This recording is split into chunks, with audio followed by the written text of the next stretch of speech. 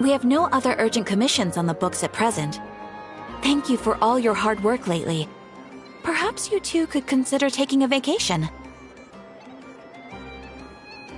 Amazing! Paimon never thought we'd end up having downtime and not cry. Things were pretty hectic when we first got here. Everywhere you looked, it was either the Wild Hunt causing chaos or the Fatui stirring up trouble.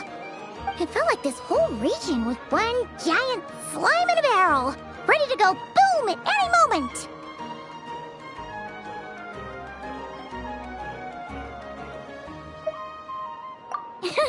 That's right! Another win for Tibet's top duo! Ah, yes. Are you two aware that the Moon Prayer Night is soon to take place? Oh, yeah! Lama told us that was coming up soon. Wait, why do you mention it, though? Do people in Nasha Town celebrate it, too? Paimon thought it was just for Moon Goddess worshippers. You're partially right. Most people in Nasha Town just see the festival as an opportunity to do business. They do not concern themselves with the religious element. The festival was first celebrated by the Frost Moon Scions. On this day, they would wear moon prayer blossoms and celebrate the birth of the moon goddess through song and dance. They would also prepare food and handicrafts and give them as gifts to others. Over time, it became Nodcry's most lively festival. Oh, sounds like fun!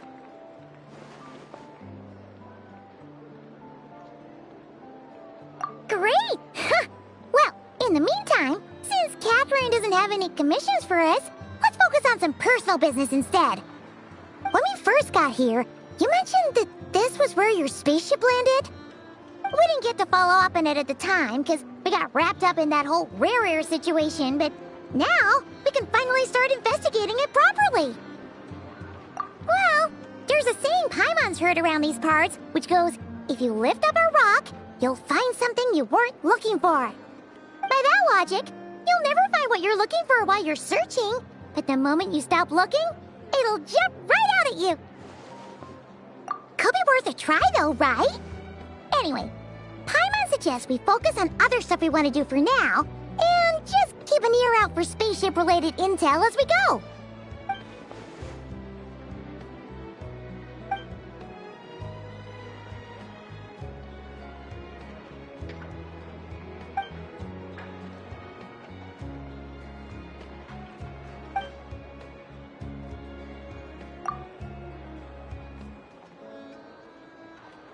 What's wrong?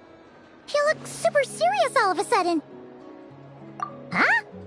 Paimon gets why you'd be concerned about Columbina, but what does the doctor have to do with anything?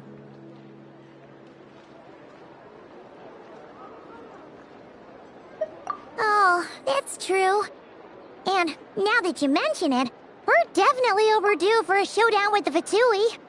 It is weird that he hasn't shown himself this whole time. What could he be up to? True. Paimon would much rather deal with Marionette anyway. She says the meanest things, but when it comes down to it, she doesn't seem like a bad person. Maybe it's the pressure of being a Fatuse? Especially as a Harbinger. Does she feel like she's gotta act tough to keep up appearances or something? But then, every time we headed out with Rarier, she always wound up having to repair Polonia and her other robots. That's gotta sting. Losing face always hurts more for people who care a lot about their image. She's probably still furious about it. What? Relax, she's not even here. Huh? What's the matter? Oh, nothing. Sorry, we'll be on our way now.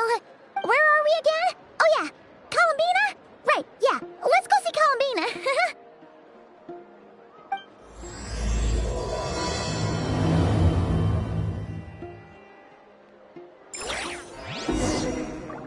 I better get me some alpacas. Promise for adventures from you.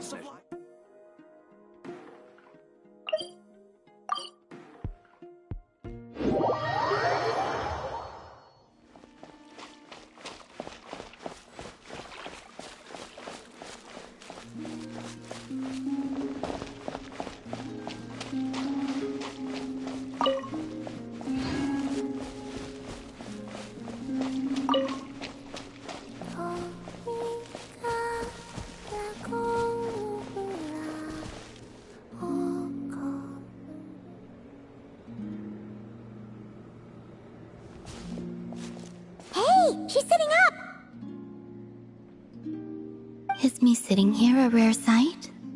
No, we just thought you'd be resting. Perhaps I would have been, were it not for the sudden arrival of some unexpected guests.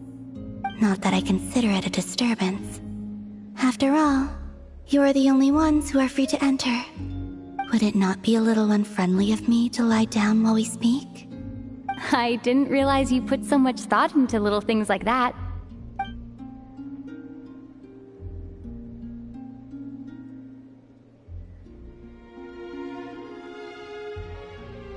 Only sometimes. There have been moments lately where I think about you and your companions. They are warm, mysterious, and cozy memories. Very few of my past memories are anything like that. They say that travelers return home bearing bags full of souvenirs. But my luggage was empty, and I believed it would stay that way. Return home? So, you're still planning on returning to the moon? Yes. This planet continues to reject me, reminding me that I do not belong here. If I remain in Teyvat, there will come a day that I disintegrate. And I don't mean reduced to dust, or turned into food for the flowers. I mean, I will cease to exist entirely. Alright then. Well, we're sure gonna miss you. But it sounds like we'll have to say goodbye. How do you intend to return? The Moon Prayer Night is soon to arrive. On that day, the moon will be closest to Teyvat. The Kuvaki in this land will reach its peak at that time. I merely need to grasp the tide, and with relatively little effort. Oh, Paimon gets it! It'll work like a slingshot! You make it sound like she's gonna get blasted up to the moon. If I did that, I suspect I would crash into the false sky. I will be using a much gentler approach. But I do like the analogy. It's fun. You see? She gets Paimon's sense of humor. In the blink of an eye, the time has come to part ways. It does feel that way, doesn't it? Time seems to fly fastest when you are enjoying it. I have always thought of myself as a wanderer on this earth, and it has never expressed any desire to keep me here. Yet, just as I plan to depart, it tugs at my arm. Is this a gesture of affection? Or is the world mocking me? Oh. Were you hoping I can answer that? Yes. You are a traveler, so you must have a lot of experience in this area. Then, what I would say is, enjoy the moment. That's right! Don't overthink it! Happiness is happiness and joy is joy! The point is to enjoy it, not analyze it! I see. Then what I would say is, even though I am very tired right now, I am still happy. I can't tell from the tone of your voice. Oh, really? You don't think I sound happy? I'm just kidding. I could tell you were in a good mood today from the moment we saw you. Ah, a joke. Albeit not a funny one. Anyway, I assume you're here about you-know-what. Give me your hand. Actually, it's not that. There's something else we wanted to discuss with you. Oh, then, do you still want to give me your hand? Or not? Sure.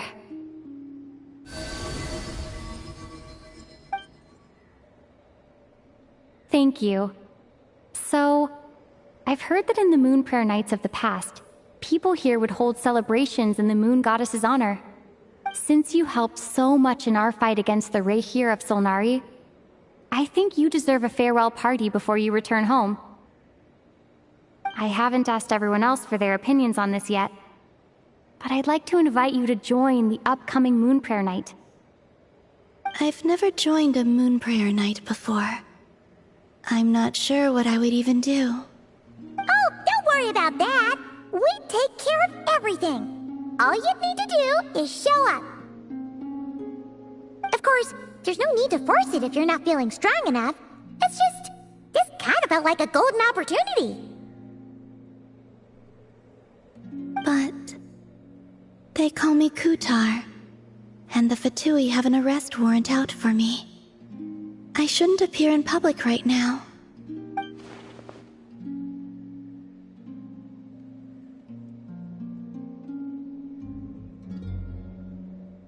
I'll make it work. You have my word. Yeah, we got your back. Well, she does. Paimon's actually not too sure what she's planning. All right, if you're sure. I will not refuse your invitation. I suppose it wouldn't hurt to pack a few more sights from this world into my suitcase before finally learning what my homeland looks like. Oh, if you see Lama, please tell her that my answer to the question she asked me is neither yes nor no. Rather, it is. There is no need. That was kinda cryptic, but sure. Guess it's between the two of you. We'll pass along the message. Bye for now.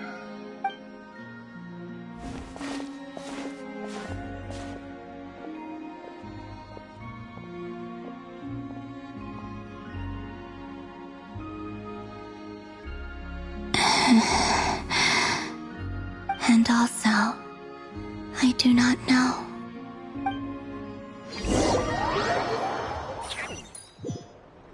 Since she's agreed to join the festival, let's go see who else wants to take part. Lama's gotta be the person most familiar with the Moon Prayer Night.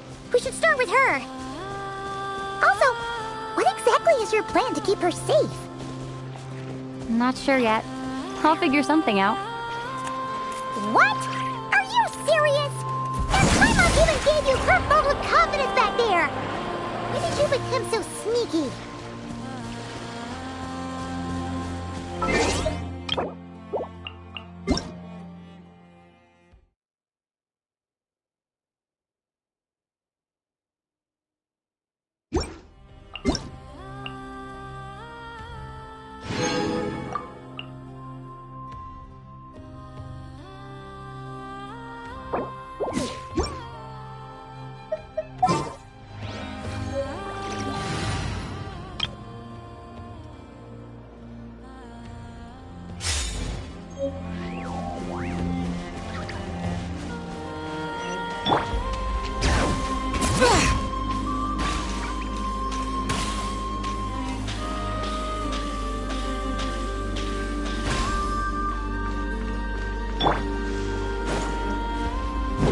Light it up!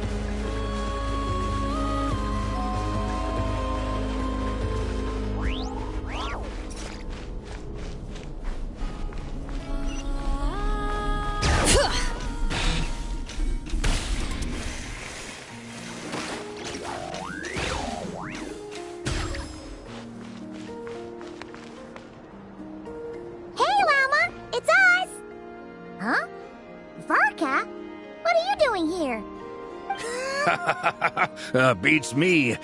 I had a bit too much to drink last night, and when I woke up, I was on Hisi Island. Mr. Varka is helping to oversee Nasha Town's preparations for Moon Prayer Night. He is here to go over some details regarding the decorations and custom cloth designs.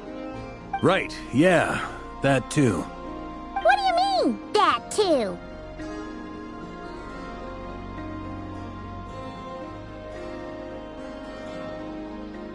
Yes.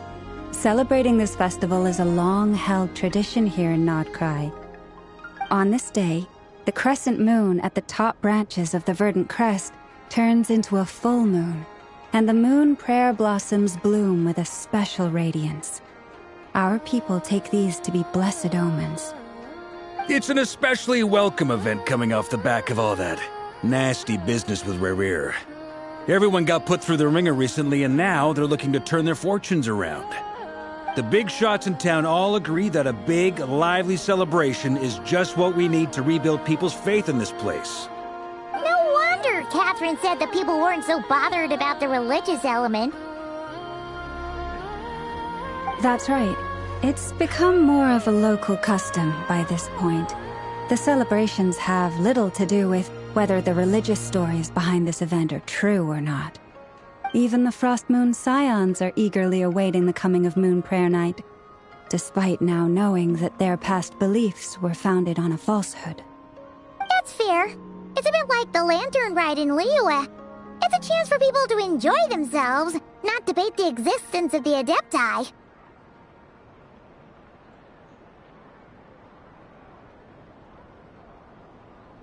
Oh, one other thing!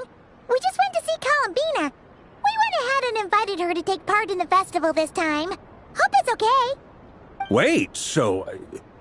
you mean she agreed to it? Huh. That's quite a surprise.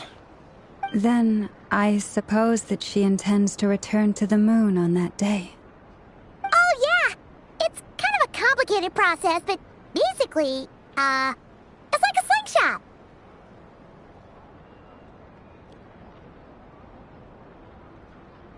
I understand.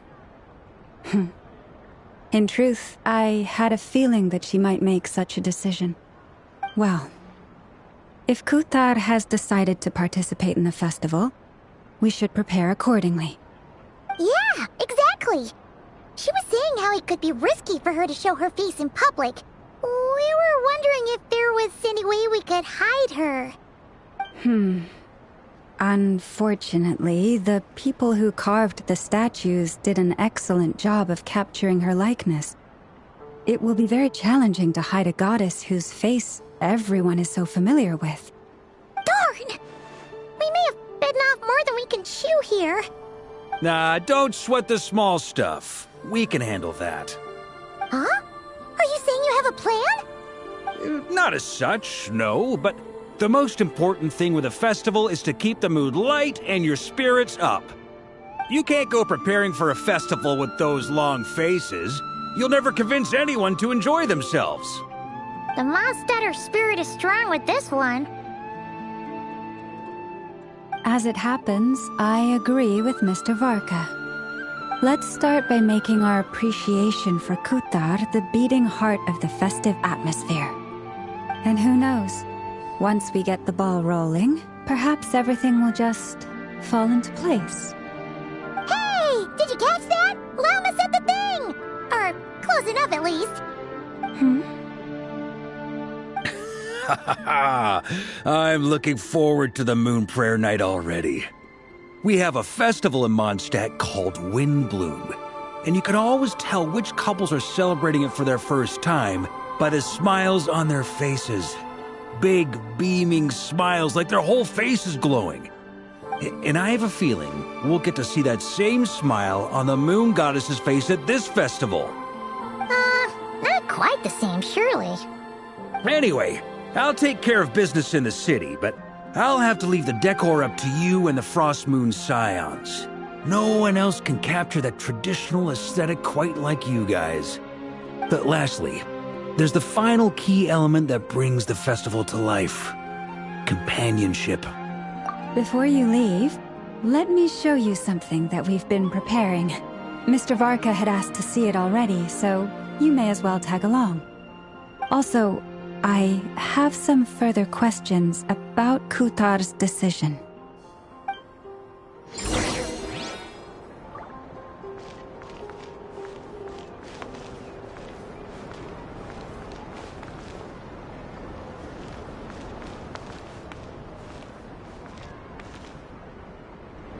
Huh! What's this? They sure look like they're having fun. I believe so. Kuhenki seem very skilled at playing drums like these, although I'm not sure where they learned it from. Maybe it's an innate talent? In their eyes, they're probably just playing with toys.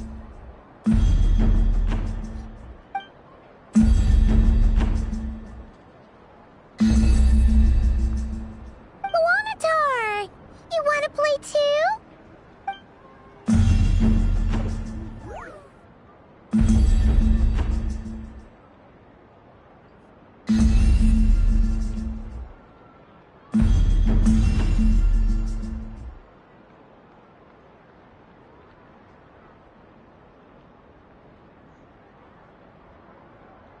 Yeah. She looks more confused than anything. Maybe we can teach her next time if we get the chance.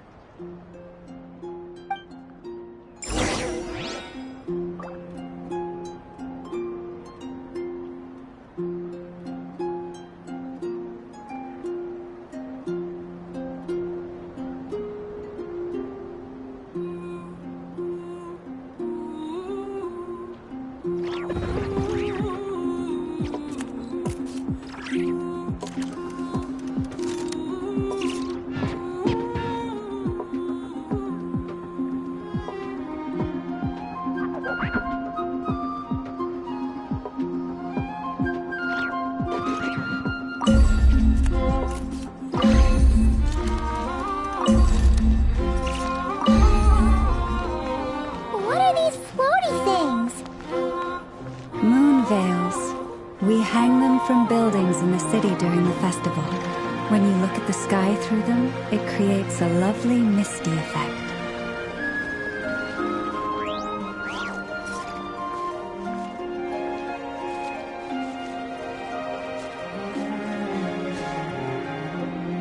Everyone seems hard at work. They are preparing items for Moon Prayer Night. For instance, the sculpture being made over here, Mr. Varka and I were just finalizing the details of where it will be placed. Ah, there she is. I didn't know the finished article would be so large. Not to worry, though. All the necessary arrangements have been made. Just let me know once it's ready, and I'll get some people to ship it over. You have my thanks. And over here, we are preparing a very traditional confection. Oh, look at all these colors! It looks great! Can Paimon try one? Of course. I have a feeling you'll like it a lot. You bet! Sweets and treats are Paimon's favorite! If you included those in the Feast of the Moon, I bet Paimon would have joined the Frost Moon Scions by now. There will also be verdant crests like this present in Nasha Town during the festival. The timing of Moon Prayer Night is not completely set in advance. We make a rough estimate, then observe the changes in the verdant crests and Moon Prayer blossoms to guide us. As such, the wait itself is a fun feature of this particular festival.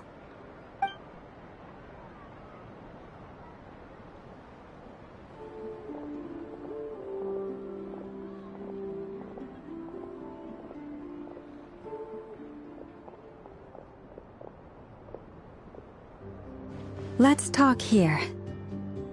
To tell the truth, I am very surprised to hear that Kutar is willing to participate in the festival. I once asked her if she'd be willing to stay with the Frost Moon Scions. I could introduce her to everyone, and we could be a family to one another. She did not answer, but she has not appeared here since. I took this to mean her answer was no, but if that were the case, she would not have accepted this invitation.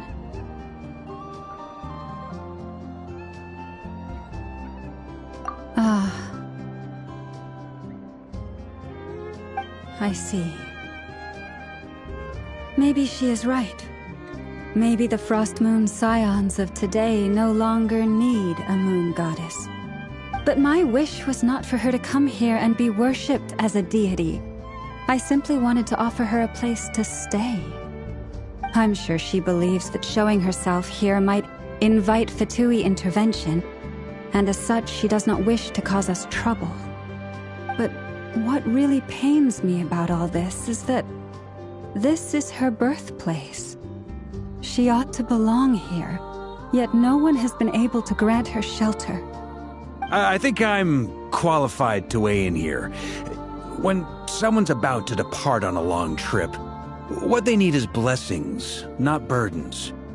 We should wish her the best, not make the journey harder than it already is. Anyway, she's agreed to attend, hasn't she? All we need to do is simply respect her decision.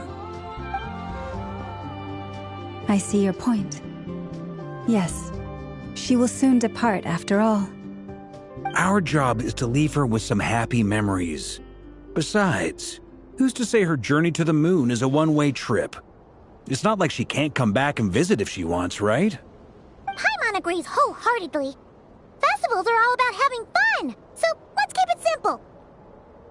All right, I'm gonna head back to Nausea Town soon. Want to come with? I'm guessing you have some other folks to visit there. Sure thing, let's go! Bye for now, Wilma! Thank you all. Goodbye.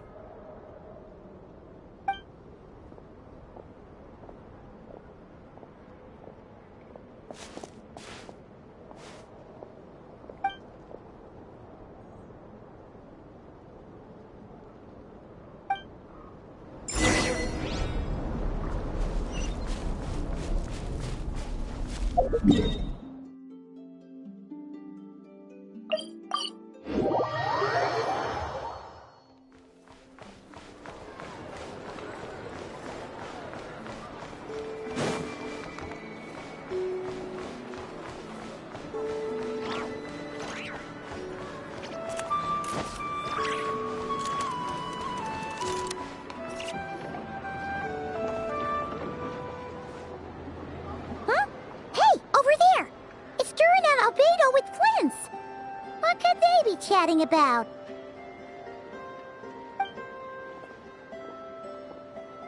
Your guess is as good as mine.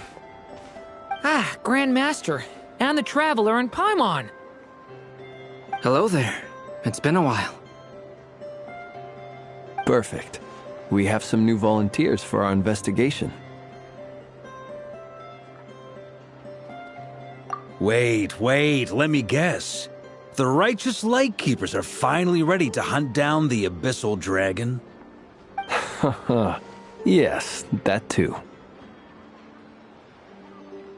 Yeah, right. Oh, wait. Why does everyone keep saying that too? Well, to be precise, the facts match, but not the causality. Wait, so I guessed right? Half right. Don't act so impressed with yourself. Maybe I can explain. We ran into Mr. Flint's north of Nausea Town. At that time, we just noticed a few abyssal creatures out in the wild, but the strange thing was, I didn't detect any traces of abyssal energy on them at all. On closer inspection, we realized that they were not real monsters, but something akin to reflections in the water, or perhaps a mirage. Huh? What do you mean? Like, you could see them but not touch them? Exactly. It was very peculiar. They roared and tried to attack us, but we could not make any physical contact with them. I think I've heard of things like that happening in Nodcry before, but I don't know much about it. Yes, it's a known phenomenon. Mirage-like illusions tend to appear in Nodcry in the run-up to Moonprayer Night. From a distance, they appear quite real. I myself thought that Misters Durin and Albedo were locked in battle with abyssal monsters when I first arrived. But after sharing intel and investigating a little further, we can confirm that these illusions are harmless.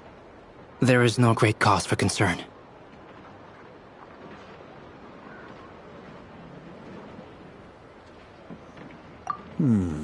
All the Mirage stories I've heard are either animals, rocks, or small houses. Abyssal monsters, though? That's a first. It's a first for me, too. So I'm planning to look into it further just to be on the safe side. I intend to inspect a few more locations. What about you two? Any plans? Alice contacted me a few days ago. She'd like me and Durin to assist her with an experiment. but we lost contact shortly after receiving the message. I'm sure that comes as no surprise to anyone familiar with her.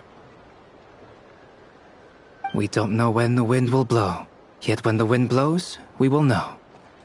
That, in a nutshell, describes how Alice operates. Yeah, that tracks. Okay.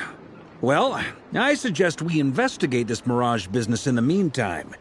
It's piqued my curiosity, and I'm pretty sure I know someone who will already be 10 steps ahead of us. Well said. Right? Whatever's happening in Notcry, she always seems to be the first one to know. Let's go see what she knows. We can invite her and her staff to the festival while we're at it.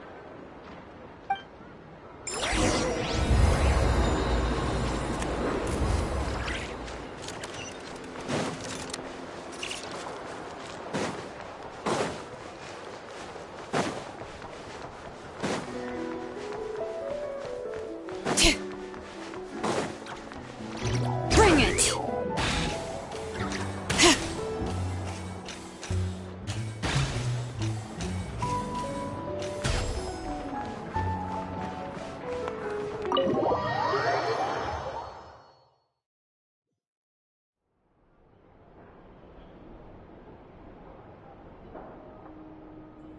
You're right, I have noticed.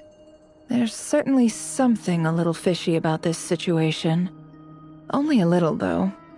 Records indicate that this phenomenon can occur in the days before and following Moon Prayer Night.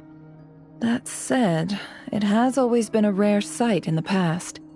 The odds of encountering these phantoms are similar to looking up in the night sky, happening to see a shooting star, and managing to make a wish before it disappears.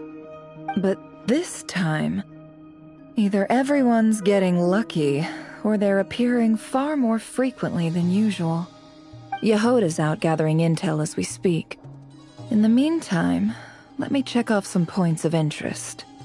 First, the Abyss. The ones we saw seem to be abyssal monsters. Indeed. But we have identified one location where many more of them have made an appearance. And not just monsters, but human phantoms, too. Given the scale and nature of the phantoms, it's almost as if someone's last memories are coming to life. Or perhaps the memories of multiple people. Oh. So you mean the phantom monsters are hunting down the phantom humans? Exactly. The phantoms can interact with each other, but we have no means of intervening. In addition, some of the human phantoms would seem to be from the very distant past. This is clear both from the clothing they wear and the stories they tell. They claim to be from Hyperborea, a name which I've heard from Lauma before. If this is true, it means they must be from 6,000 years ago. Did Paimon hear that right? 6,000 years? It sounds like this merits further exploration. That'd be a big help. I'll leave it with you, Albedo. My knowledge of ancient history is non-existent. I used to doze off every time the pre-Knights of Favonius era came up in class.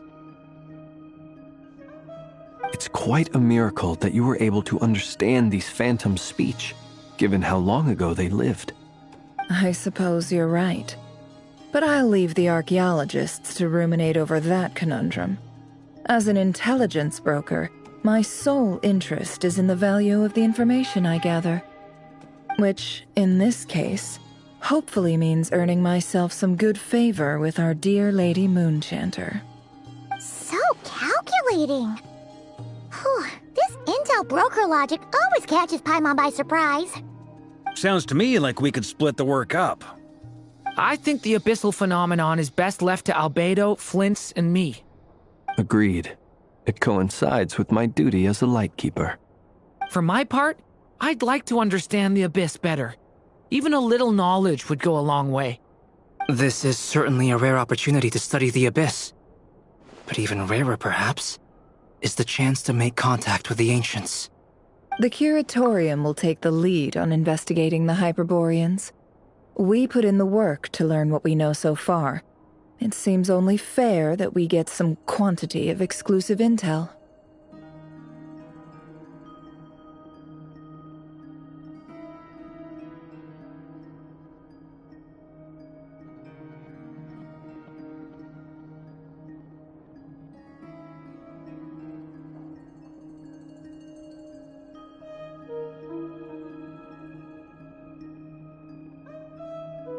That just leaves our trusty team of 2 unassigned. Since you became an honorary knight, of course. This was part of my grand plan all along. Ha ha ha ha!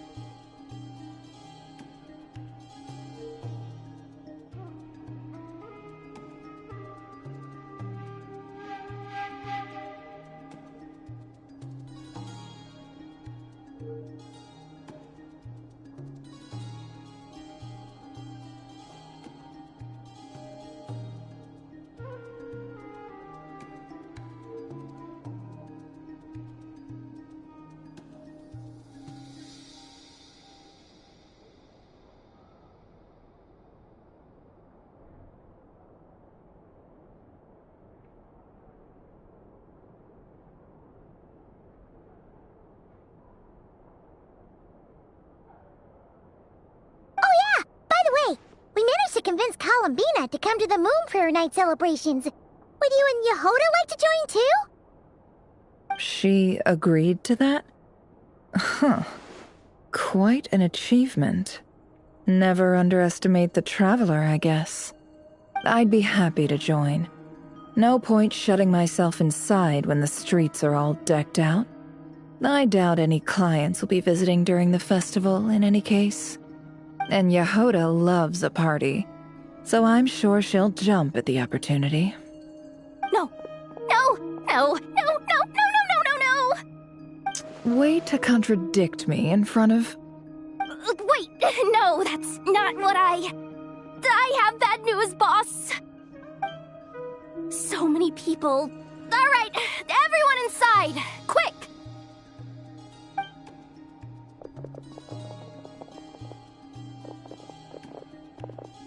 This is gonna sound crazy, but hear me out. I saw one of those phantoms at Star Sand Shoal, and it was some sort of flying ship. Like a spaceship? That's gotta be the one you came to Tibet in. You said you saw the same thing through the moon marrow, right? Huh? You already know about it? Ugh, I thought I was gonna blow people's minds. Turns out I'm the last to find out. Wait, back up. You came here in a spaceship? Now my mind is blown! What's it like on the inside? Was it like flying through space? I want to know everything! Yep, exactly. Huge discovery. You're the best, second best intel broker in the world. After your boss, of course. Wow. Really? Well, I don't know if I'm all that, but... I guess that decides where we're heading next. Come on, don't look at me like that. I know the spaceship doesn't have anything to do with me, but you don't want to leave me as the only one twiddling my thumbs, do you? Please? Fair enough. You can tag along. In that case, let's meet back here to discuss our findings once we're done. I wish everyone a productive investigation. You too.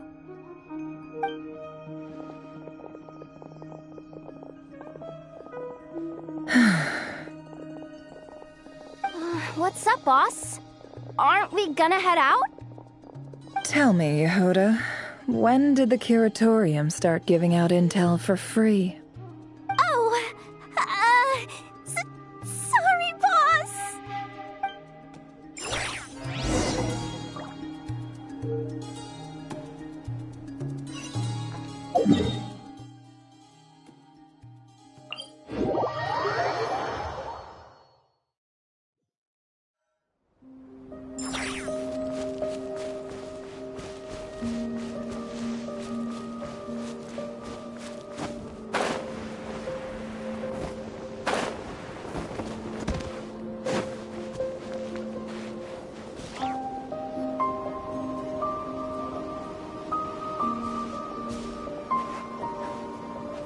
Well, what do you know? Yehoda was right on the money. This Phantom really is your spaceship. But that's so weird. Why would it show up here? Is it some kind of projection? Or a ghost? Like, maybe it no longer exists, but somehow it left an afterimage?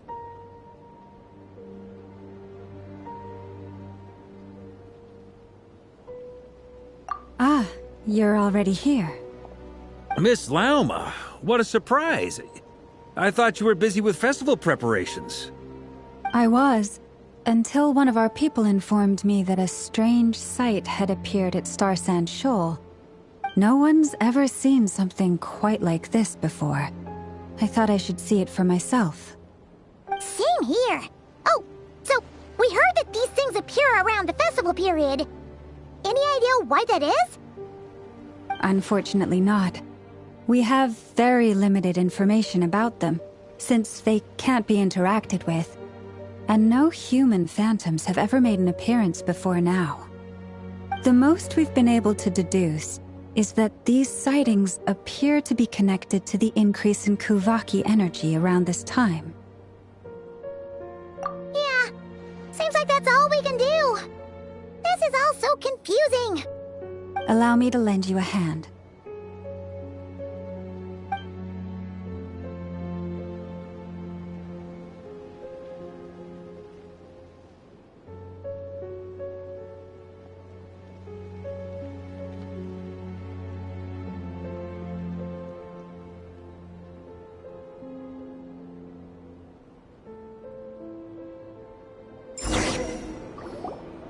Everyone, our friend here should be able to provide us with some information. Is that a phantom rhymehorn deer? I've heard about how the Frost Moon Scions live in harmony with the animals and can even communicate with them. That's coming in handy now, for sure. Okay. Yes, I understand. Then how about this?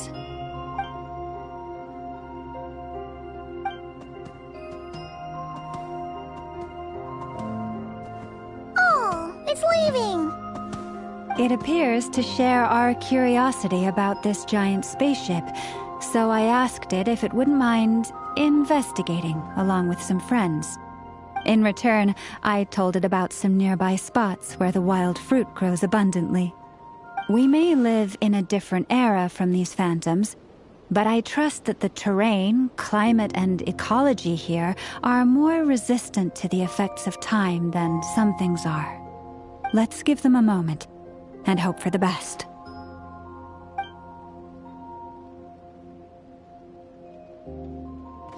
All back together? Must have been a lot of fruit. Indeed. Now let me ask them some questions.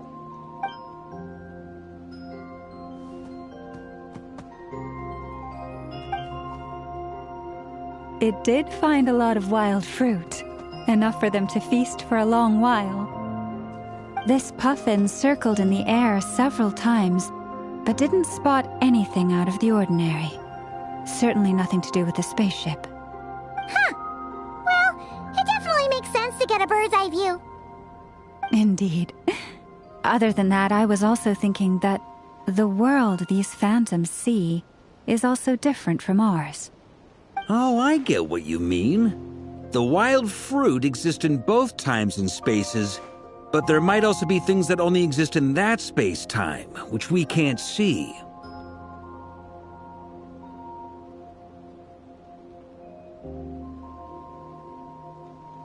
Good point. Great thinking, Lauma. Blunthorn rhinos can use Kuvaki to shift great rocks, but this one says it couldn't get that ship to budge by even an inch. The sniffer mole tried too, but despite being a skilled digger, it could not get through. They say that the spaceship looks robust and undamaged. It seems completely impervious to any and all attacks. Whatever lies within is well defended from harm. So, just like us humans, there was nothing they could do about this spaceship either. Yes. Still, They deserve our thanks. We are grateful for all your efforts, dear friends. Now go, and enjoy your feast. I've noticed some other human phantoms gathered nearby. Come on, let's go talk to them.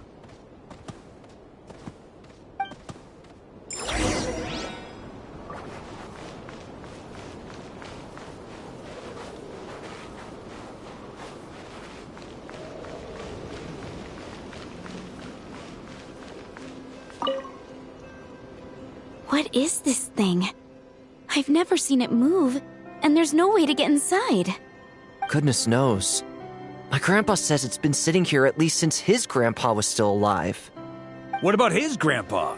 Did he say anything to your grandpa's grandpa about it? Huh? I don't know. In all likelihood, it was here back then too.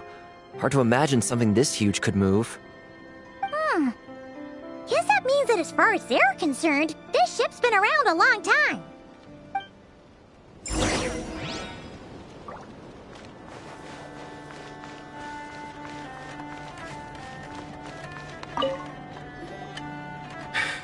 Come on, brothers.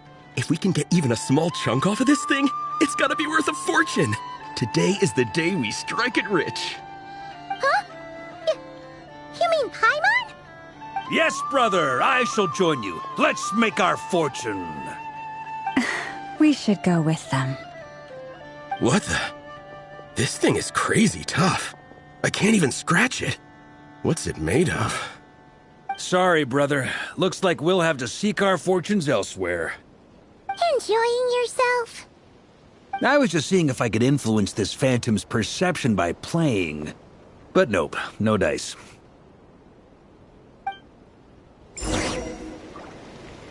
I'm sure we're all starting to build up an idea of what's going on here now that we've spoken to some of the people.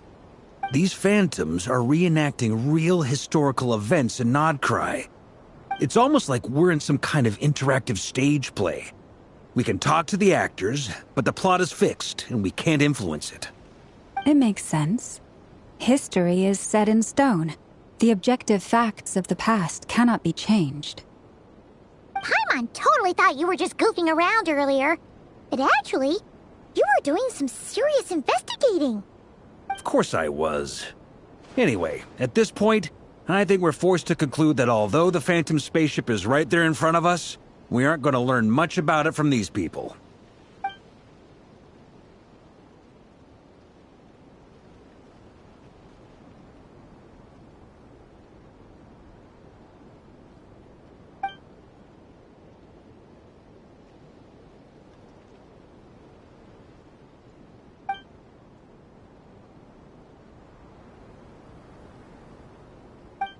Don't be discouraged. If nothing else, this is proof of the ship's existence. And think about it. So many people tried to hack their way inside, but no one could get the door open. It's made of very tough material. To me, that says that we'll either find the ship itself or the story behind it. It's just a matter of time. Huh. Every now and then, when Varka gets serious, he actually does seem like Grandmaster material for once. I wonder how the others are doing. Let's head back for now. Sounds good. Also, drinks are on me if Team Knights of Favonius is the first to finish. Wait, we have a team name now? Am I in Team Knights of You're very welcome to join. We've even got a cathedral ready for you. Isn't that technically blasphemy? You wouldn't dare make a joke like that if Barbados was in earshot. Nah, I'm sure Barbados doesn't mind a little harmless blasphemy once in a while.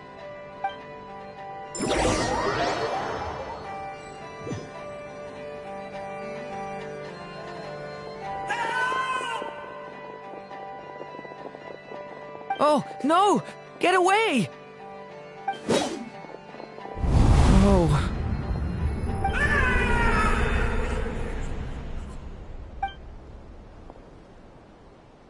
I know it's hard to stomach, Mr. Duran.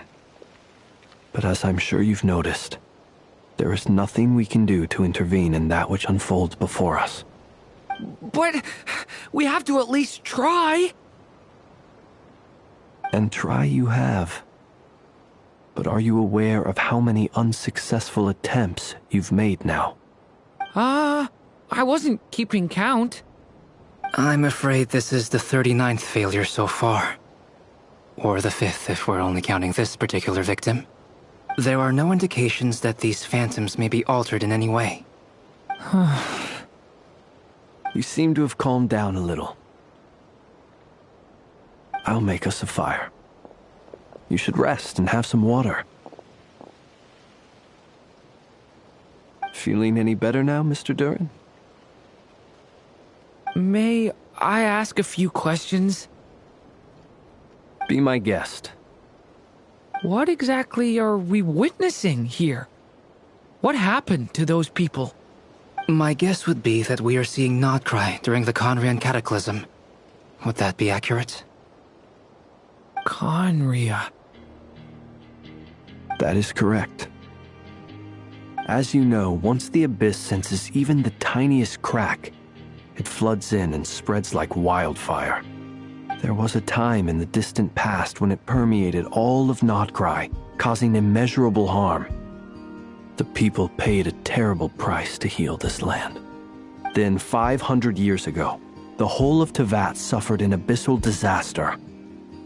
Once more, Nodcry was dealt a devastating blow. I see. In the face of the abyssal onslaught, all were like grains of sand tossed around by a tidal wave. Be they human, fae, or god. The moment you witnessed is but one drop in a whole ocean of catastrophe. All right. I guess that answers my second question, too. I wanted to know why there's nothing I could do to help them, and that's because what we are seeing is history. That would be my guess as well. As I understand it, history and fate are not all that dissimilar. The latter may be unseen to us, but both are immutable. Yes. Fate was determined long, long ago. I still have a couple of other questions for you, Mr. Flint's. You mentioned more than one abyssal disaster that has struck this land in the past. How can you be sure that what we're seeing is from the Conrian incident? And also, how are you able to stay so calm when you're talking about these events?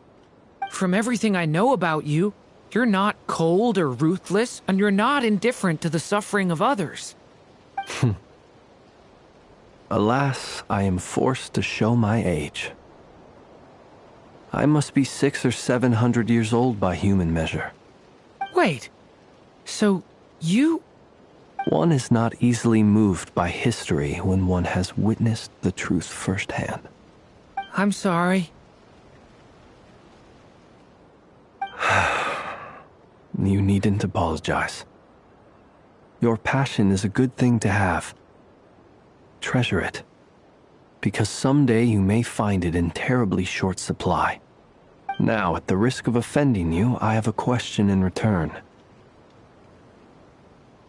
Your curiosity toward the Abyss, is it born from hatred or because you sense its call? I only ask because I kept a fragment of Rerir's body in my lantern for a short time. Specifically, his heart. So I know what a burden it can be to carry the Abyss with you. And I hear its power growling from somewhere within you. In my eyes, your mere existence is a miracle. My honest answer is... I don't know. I don't think I have the confidence to say for certain. What I will say is the Abyss is not the only issue that haunts me. Even before I became who I am today, the question dogged me constantly. Should I even exist at all? My doubts remain unresolved. But when we fought Rerir, something became a little clearer to me. Sometimes it is the darkness within us that allows us to achieve the impossible. I certainly got the sense from your 39 attempts that you were trying to achieve the impossible. It sounds like you've resolved to see the truth for yourself. Absolutely. In that sense, he and I are quite similar. Then I wish you every success. I look forward to the day of your transcension.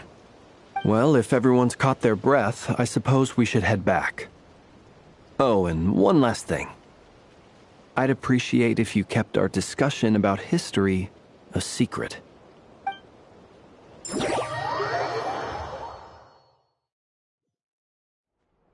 Incredibly, our separate investigations led us all to the same conclusion.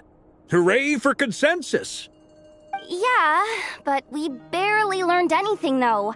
I totally thought this would be the mother lode. Talking with the ancients? I mean, come on! But nope. All we got was useless snippets of conversation. And all this stuff about moons and hyperopia. What a load of baloney. Seems like people back then had a few screws loose.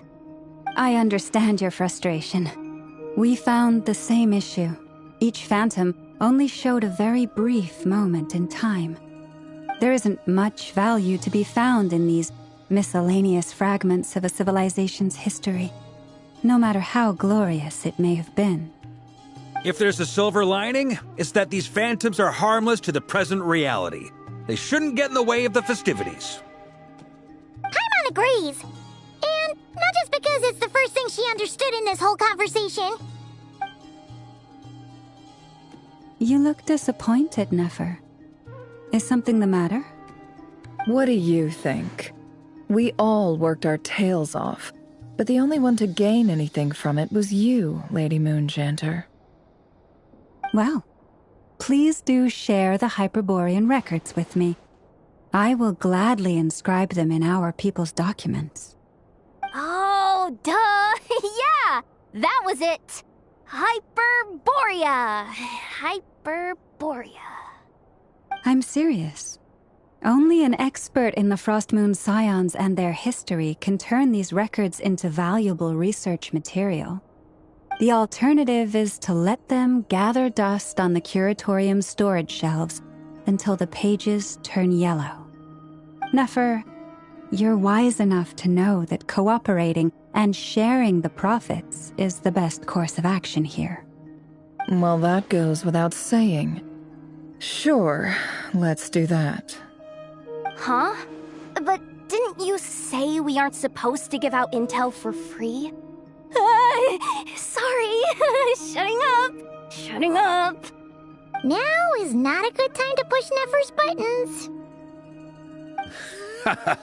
Anyway, back to Moon Prayer Night. I'm thinking that we should prepare something a little special, aside from the usual decorations and so on. You mean a parting gift? Can't go wrong with food. Although, does food go bad on the moon? Perhaps a lantern would be a better choice. It might be dark up there. It could prove difficult to light a lantern on the moon. Magical stones might serve that purpose better. What about a clockwork mecha model from Fontaine? I've got a whole bunch at home. I use them for fighting practice in my free time. None of these sound like things she would be even remotely interested in. But we don't interact with her enough to know what she likes. Yeah. It would really save us the guesswork if someone could find out what she's into. Wait, what the? Traveler? They're all looking at you. Great! Haha, problem solved. Now, I need to stop by Dory's. Gonna need her help sourcing a bunch of stuff for the festival. Then let's leave it there for now. We all have our own business to attend to. Traveler, if you find out what Kutar likes, let us know right away.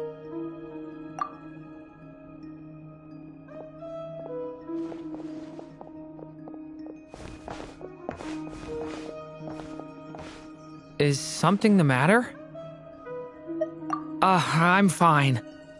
It's just...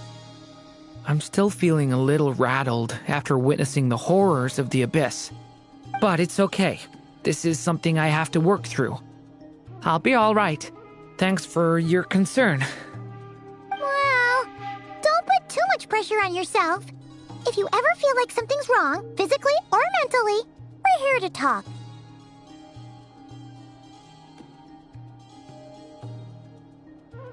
Come on. Stop treating me like a kid.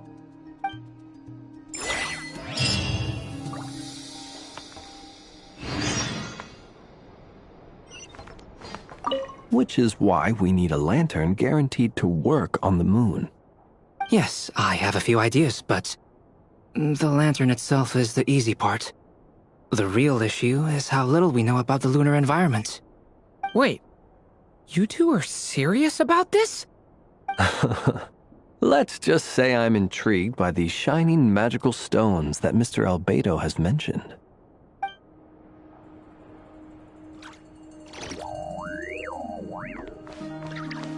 Could you do me a solid and try to smooth things over with Boss Neff?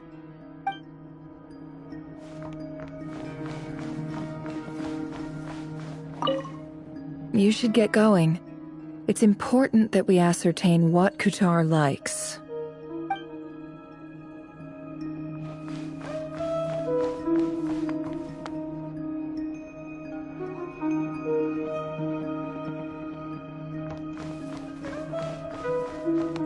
Miss Lauma, would you accompany me into town? I think it'd be best if you saw the Frost Moon Scion's decorations for yourself. Very well. Let's go.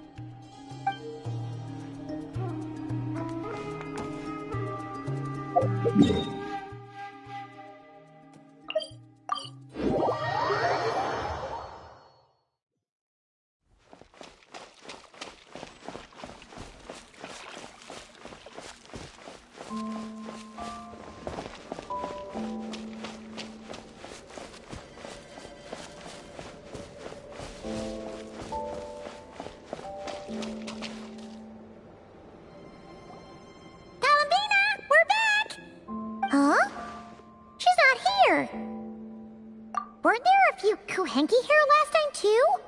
Where did they all go? Walkies? For Kuhenki? You're not pets, you know. Oh, well. Looks like we just came at a bad time. Let's try again tomorrow. There's still a few days until Moon Prayer Night, so we're in no rush. Besides, she needs time to rest anyway.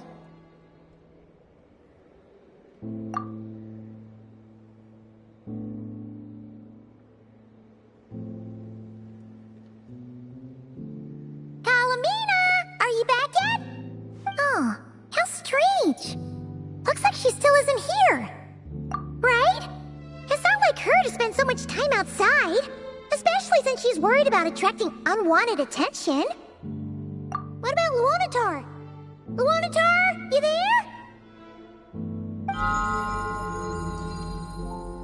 Hey! Do you know where Columbina went? Sorry, didn't understand. But if you know where she is, could you take us to her? Yeah, that's even stranger.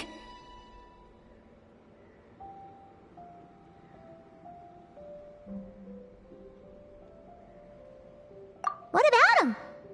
Oh, that's not good news. They change color when Columbina gets weaker, right? And Maylu, good idea. She might know what's happening.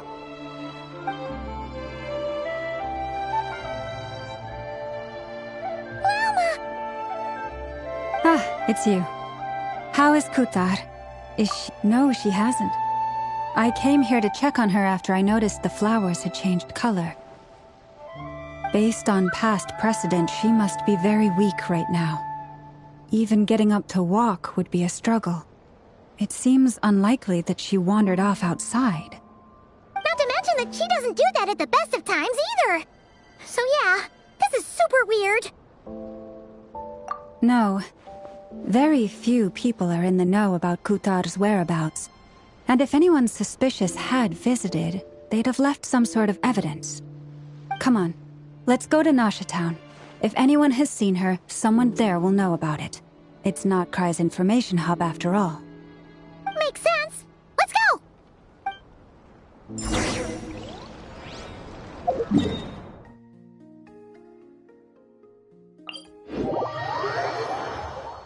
Perfect weather for a nap in the workshop.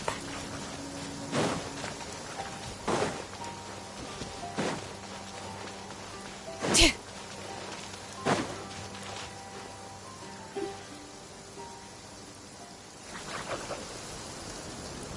a moment. Is it just Paimon, or is this stall kind of suspicious? It's never been here before, right? No, I don't recognize it. Alas, your free and easy adventure time is over. Now, prepare to face the final boss of Nod Cry. Whoa! Where'd that voice come from? Not sure, but it's definitely hostile. No, no, no, not that way. The final boss is right here. The sniffer mole? That's the final boss? Surely not. Also... Okay, the jig is up. I'll stop teasing you. Turn around. I'm right behind you. It seems I've managed to leave quite an indelible impression, even though you've never seen my face. Ah, nothing could make a great maid more pleased with herself.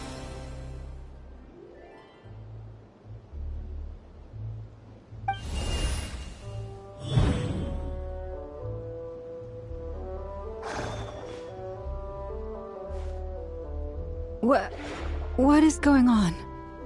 I've heard that all the big shots in Teyvat have long, wordy titles that stun people speechless when they make their entrance. Unfortunately, none of them are affiliated with the Hexen Circle, and we ourselves keep a very low profile. The notorious name-dropping doesn't quite work for us. Still, I, for one, think I'm really quite amazing. So that didn't stop me from coming up with a title anyway. Alice! It's really you this time? Not a lantern or a Dodoko, but Alice in the flesh? Oh, that's right. So, what do you think? How does it feel to finally meet me? You look like... What is that supposed to mean, I'm the mother of Klee, Teyvat's #1 cutie. How old could I possibly be? So she's a friend of yours? Kind of. This is actually the first time we've seen her in person.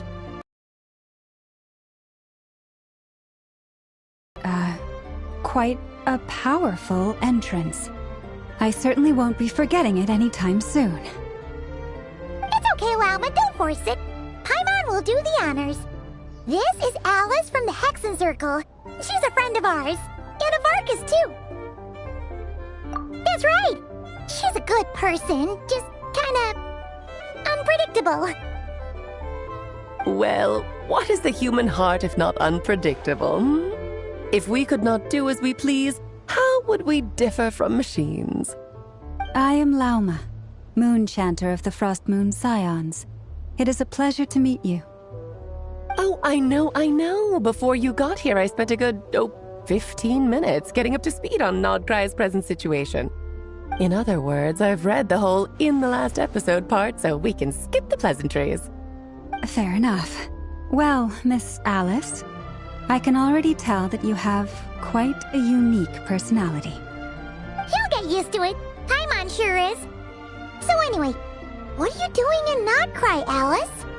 Oh, I thought I told you already. This time, I'm the final boss. And what a formidable foe I shall be. Powerful, confident, decisive, and good luck finding my weak spot. You will never succeed. Oh, drat! My one weakness, and you found it in an instant. Fate has been dealt a devastating blow. Thus falls the great Dodo King. Why are you playing along with this nonsense? For funsies, of course. What's wrong, Paimon? Are you disappointed in me? Am I a gigantic letdown? No, it's just... you seem like a busy lady. And this is the one time you've shown up in person. Paimon figured it would be for something more high stakes than just goofing around. You're quite right. I'm here in Not Cry because something big happened. Something big enough it caught the attention of the Hexen Circle. It concerns the 3 moons, Tevat's borders, and of course, the moon goddess you are currently searching for. Kind of. Why don't we discuss this over a pot of tea? My main reason for coming on this trip to Tevat was, of course, to have some fun. But I do technically have a job to do as well, namely, maintaining the stability of Tevat's borders. I'll skip over the complicated parts, but to sum it up, abyssal energies are all that lie beyond Tevat's border. We'd find ourselves in a real pickle if they ever made it through. And the phantoms you've been seeing are a sign that the border has been disturbed. Ah, no wonder they tend to show up around Moon Prayer Night. Is it because the real moon is now so close to us that its power can cross the border? In part, but only a negligible amount passes through. Just enough to influence the verdant crests and so on. And as you've noticed, there has been an unprecedented number of phantoms appearing this year. The influence of the moon beyond the border cannot explain this. No, there is another far greater factor at play. The trilunar syzygy. A trilunar syzygy? Eons ago, before the heavenly principles came to Tevat, it was the then 3 moon goddesses who controlled the laws of this world. Oh, that's exactly it! The 3 goddesses split these powers amongst themselves, promising never to consolidate them into one singular body. This was meant to keep the world stable. But, fast-forwarding to the present, the eternal moon's marrow is with you, while the iridescent moon's marrow, which should never have appeared in this world, has been retrieved. Add that to the presence of a moon goddess in the flesh and... the power of all 3 moons is gathered here in Not Cry. There hasn't been an event like this since the War of Funerary Flame. And it's having a noticeable effect on Tevat's borders. Because I wish to give my darling daughter a peaceful, sunny environment to grow up in. Is that a good enough reason? Kinda sounds like you're dodging the question, but it does make sense. Well, that's one reason anyway, and the most important one. The others are a little complicated to explain. For instance, cleaning up after dearest Miss R. Albedo could tell you more about that if you're curious, but right now, I have a more important question to ask you. Why are you collecting the moon marrows? I see. Nicole told me about that legend once. Nicole? You mean Mage Anne? Oh, so you remember. Yes, of course. That was a story about fate, her area of expertise. But back to the story of our dear moon goddess. I'm afraid her intended method of returning to the moon is unlikely to work anymore. What does that mean? She may be missing, but she hasn't gone anywhere. She has disappeared.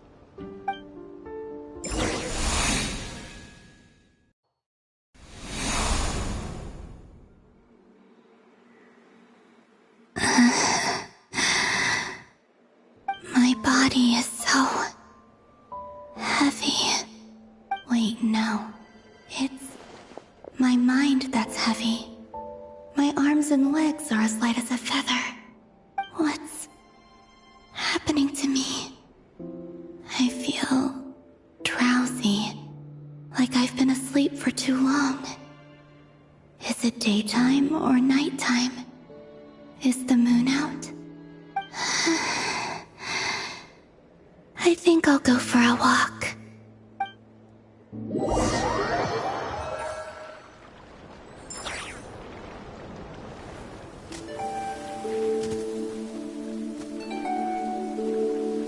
Are you out for a walk too?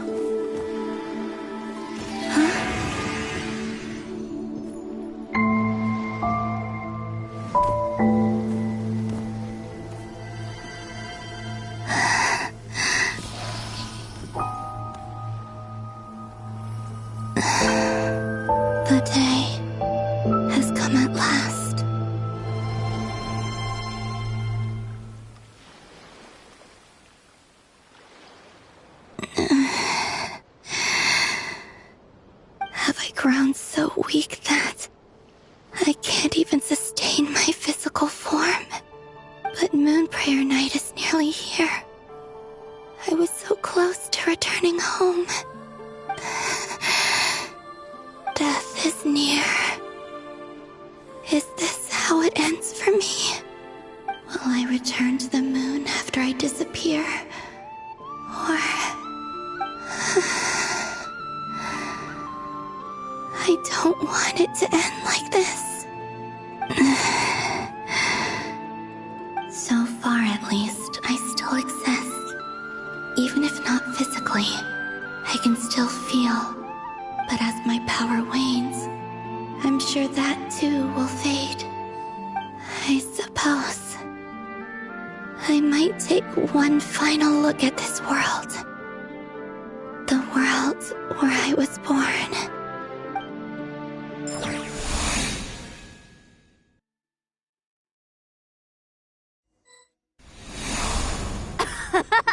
Come on! Come on! Wait for me! The Frost Moon Enclave. How much it has changed since I was born. These decorations, they're so heavy. It's times like this when you kind of wish men could be priestesses and acolytes. How fascinating. I've never had the chance to be privy to people's private lives in this way. In the past, people would get so solemn and serious the moment I showed my face. Like they were frozen stiff. Karina, Lametti, it's time to eat. Coming! I want to watch them a little longer.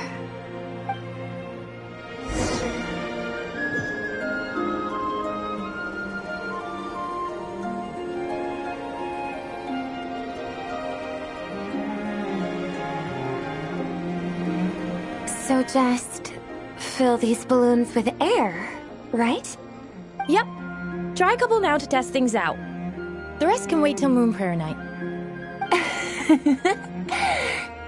Think fast. Rita! Teasing an acolyte of the Frost Moon Scions? Surely that's a punishable offense. Take this!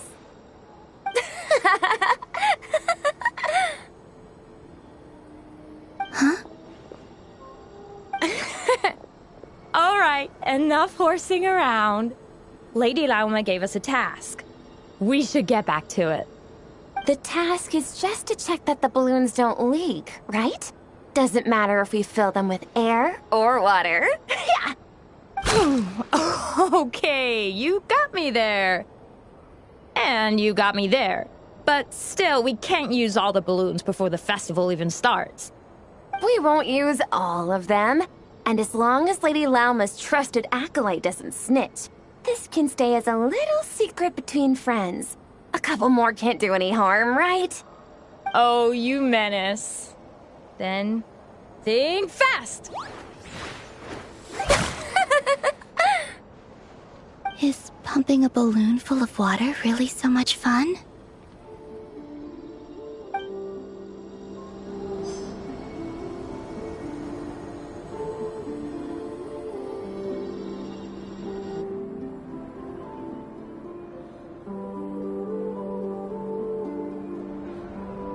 I'm sure you're both tired from playing all day. Come on, eat up. A plain, humble meal. That has always been the way of the Frost Moon Scions. Huh? How come Lametti got a midsummer berry dessert? Oh, I always get Lockaberry. I don't mind sharing. You can have a bite of mine if I get to have a bite of yours. Hmm? They're sharing food? I've never shared food with anyone before. Even at the Harbinger tea parties, everyone just ate off their own plate. And when I couldn't finish my food offerings from the Frost Moon Scions, they'd leave the leftovers out under the moonlight for the animals to claim. Hey! That was 2 bites! Oh, Then you can have another bite of mine. Oh, you too. Oh, don't fret now. Here, have some of Granny's too. So this is what it means to be family.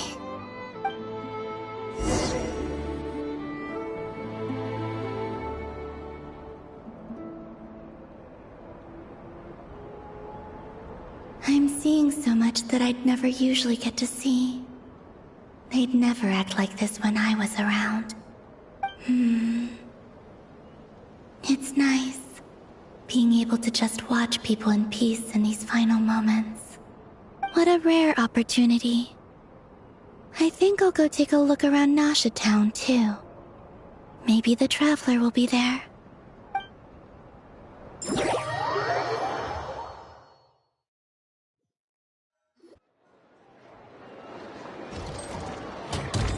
After the War of Funerary Flame, the Moon Goddesses were no longer recognized by Tevat. They lost the whole foundation for their existence. That's why the Moon Goddess's strength is fading. She cannot withstand the world's rejection of her. To be more pedantic about it, the Moon Goddesses did something to offend the heavenly principles, and that's why they were ousted. Something of a recurring theme in Tevat's history. Theoretically, speaking so candidly should put me in their crosshairs too, but they can't tell me what to do. I'll say whatever I want. Anywho, the Moon Marrow energies were but a drop in the bucket for her, and that battle against the Ray Hair of Solnari only weakened her further. Fortunately, it happened close enough to Moon Prayer Night when the Kuvaki concentration here is high. That's the only reason she managed to survive this long. What do you mean, fortunately? You said she disappeared. We're too late. Ugh, what a headache. I thought this was all common knowledge. I guess I have some more explaining to do. Okay, buckle up. It's time for another lecture.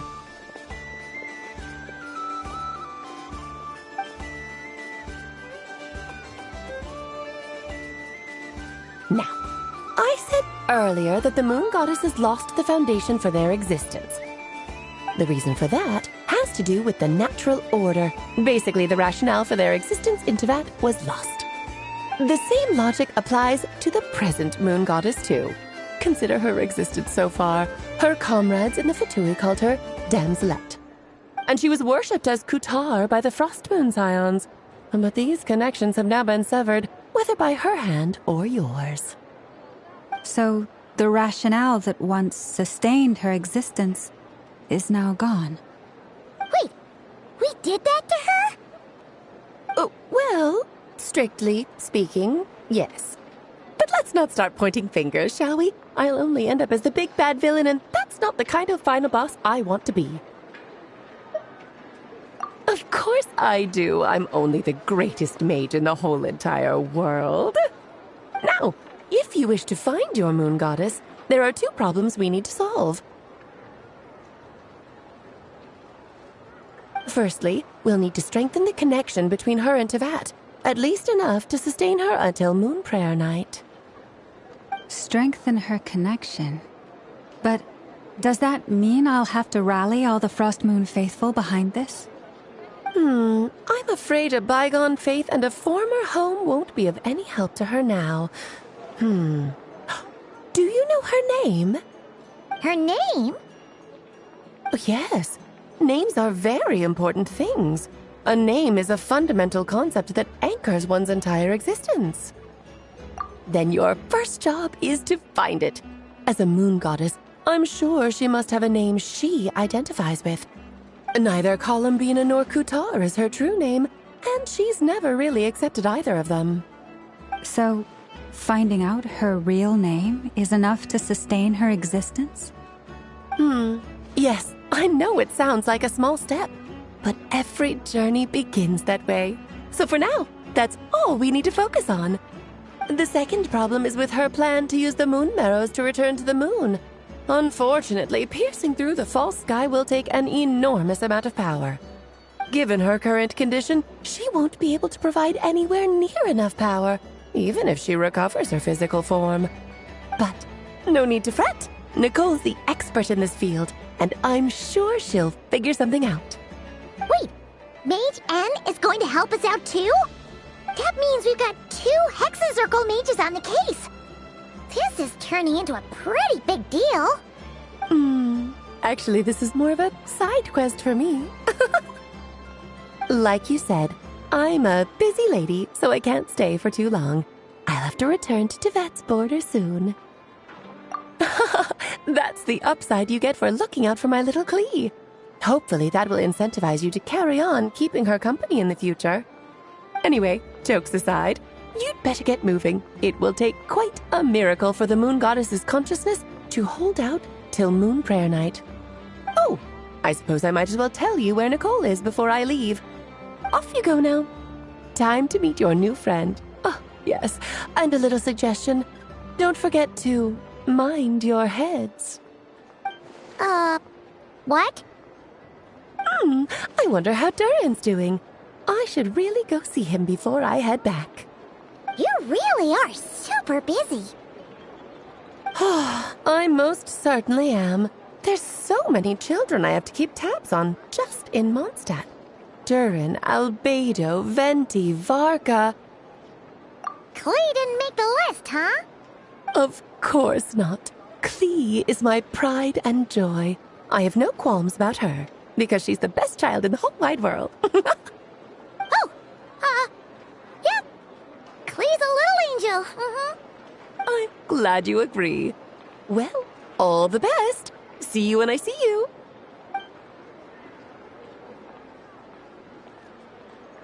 She left in a hurry. Yeah, she didn't pack up her stall. Should we handle it for her? I must say, I'm now very curious about her daughter. Klee, wasn't it? What's she like? That's a long story. Come on, we'll fill you in as we go.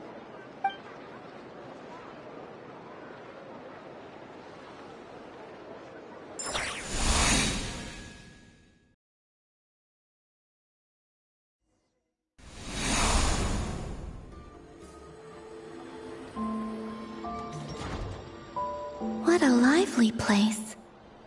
I've never experienced Nasha Town like this before. Hey, you old geezer! Your hammer's rusted through! Who are you calling old geezer? Are they quarreling? I'm looking right at him! You've really gone downhill since giving your daughter free rein in the workshop. Can you even swing a hammer anymore? It shouldn't take you days just to fix a single chair! You might as well use that hammer to massage my back for all the good it's doing. Don't run your mouth, or you'll get a back massage that'll put you in bed for the rest of your life. Look, the materials haven't arrived yet, all right?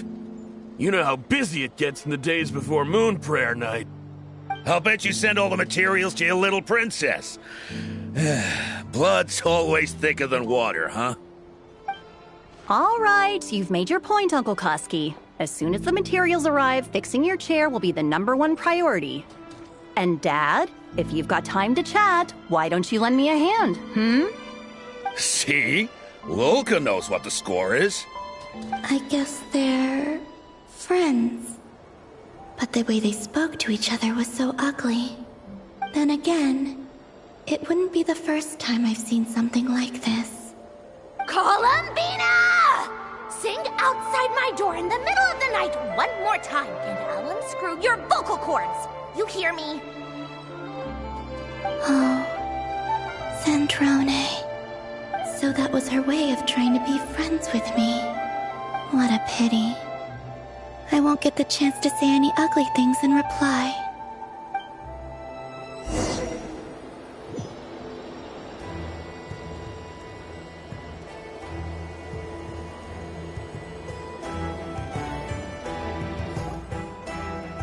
Hey, have you decided what to give her for Moon Prayer Night? I sure have. She's gonna get the surprise of her life when she's least expecting it. Then I'll whip out the ring and pop the question. The surprise of her life. What a fun turn of phrase. Cool, I get the picture. You can spare me the gushy details. Ooh, looks like we have a customer. Hello there, ma'am. Would you like some Moon Prayer Night candy? Huh? Is he talking to me? Can he see me? Here you go.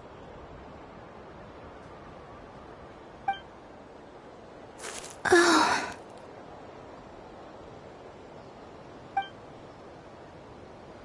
Come back anytime. Right. Now, where were we? I don't know why, but I still held out hope.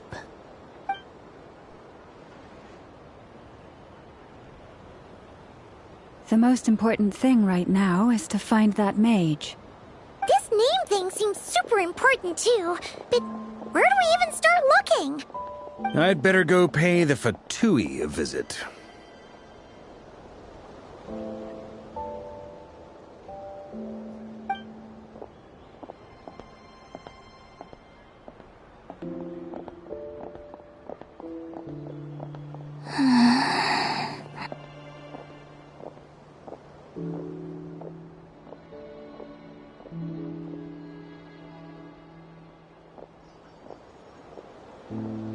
Columbina?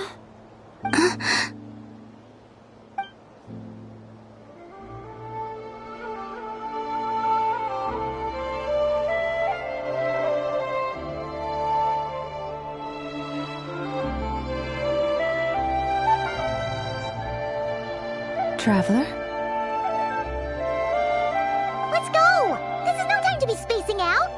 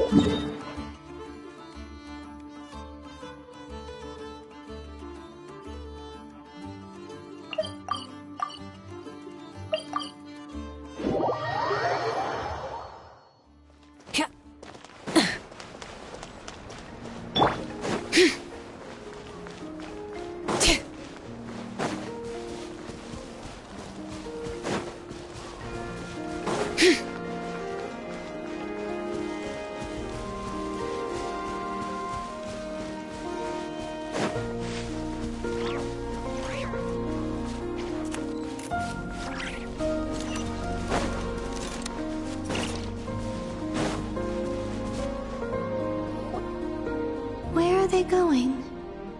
They mentioned a mage and a name? So, Mr. Varka, are you acquainted with this Nicole? Or should I call her Mage N? Not really. We've never met, though she has come up in conversation. From what I've gathered, Alice kinda took Nicole under her wing. Taught her how to speak in a more ladylike fashion, that kind of thing. Huh. Hard to imagine Alice as an etiquette coach. Yeah, Alice is a larger-than-life personality, I'll give you that. But then again, that's why she's able to draw such an eclectic mix of people into her inner circle. If I remember correctly, being an interesting person is actually one of her main entry requirements. So, if you ever wanted to join the Hexenzirkel, I'm sure you'd both be eligible to apply. Hey! Don't go around making promises on Alice's behalf! I wouldn't dare. I'm just trying to paint a picture of the Hexenzirkel for you. Okay, sure. Anyway, since none of us have ever met Nicole, how are we supposed to find her? We can't just go up to every woman in sight and ask, "Hey, are you Nicole?" Maybe something she's wearing will give it away? Like, a windbloom pinned to her chest or something. Wait a minute. Alice never said Nicole was from Mondstadt. Oh, true.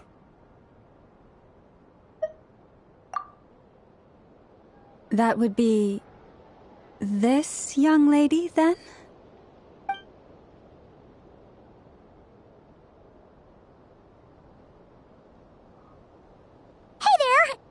to disturb you, but are you Miss Nicole?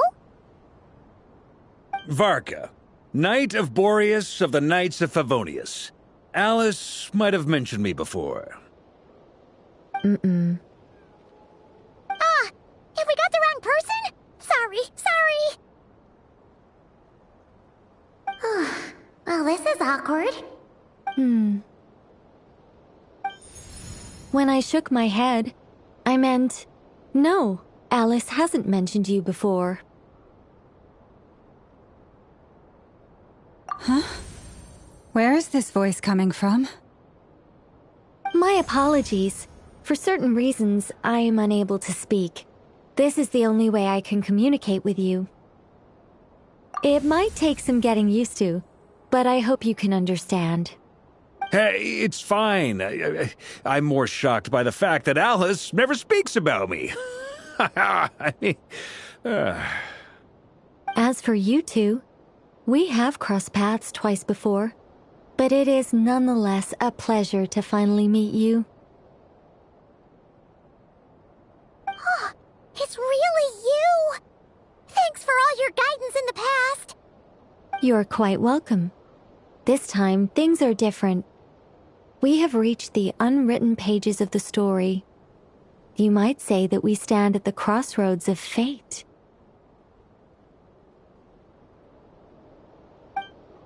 Now then, allow me to formally introduce myself. My name is... No, stop! Alice! I can't believe it! I had a whole speech prepared. I'd agonized over every single word. She always picks the worst moments to ruin other people's plans. I'm so sorry about that. Alice took the liberty of devising some bespoke self-introduction magic for each member of the Hexen Circle. But I could have sworn I deleted all of the triggering conditions for it. How did it bypass everything? Oh gosh, this is so embarrassing. This is a very different side of Nicole than what we're used to. Is she not used to face-to-face interactions? Don't worry about it. We've seen that introduction magic once already, so it wasn't too much of a shock. Please go on, Miss Nicole. We'd love to hear what you have to say, or, well, communicate. Huh? Are they talking to this lady? But... Will you all promise to forget that horrendously embarrassing introduction? Sorry? Embarrassing? When?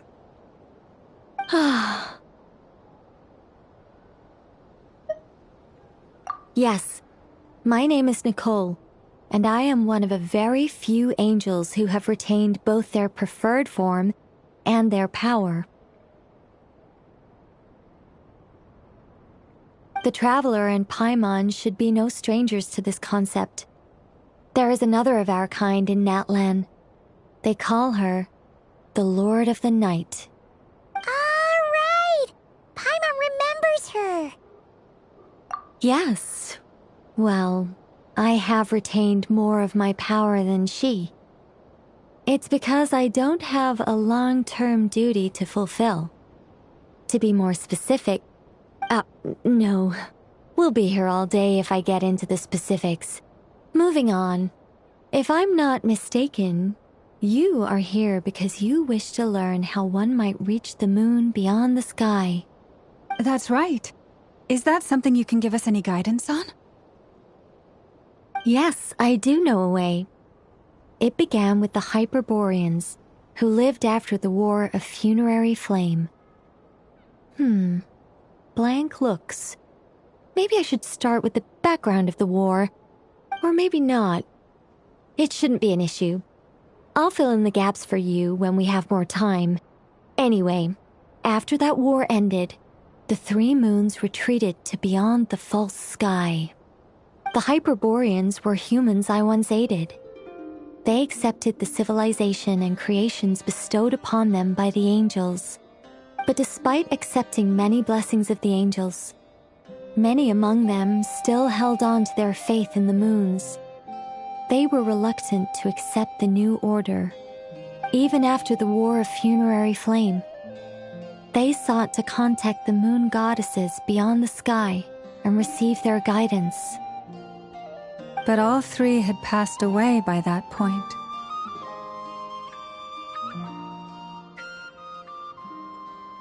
This mage has a unique method of communicating. Is she talking about the moons? Yes, but they did not know. And so, still they prayed for the moon goddess's mercy. After building titanic structures that consumed vast amounts of Kuvaki, at last they glimpsed the moons and heard their voices. But of course, they were gravely disappointed. For it was then that they realized the three moon goddesses were dead. Oh, that's such a sad story. It is. Humanity was in a very sorry state at that time.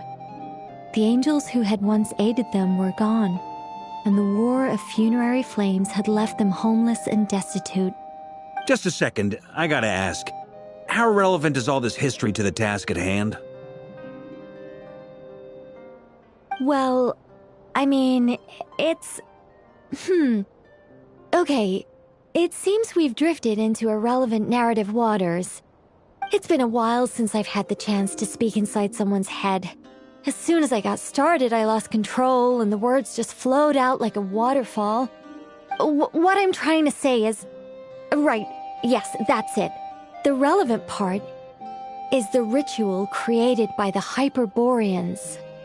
The fact that they bypassed the false sky and saw the true moons implies that they successfully built a connection between Teyvat and the outside world. Which means, with enough Kuvaki and a sufficiently stable connection, it should be feasible to send one person over the border. Okay, so they built some kind of portal? Oh, yes. A portal. Yes. Is something wrong? You sound disappointed. I just didn't expect you to summarize it so well. It turns out I could have said all that in one word, if only I'd managed to think of it. No, please, it's fine. This is invaluable knowledge. I'll be sure to record and preserve everything in writing. Oh, really? Well, in that case, I suppose I could backtrack and add some more detail. I did gloss over a few things so far.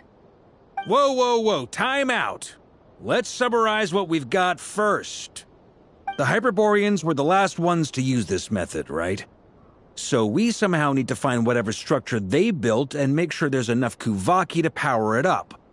Luckily, we have the moon marrow of both the eternal and iridescent moons, so we're all good for Kuvaki. Which means the key issue we need to focus on is finding the place. Am I right so far? Yes. Although I expect the structure is long gone by now. That said, what if we could take advantage of the phantoms to travel back to a time when it still existed? Well, travel back isn't quite accurate. It's more like we'd be creating a handshake between 2 points in space-time. We wouldn't even have to pick a time when it still existed. It could just be a time when it still appeared in phantom form via projection, or we could project our own phantoms, fold them together, and... You look lost. Was that too hard to follow? Yeah, things got a little, technical there. Paimon's brain is reaching capacity. All right. Let me think about how to put this more simply. Okay, got it. Over the next few days, I'll search for phantoms that we can use. Once I find one that meets the criteria, I'll let you know and we'll regroup. By completing certain rituals, specific individuals will be able to enter the phantom and make it to the Hyperborean structure. If everything checks out, and it looks feasible, we'll just need to wait for Moon Prayer Night, and we can send the moon goddess back home. I'm really skimping on the detail here. Is this making any sense at all? I think so. For now, we'll just wait to hear from you. Yes. Basically, yes. Great. Counting on you. In the meantime, we'll focus on finding the moon goddess's name. My name? Are they looking for a way to stop me from disappearing? Excuse me, Miss... Go on, Miss Nicole. This conversation was a little all over the place. I didn't catch your name. I am Lauma, of the Frost Moon Scions. Ah, I did wonder. I noticed that you listened very intently when I spoke about Hyperborea and the moon's history. If you'd be interested, I'd love to visit you this evening and go through it again in greater detail. Also, if you were serious about making a record, it would be too risky to simply write down the raw details as is. I would suggest some tweaks. Maybe rewrite the stories as fairy tales or fables, perhaps even prayers. Anyway, we can cross that bridge when we come to it. So, see you later then? Oh, and no need to prepare anything. Just a cup of tea will do. See ya! She seems friendly. It's just... It's so nice to find someone who's actually willing to listen. I've been dying for a chance to finally go through all this systematically from start to finish. Any longer and I'd probably start forgetting it. Now Paimon gets why Alice told us to mind our heads. Ha ha ha ha, what did I tell you?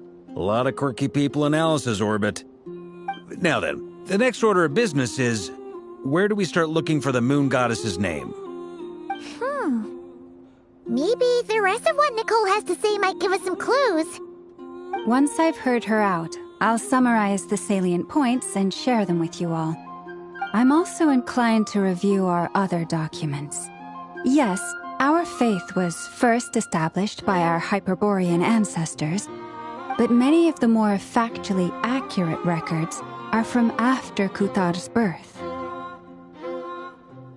Sounds like we're gonna follow Columbina's journey through Teyvat, huh? In that case, we'll start by heading to the Frost Moon Enclave. Sounds like a plan. Take this with you. I'll see about getting in touch with the Fatui.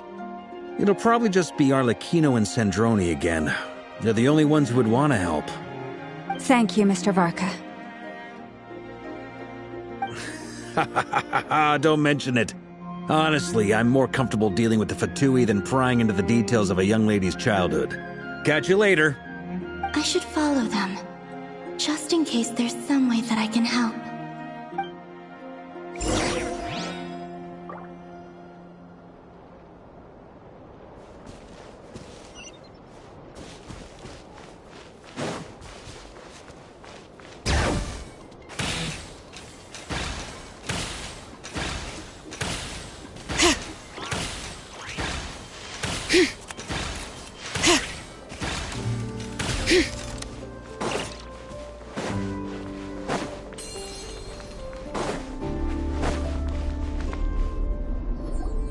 A while ago, I took the time to organize all documents in our possession that pertain to Kutar. What you see here is the material I consider reliable. You're saying there's unreliable material too? Yes. Most of the information we have was transmitted through an oral tradition. Inevitably, some of her stories were mythologized and deified over the years through countless retellings. That's why I organized them into reliable and unreliable. There's no sense seeking answers in history unless we can ensure the veracity of the historical record. Makes sense. All right, let's take a look through.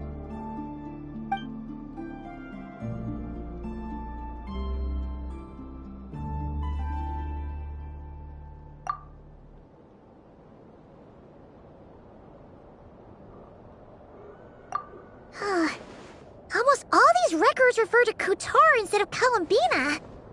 Although neither of those is her real name. Paimon's not sure what point she's trying to make. What we can gather from these records is that the Frost Moon Scions worshipped her as a god. placing impossible expectations upon her. I cannot fault them for their earnest faith, but for all their devotion, worshipping her day in, day out changed nothing. I imagine that none of it resonated with Columbina. It wouldn't surprise me if, even back then, she had already begun to reject the name Kutar and everything it represented. Lama speaks the truth. When I heard them call upon Kutar with hope and expectation in their voices, they may as well have been calling upon somebody else.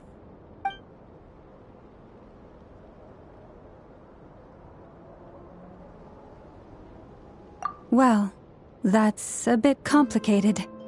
I looked at the level of detail, perceived authenticity, prose style, and how realistic their portrayal of Kutar seemed to be. Amongst the Frostmoon Scions of today, only I know of her existence, and I alone have spoken to her face to face.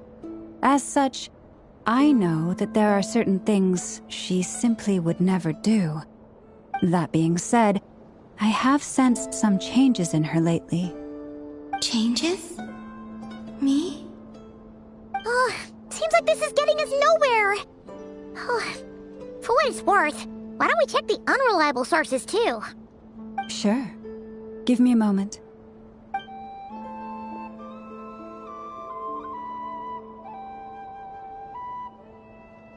Exerting but a fraction of her divine might, Kutar sheared a great mass from the snow-capped mountain and cast it into the sea, upon whose surface shone the mirror image of the moon.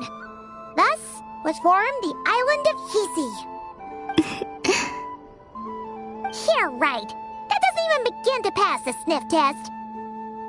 The 3 moons are naught but lies through and through. Only one moon has ever shone for us, and Kutar is her name.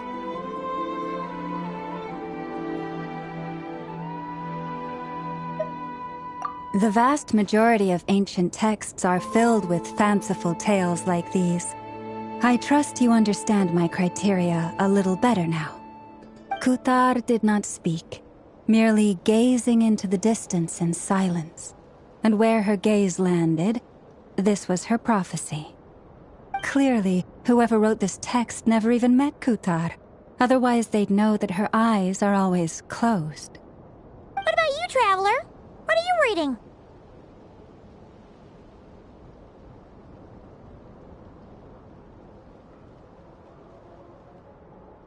Come on, let Paimon see. The child wished to build a wooden nest with which to shield a fledgling bird from the cold.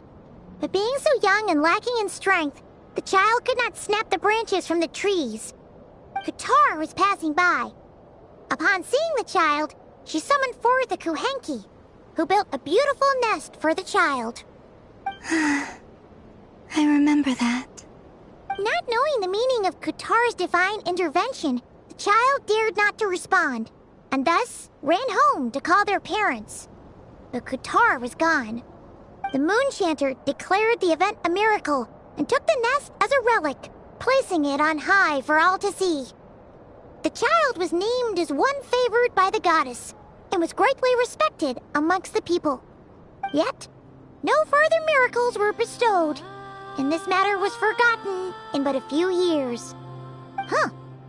Any thoughts after reading that?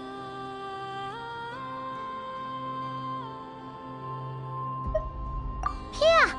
Columbina probably just wanted to join the kid in making nests. Ah. I'd originally considered this a fabrication, because Kutar did not perform any similar actions in subsequent records. But now that I think about it, it does seem like something Columbina would do. It's just that... She didn't know how other people would interpret her actions. She was probably worried about making things difficult for people. So, she gradually stopped joining in. Yes. Oh, that's so sad.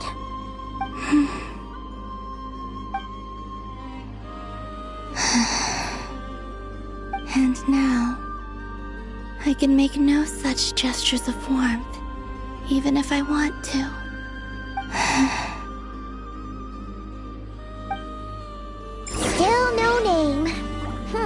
It's a bit of a shame.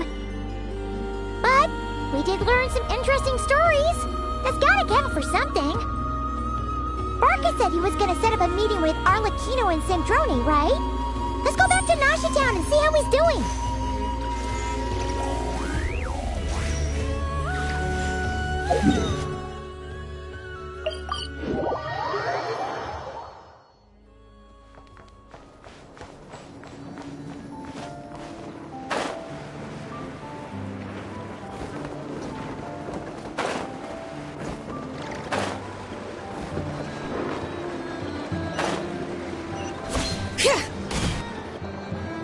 Let's see. There's Varka. Oh, and it's Durin and Albedo too.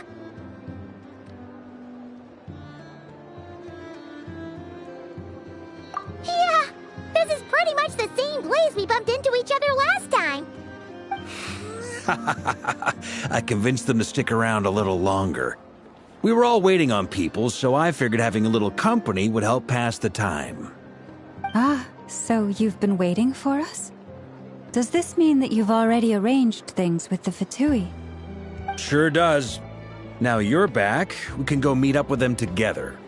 How'd your investigation at the Frost Moon Enclave go? Well, we didn't find out Columbina's true name. But apart from that, it went pretty well. Aha, just as well that I didn't tag along then. I'm sure our moon goddess wouldn't want every man and his dog knowing all about her private life. Still, desperate times, desperate measures, I guess. Someone had to do it. So, Varka was waiting on us, but what about you two? Are you waiting for Alice? Oh, no. We already met with her. We discussed that experiment I mentioned to you last time. Oh, and she also handed me this communication device. That's right. I understand she informed you about the relationship between the phantom phenomena and Tevat's borders, yes? She wants me to help her with some more experiments on that front. She said that she'll contact me through this device with more information. Ah, I see. Following instructions and making observations. Pretty common research method.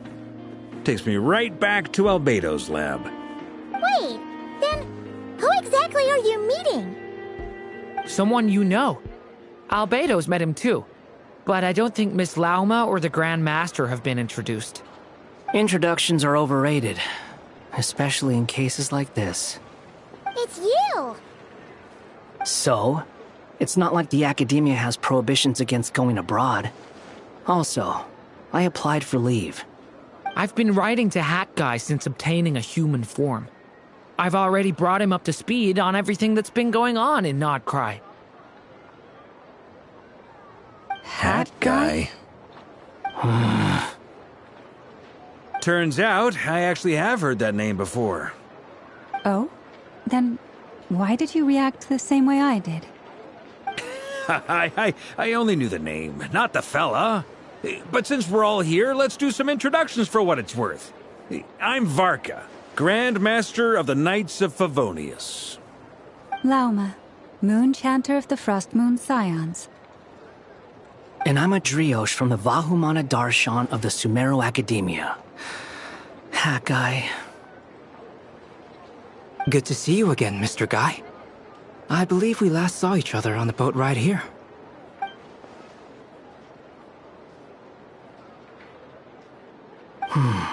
Mind you, the only reason I came here is because there's someone I want to look into. Who's that? The Doctor, also known as Dottore, second of the Fatui Harbingers.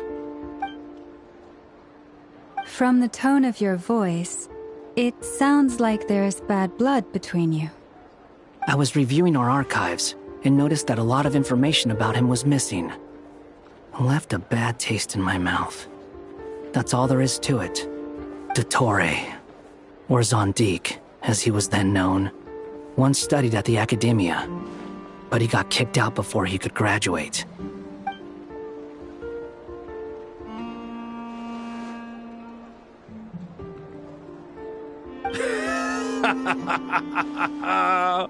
So the Harbinger's #2 man is a college dropout?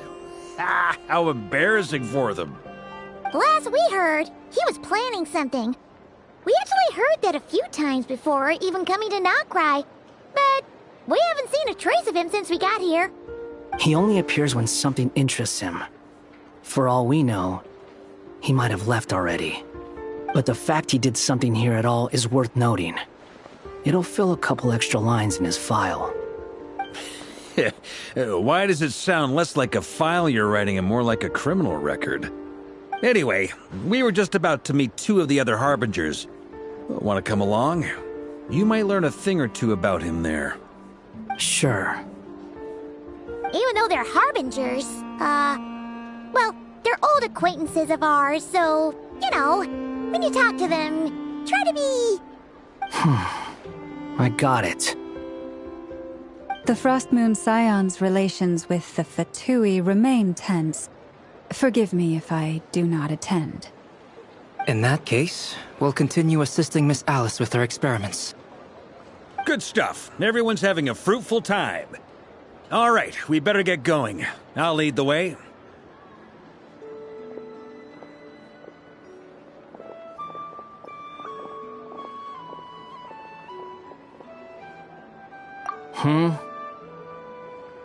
Well, yeah. That's obviously part of it. But I'm not the only one who has a score to settle with him. Neither you, nor Lesser Lord Kusanali, nor I want to see him meddling with things again. What's the hurry? Don't worry. Pigeons always know which way home is.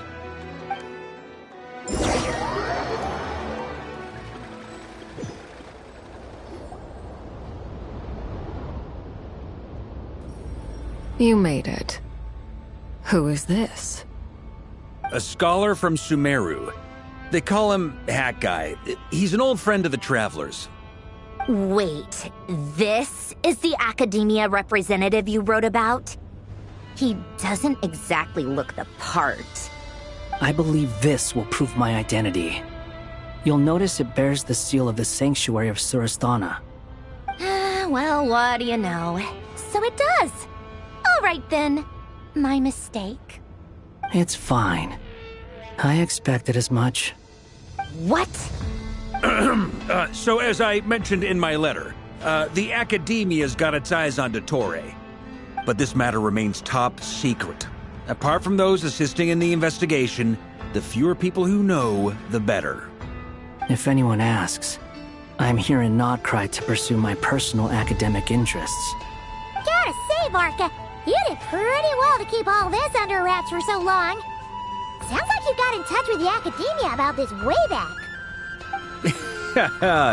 you flatter me.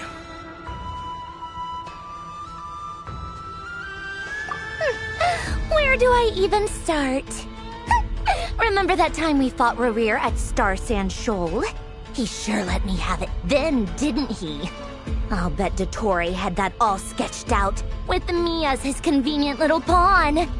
He could not care less about us if he tried, but hey! The feeling's mutual. Does Dottore really strike you as the sort who values his relationships with his colleagues? Fair point. Definitely not. Which is why I always keep my guard up whenever he starts making suspicious moves. To that extent, our motivations align. On top of which, I consider you trustworthy people. Now, back on topic. In the wake of the Reikir of Solnari episode, Sandrone and I grew suspicious about Dottore's complete inaction during the entire affair. So we tried to find out what he'd been up to, but unfortunately to no avail. He never lets anyone in on his plans. The more he cares about something, the more secretive he gets. Indeed. Perhaps he believes that by keeping a low profile, he can avoid trouble. But that trick isn't going to work on his colleagues. Yeah, I mean, he's been researching the ancient moon's remnants. And he's been trying to get his paws on the moon marrows. Only an idiot would believe he doesn't have something more planned. With this in mind, I returned to Snezhnaya and relayed my thoughts to Her Majesty the Tsaritsa, entreating her to have him recalled. That's pretty direct. Did the Tsaritsa agree? Yes. I made it abundantly clear that the Fatui's business in Nodcry is almost concluded, and we do not need 3 harbingers in this territory. Her Majesty concurred. Accordingly, Dottore has returned at her orders. I imagine he is continuing with experiments, which no one besides he would ever have any interest in. Common sense might mean nothing to him, but he's not stupid. He knows that no good can come from opposing the Tsaritsa. Smarts alone won't get him all the way. He needs the Rooster's resources and Regrator's Mora, both of which the Tsaritsa can strip from him by waggling a finger. But doesn't he have a track record of publicly following orders while going against them in private? He probably has it down to a fine art by now. Wouldn't put it past him. We worked together on a research project once. Only briefly, but it was enough to show me that we're fundamentally different people. He has no interest in doing things methodically, stage by stage. His thoughts jump all over the place, and the moment his curiosity is satisfied, or he gets the results he wants, he disappears. The only similarity we share is that, once we set our minds on doing something, we will see it done, whatever it takes. Well, we definitely saw some of that in your battle with Rerir. You got so competitive. Ugh, do not remind me. Then I believe we all concur. Dottore will not simply give up. Fantastic. Now this is turning into a whole day of unpleasant memories. Ugh. Are you talking about the moon marrow stuff? He also strikes me as the kind of person to disregard experimental regulations, ruin all the equipment, and go way over budget.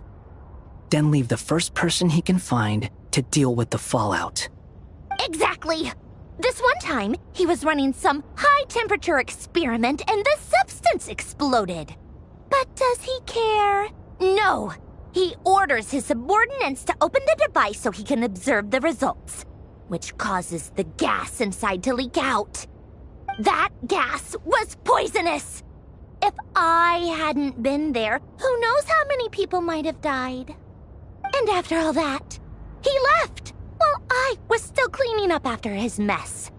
What a waste of time, he said. Waste of time? The nerve! He wasted my time! You've been bottling that up for a while, huh? Hat guy, I must say, you seem awfully familiar with internal Fatui affairs. Especially when it comes to Dottore. Thank you, Lady Harbingers, for providing such valuable information. I have no other questions for now, so I'll be on my way. Wait, what? You're just gonna leave? You're welcome to join if you want. Ugh. Just when Paimon thought he'd finally mellowed out. He makes quite the impression. I'll say. I've met tons of headstrong people, but not many of them would join me in bad-mouthing Dottore. Anyway, back to the main agenda. Barca, you said that Columbina has gone missing? Or rather, disappeared. Yeah. We're working on building a connection between her and this world. The simplest method is to find out her real name. I've actually asked her that question before, but she said she didn't know. Considering our relationship, I doubt she was lying to me. As far as I recall, she was never dispatched by Her Majesty to claim a gnosis or anything like that. The Tsaritsa's plans had long contained a place specifically for her. I always thought that was weird. What could she do that the rest of us couldn't? Knowing what we do now, it's probably something related to Kavaki, right? More than likely. When she first arrived, Columbina would often go to Her Majesty and ask when she could start the task assigned to her. But Her Majesty always gave the same reply. The time has not yet come. So she spent her days in Snezhnaya doing basically nothing. The Tsaritsa has summoned a beautiful blind maiden to be a harbinger, giving her the third seat by virtue only of her enchanting voice. It was a dumb and stupid rumor, but the reality of the situation made it hard to refute. And what happened after that? I imagine she stopped caring. She no longer seemed to care why she had been recruited, and Her Majesty never gave her any missions, so she just continued to sing in the flower garden. For my part, I was busy. So busy, in fact, that watching someone be that idol had me fuming. But still, I got the sense that she had long been used to a life of other people claiming she was needed when she wasn't. I just felt that having a place to stay would cost me something eventually. And so I waited quietly for the day that I would have to pay the price. And on the other end of that spectrum, you had me. Someone once told me that I had the lousiest work and the toughest luck. That's a good way of putting it. I forget who said it, but those words have always stuck with me. But you've done your job exceptionally well all this time. Because at heart, you are a conscientious person. What is it? Something come to mind?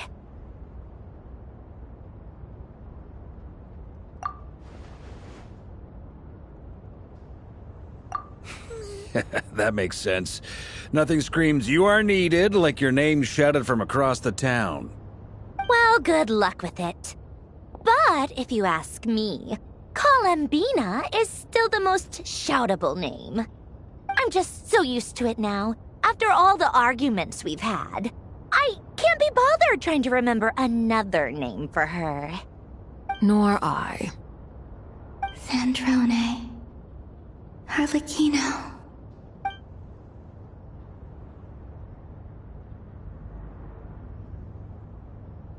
Huh! It's a Sealy! Does that mean Nicole has news for us? Ladies, I thank you for your hospitality. If the chance ever comes up, I definitely owe you both a drink sometime. I'm sure it will. You can make your own way out. Heck, you've been here enough times, you probably know your way around better than I do. Okay, time to do what adventurers do best. Follow that Sealy!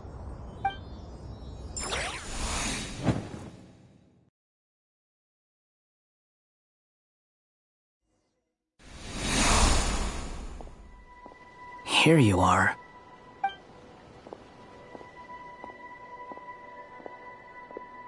Oh, hat guy. How come you're back so soon? Did things go all right with the Fatui? Fine. Dotori's been summoned home by the Tsaritsa. Couldn't get much more than that. How about you? Any progress with the investigation? Unfortunately not. We've tried everything. Different phantoms, different locations, different points in history. But the results are the same each time. Abyssal monsters roaming the land. People crying out in despair, with no hope of being rescued. Every time I see it, I can't help but think, is this what it was like in Mondstadt when Dragonspine Durin attacked?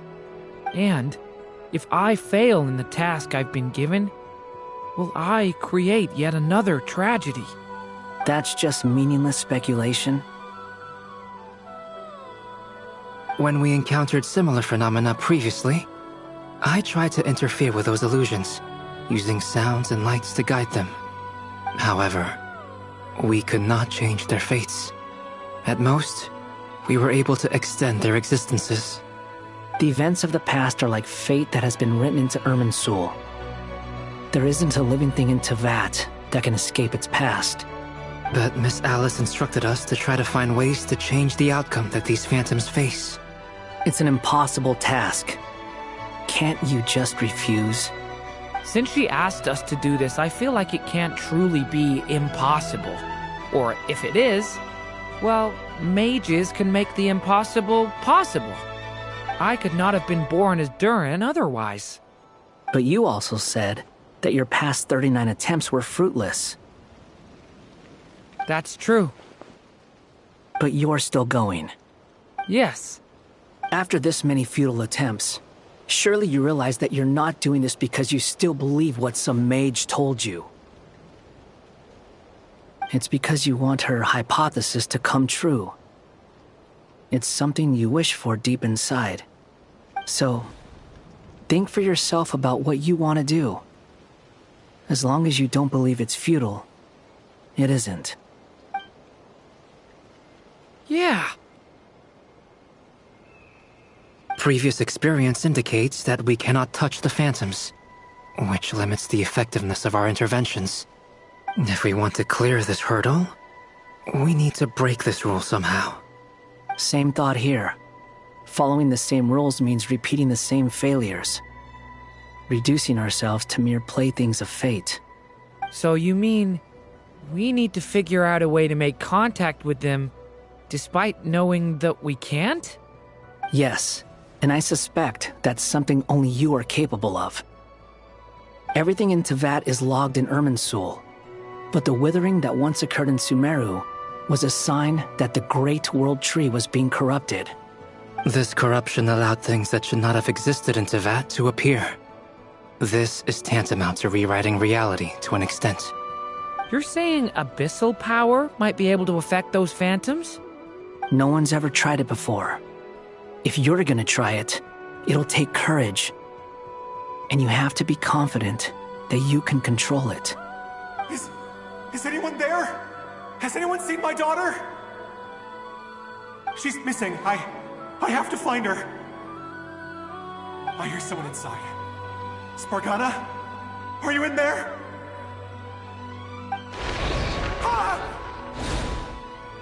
If I can use my abyssal powers to warn him that there is danger here, maybe it'll change his decision.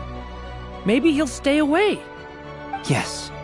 The important thing is not the nature of the power, but rather how you use it. To intimidate and obstruct. Sounds about right for the Abyss. Well, let me try. I should be able to influence that thing. Have you seen a little girl? What? This isn't the time for that! Just run!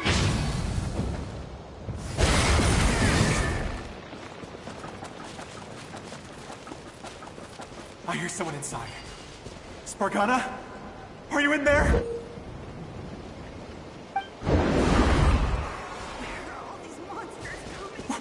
What is this? Looks dangerous. I should get out of here.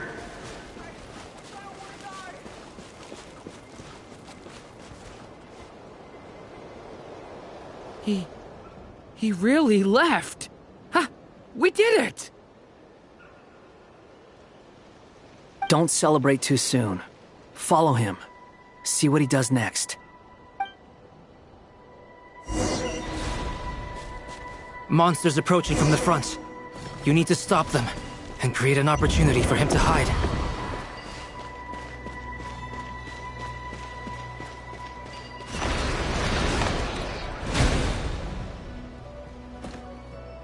Help me!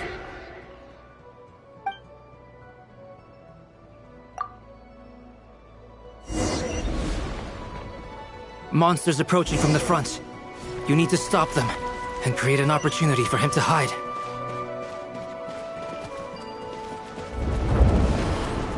No! There's monsters ahead!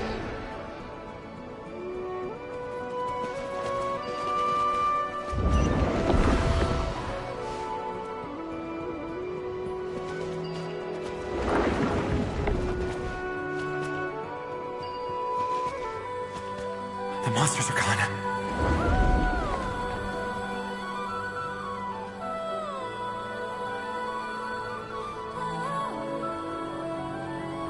The barrier's gone too. How odd. guess I'll keep going. Quickly, let's keep up.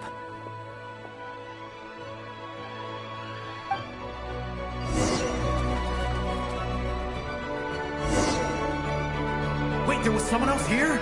Don't go any further. We've got anti-monster traps laid out everywhere. But my daughter must just be up ahead. I have to go. This way's blocked.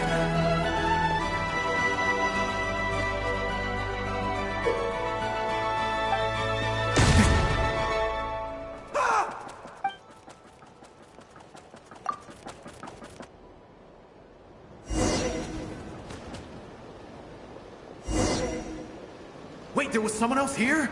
Don't go any further. We've got anti-monster traps laid out everywhere. But my daughter must just be up ahead. I have to go. This way's blocked.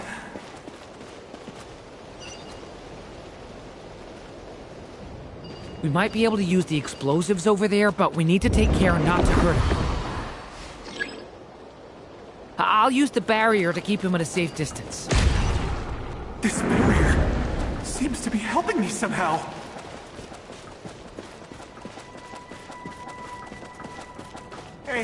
Hey, wake up! Oh, no good. Gotta keep moving ahead.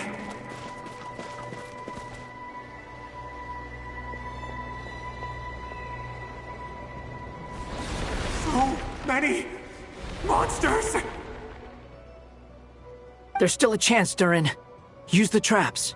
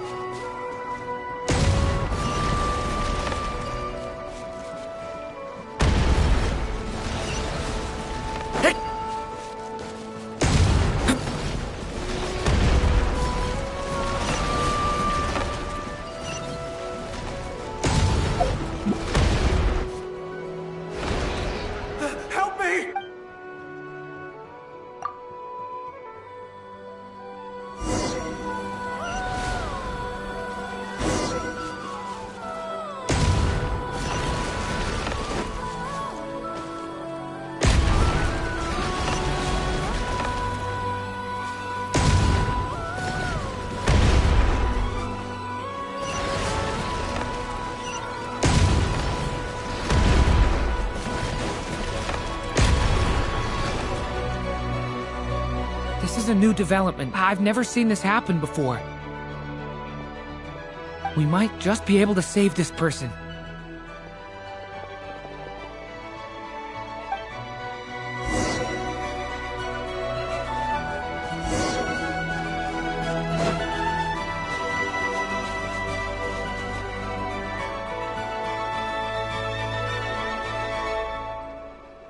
Hello there. Have you seen my daughter? Spargana's her name. She's carrying a large backpack. Get out while you still can, you fool. You won't find any survivors here. But I can't just leave her here. She must be so scared right now. Sorry. Wish I could help, but I haven't seen her. You'll just have to keep looking. Okay, thank you. If I do find her, I'll get her to shelter and come back for you. Don't bother. I've got nowhere left to go.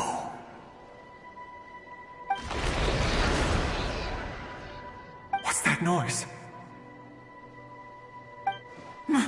Monster!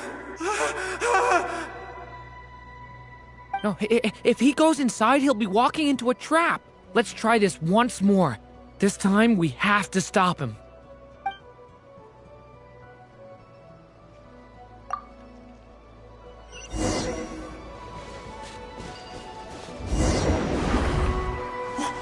Why?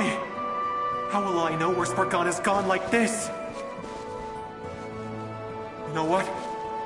I'll trust this strange barrier. It's gotten me this far after all.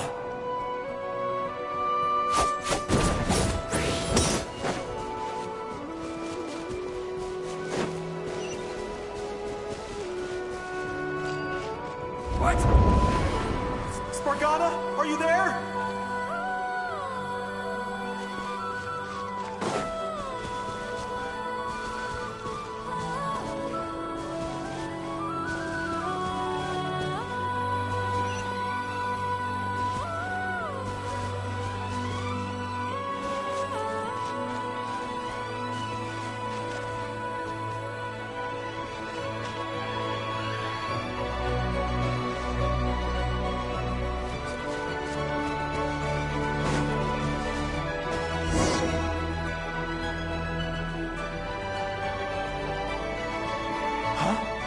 That's...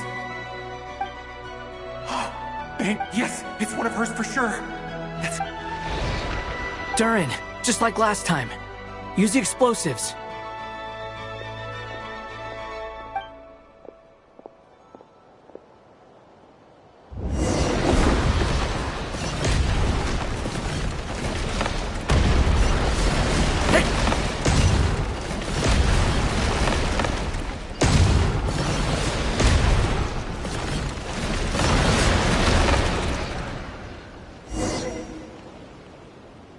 It won't work. There's not enough left, but then this clue could be... It might not be the only one. Better he misses that clue. I guess so.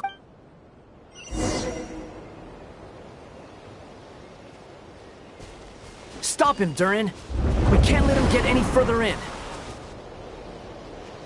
That's my daughter's book! She's passed this way! I've searched and searched. I no longer have anywhere else.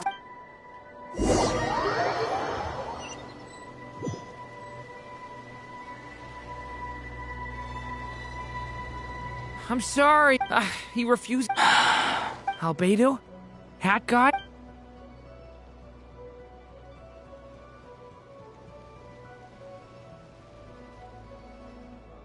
Why am I here? What's going on? All these scenes running through my head. Huh? What's going on? His reactions have changed. How many times have I... What's happening to me? Huh? Wait. Who are you? You can see us now? I feel like I always could, but that I only just realized you were there. I'm sorry, I don't know how to describe what I'm feeling. But you were the ones guiding me using that marked barrier, right? I haven't done anything yet, but those monsters, those deaths, they feel like memories. Like things I really did experience. I won't find my daughter. In fact, I'll ultimately die trying to find her. Isn't that right? What? No, it isn't. Yes, it is. Even so, we're trying to find a way out of this. You've not seen my daughter either, have you? It seems she really isn't here.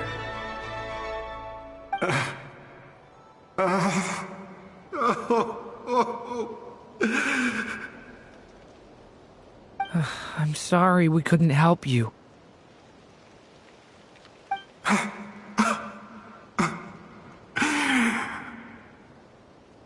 I'm just...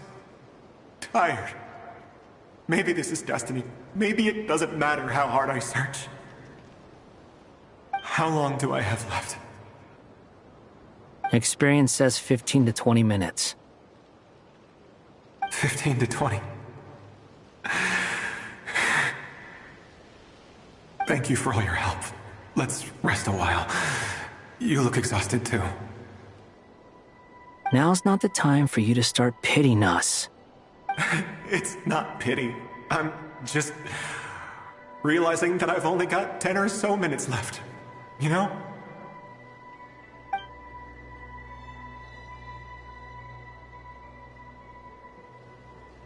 You say you're from Mondstadt, yes?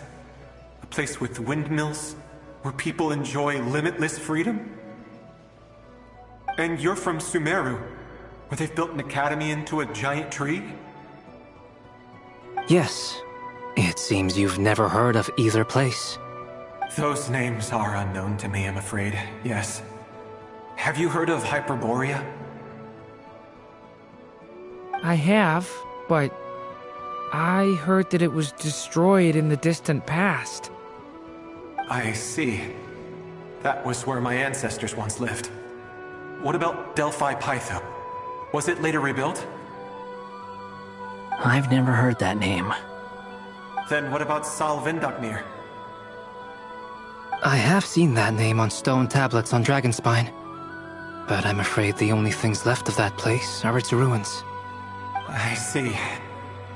Sure enough, there was no way to turn this around, huh? I'm sorry. I was the one who asked to chat, but it seems like we're too many ages apart. There's barely any common ground to start from. It's alright. We did hear something new, at least. From how you speak of your lives, things must be going alright for you, I guess. They are. Mondstadt is a place of freedom and happiness. There's a lot of good people in the church and the Knights of Favonius, and even outsiders find that it's an easy place to feel at home. We have festivals a few times a year. Everyone gets together to drink, sing, and be merry. Sumeru is a lot more uptight. Not really the kind of place where you can relax. It's a nation fraught with problems wherever you look. But if all you want in life is to seek knowledge, I guess it's pretty much paradise. That's wonderful.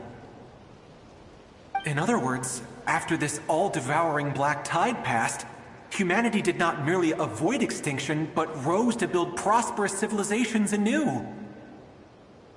I mean, I can see you all right now. That must mean the future isn't a total mess, right? That's true. Well, time's almost up. Let's part ways, I think. Might be best if you don't waste too much time on me. The chances are slim, I know, but I'd like to spend these last few minutes looking for Spargana. If things work out, I'd love to tell her about what I've heard. May we meet again. Well, or not, most probably. In that case, may your wishes come true.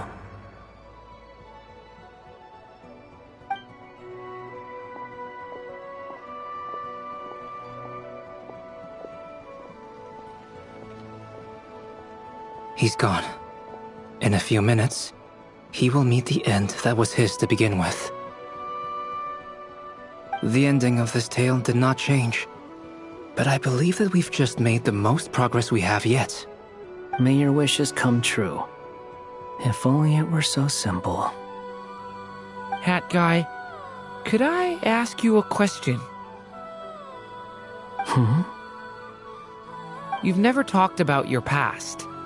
It seems complicated, and it weighs heavily on you, too. Would you be willing to tell me about it? I mean, sometimes it's better to get things out in the open. Take that guy we try to help, for instance. At least he said goodbye with a smile, right? I know about Albedo's past. Our experiences are very similar, and he created me. As for you, you're my first friend, and you've witnessed every step I've taken. But by comparison, I know nothing about you. Either way, I mean, we're still best friends. But if I knew more about you, I might understand your thoughts a bit better. I've told you about myself. I'm a student at the academia. And what did you do before that? Prepared for the entrance exam? All right. If you really don't want to talk about it, I won't press you any further. I was a puppet built from the branches of a white tree, using technology left behind by the Conrian schools of mechanical engineering. A white tree? You mean an Irminsul tree? Yes. A branch of Irminsul that was once connected to the main tree. So you had a human creator too? Yeah, but my creator abandoned me after deciding that I was a failure. After that...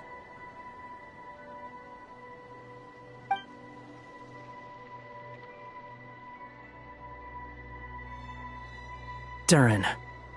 Resisting the influence of the Abyss, suppressing the urge to destroy, trying to do the right thing.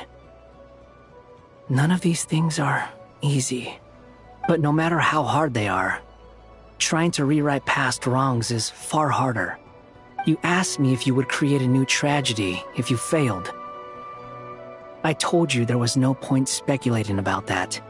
But the real answer is, yes, you absolutely will. That guy. But at least you've got people here to help steer you away from the wrong path. So, just keep aiming towards the light. I will. I promise. Alright, break time's over. Hello? Durin speaking. Hello, friends, it's me. What have you been up to, I'm detecting some unmistakable fluctuations here at the border. The amplitude isn't particularly high, but they're completely different signals from the ones before, and the scale is comparable to those I've detected previously. Alice, we were unable to save that person. However, he appears to have retained a portion of the memories gained through that cycle, and was able to hold a conversation with us. I see. Well, that is rather odd indeed. It definitely merits further attention. Could I trouble you to keep trying the same approach? I need to gather some more data. Counting on you. I should probably have Nicole come and check this out as well.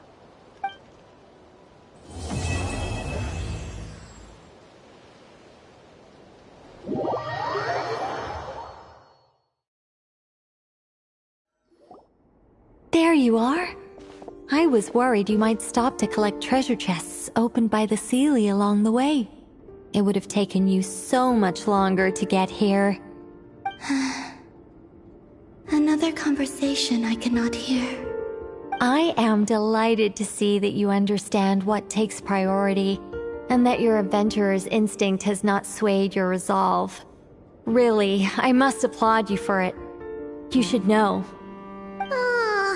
Paimon's head. Okay, I'll try and keep it short. My senses are telling me that this is where we shall find the entrance to the ruins.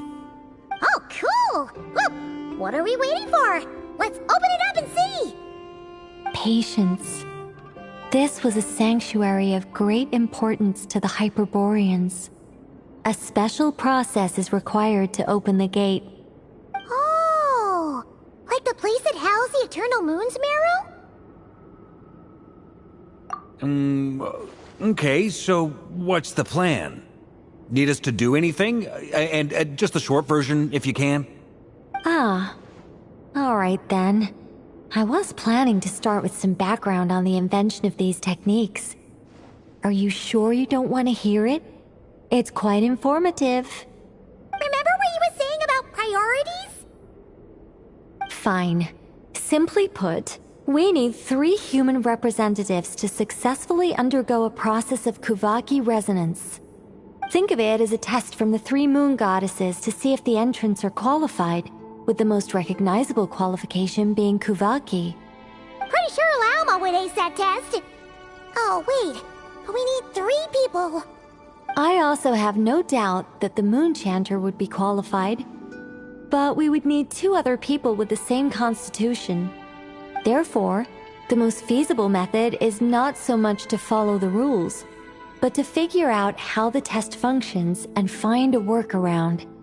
I've done some research, and it turns out the mechanism is rather crude. We'll simply need humans to stand before it who have sufficient Kuvaki energy within them. I'm with you so far. How do we get the Kuvaki in them? The easiest way would be transfusion. Take some Kuvaki from Nodkrai's soil, put it into the bloodstream, and get it circulating in the body. So we're going to cheat on the test?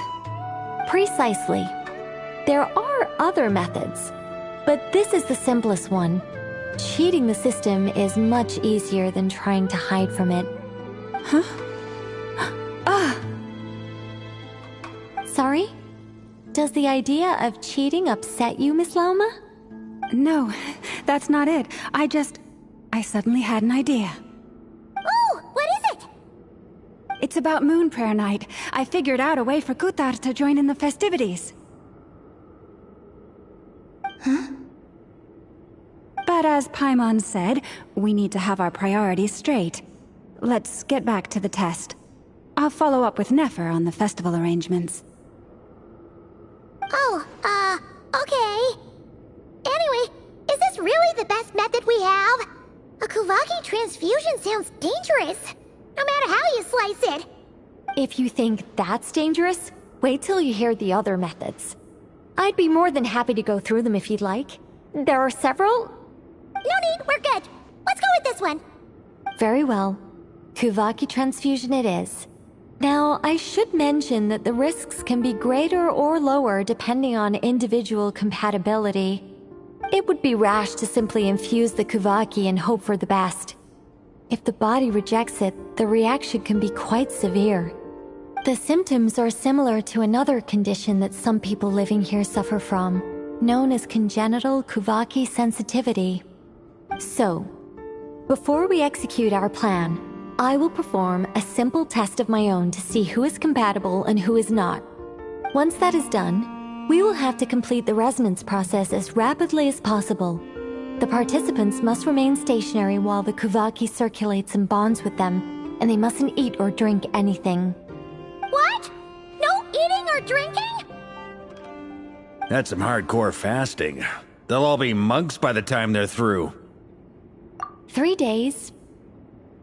Oh, that's so long! And we still need to find 2 more people who are not just compatible, but also willing to volunteer. Fasting? What are they talking about? Really? Don't you want to think this through? Haha, count me in too. 3 days without food? I can handle that. Miss Nicole has made it clear that this is the easiest way. The way I see it, there's nothing else to discuss. It's time to step up. Yeah, you're right. In that case, Paimon volunteers to be Captain of Logistics. She'll keep the fires lit and grab some spare clothes to keep you comfortable. Then we'll start with you first, Traveler. Please step forward.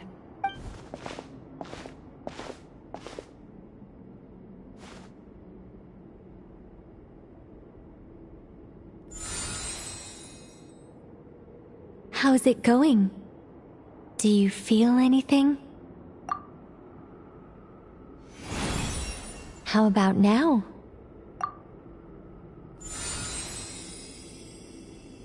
And now?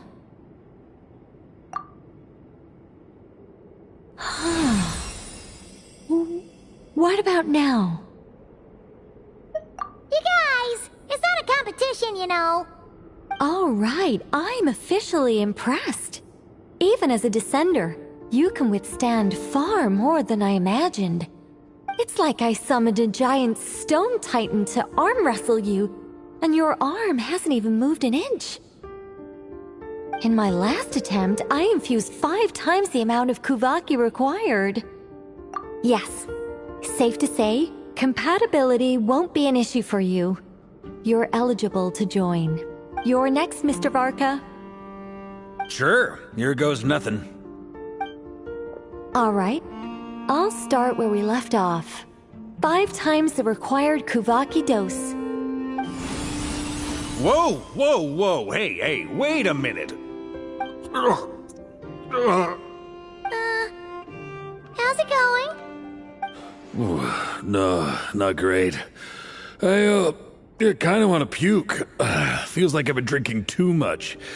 A few bottles of wine, then a big stein of Dark Horse, with some hard liquor from Liyue mixed in. You think this is funny? I just lost to a young lady in an arm wrestling contest. I'm never gonna live that down. My apologies. I'll lower the concentration and try again. Oh. How's it going now? I'm not as dizzy as last time, but I can still feel it pulsing around. In that case, you wouldn't be an ideal choice, Mr. Varka. Let's try someone else. Okay. Let's go ask some of our other friends then.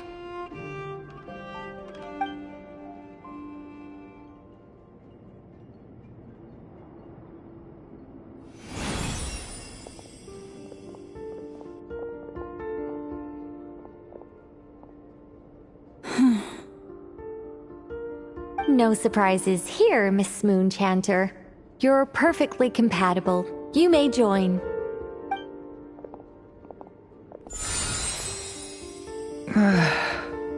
I'm getting a slight headache.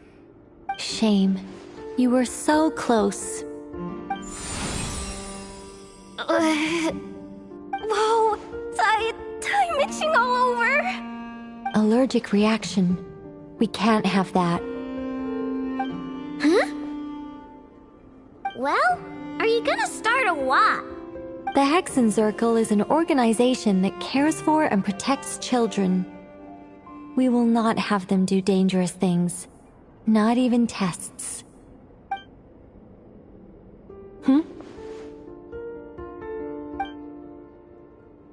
Is something the matter?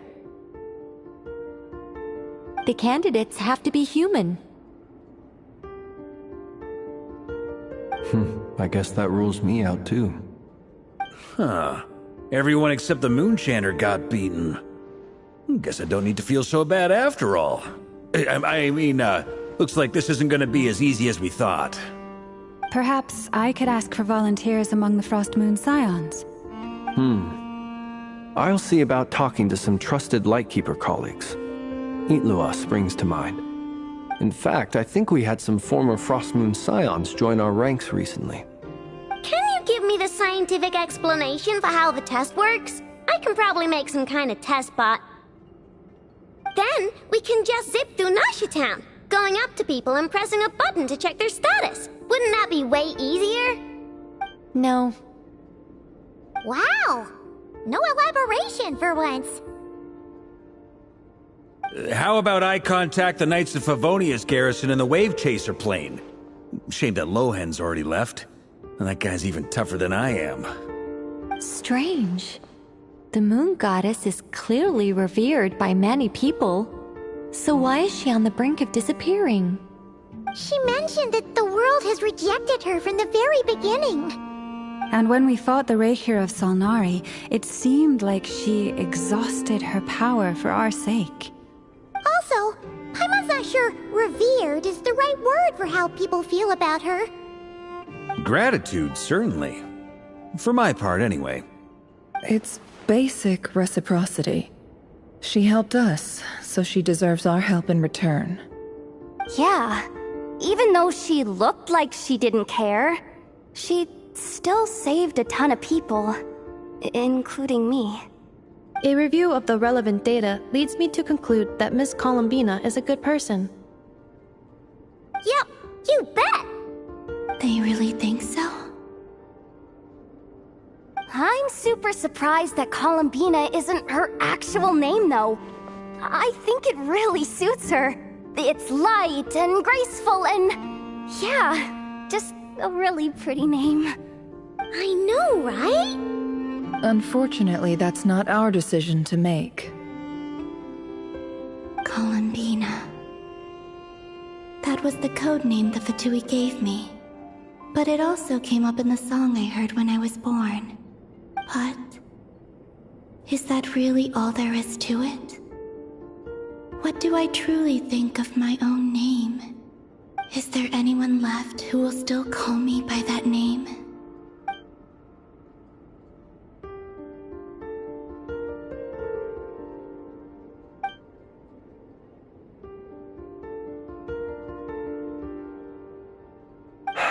Moonprayer Night is getting closer by the day. We're running out of time. We need to look for other candidates. Then allow me to try. Huh? What are you doing here? You contacted your friends via the Adventurers Guild. Sandrone has been keeping an eye out for something like that, so she informed me. Since I have the ability to accommodate a moon marrow, I should prove to be a suitable candidate. Arlecchino. When can we begin? I see. We can begin right away.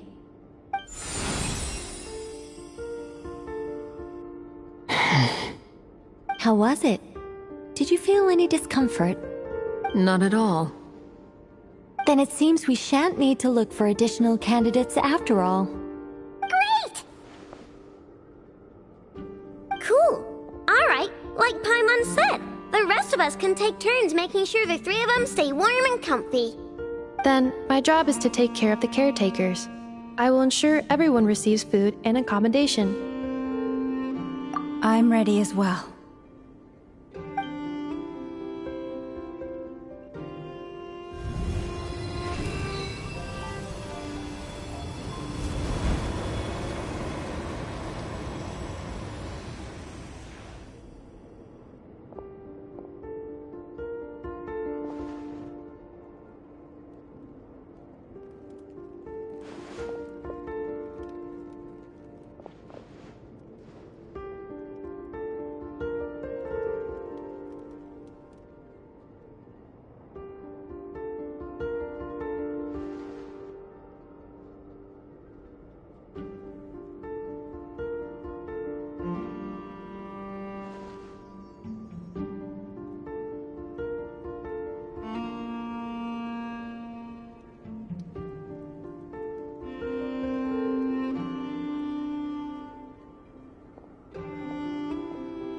The work is done. The sacred scroll shut. The stars grow dim, the people silent. The white sun sets, the silver moon rises. O path to the temple, appear now before us.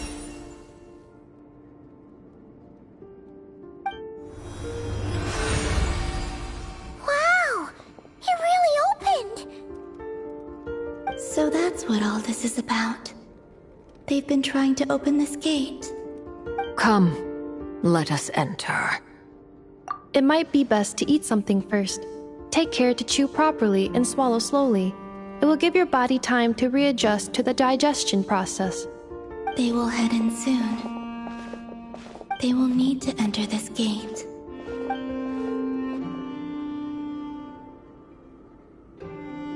Huh?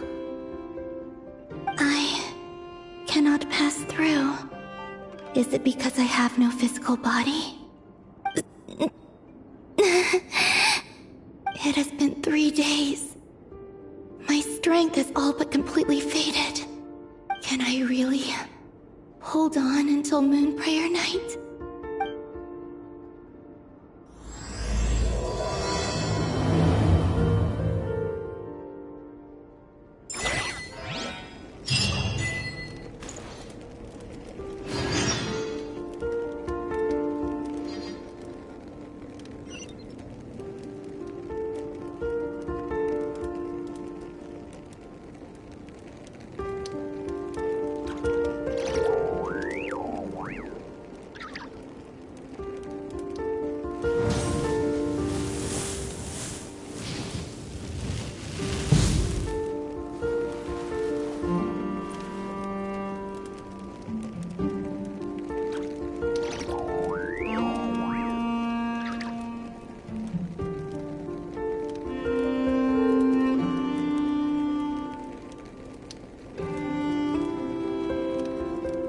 Many insects have a compulsion to follow the light, and humans are the same.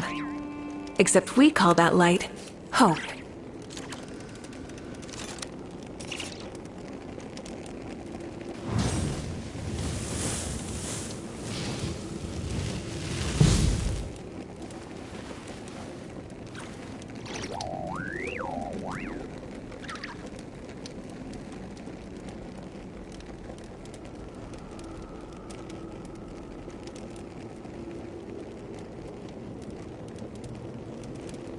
Exploration and trials. Adventuring is right up my alley.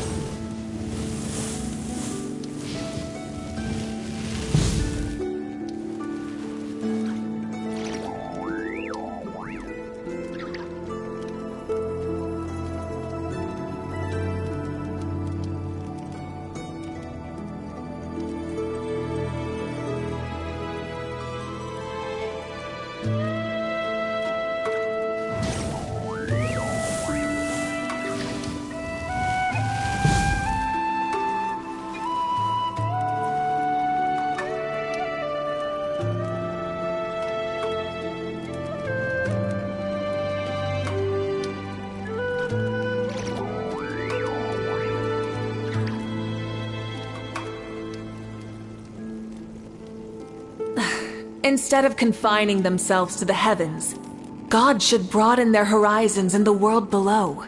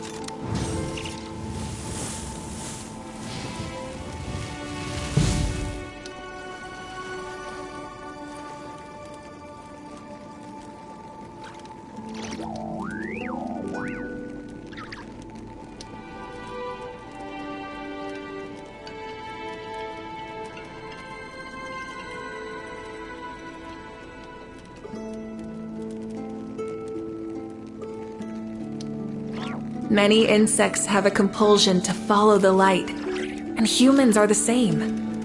Except we call that light hope.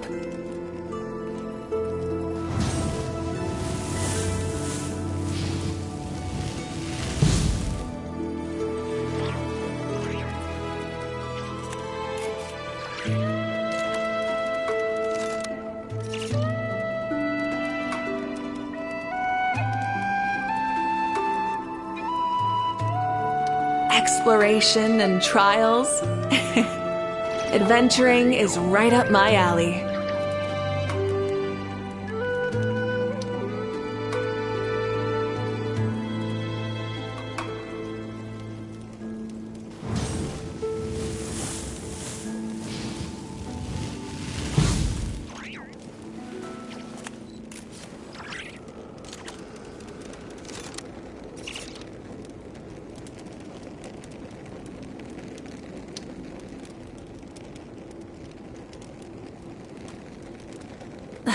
Instead of confining themselves to the heavens, God should broaden their horizons in the world below.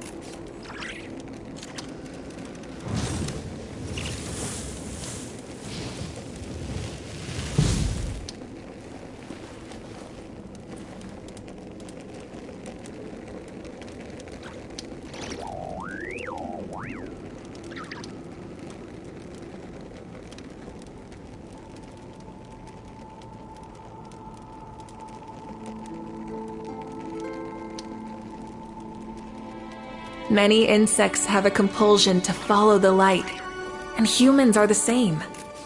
Except we call that light hope.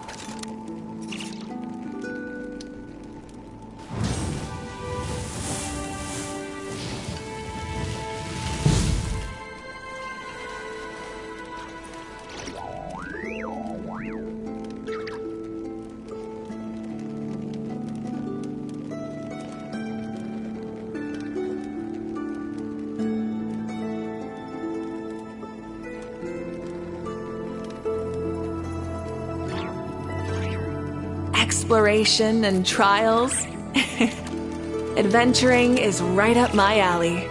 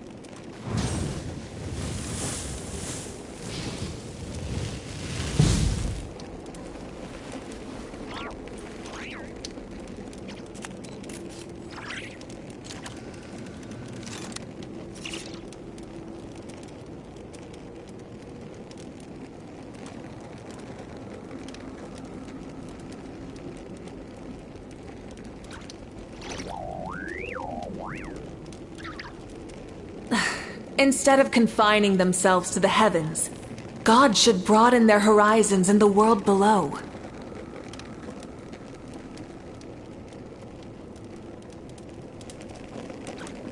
Many insects have a compulsion to follow the light, and humans are the same. Except we call that light hope.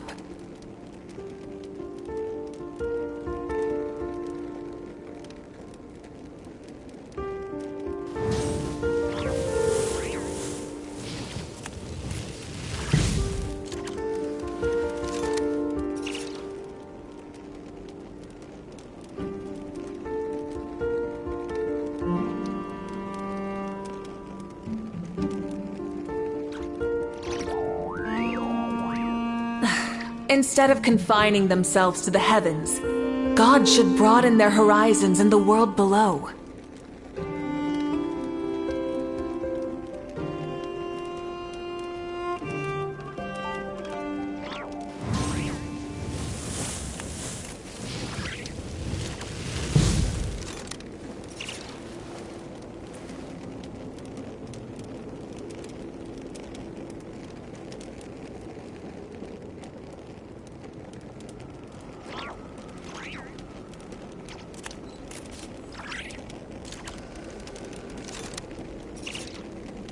Many insects have a compulsion to follow the light, and humans are the same. Except we call that light hope.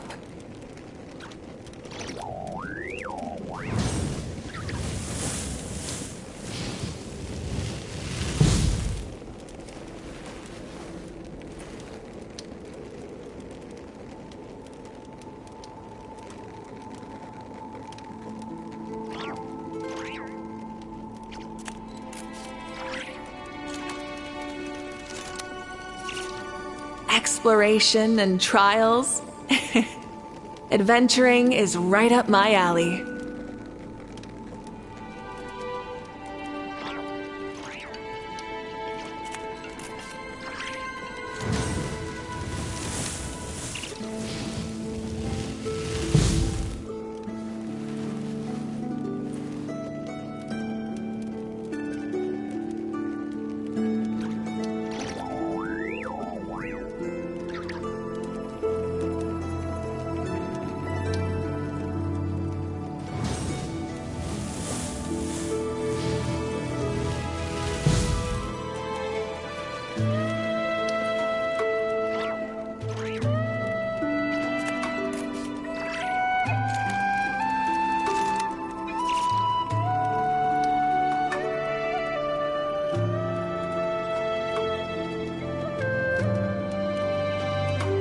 Many insects have a compulsion to follow the light, and humans are the same. Except we call that light hope.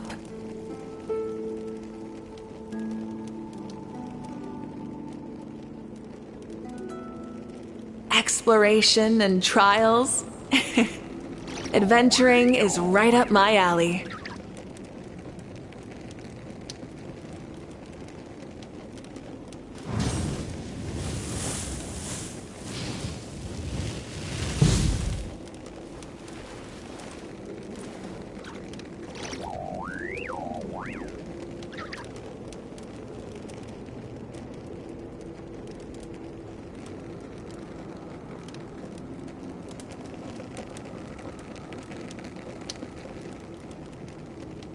Many insects have a compulsion to follow the light, and humans are the same.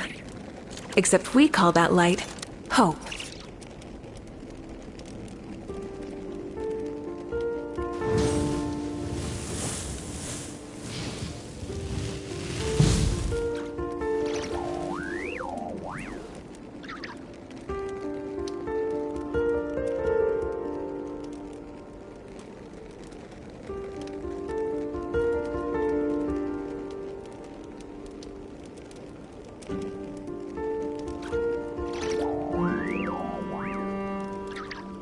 Exploration and trials.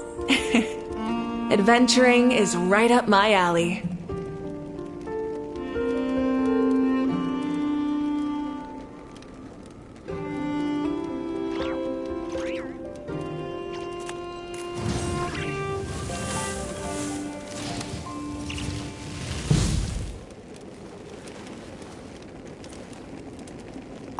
I have confirmed that you are all in good health. With that, my work is now complete. Congratulations are in order.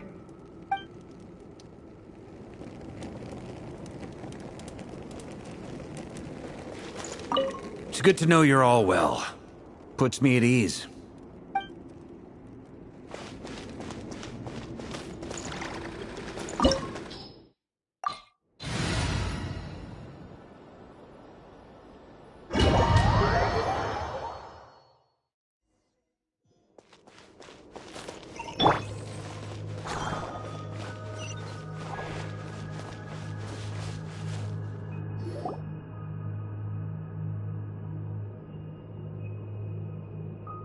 Are these people... Judging by their clothes, they appear to be phantom Hyperboreans from the distant past. That could mean they have some clues about the moon goddess's name, right?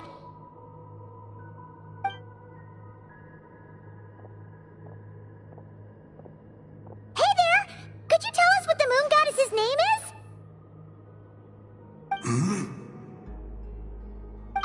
Sorry. That's probably a weird question, huh? How do we explain this? The moons are long gone, and their goddesses are dead. Their names no longer mean anything. When a new moon goddess is born, we will surely know her name. We have used every last resource at our disposal. All that remains is to wait, patiently and quietly.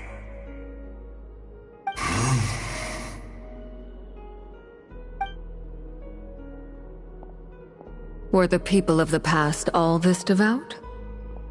It looks like this phantom doesn't intend to converse with us any further.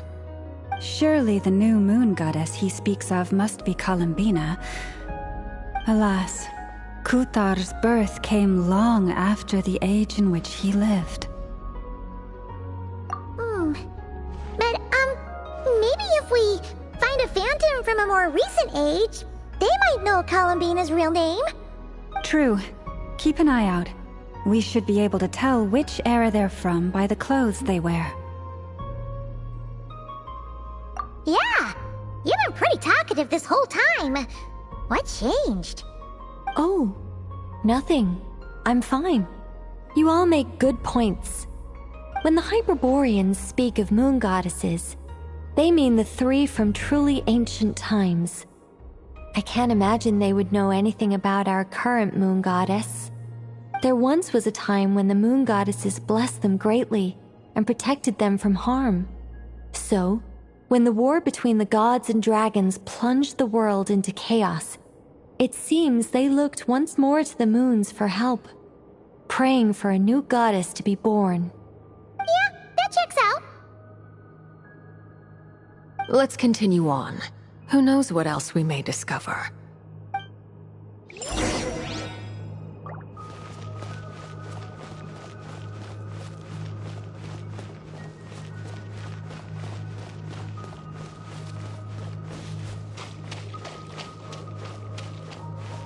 There's a door blocking this path.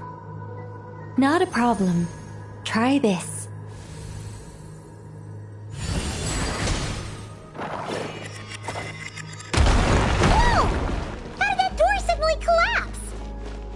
This device was maintaining the door's integrity. Remove the core, and the device stops working.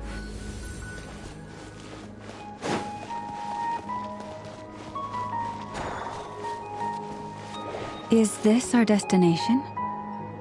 Impressive. More precisely, this is a device that will help us reach our destination. Let's go. We still have a long distance to cover.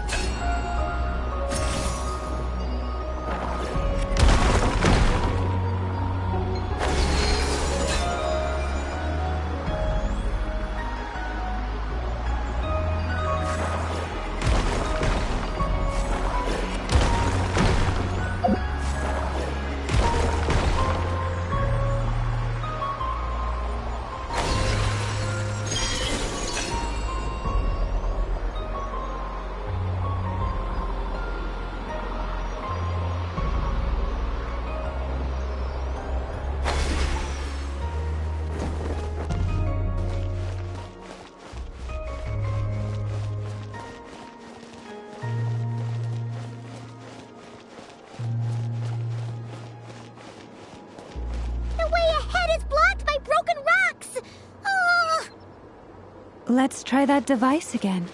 Remember the door from earlier?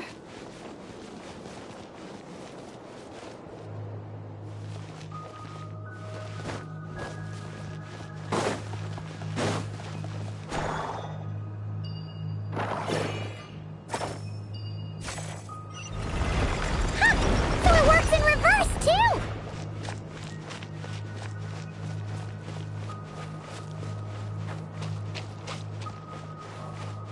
The humans we see are all phantoms, but the monsters are real. What a fascinating place. There'll be plenty of time to admire it later!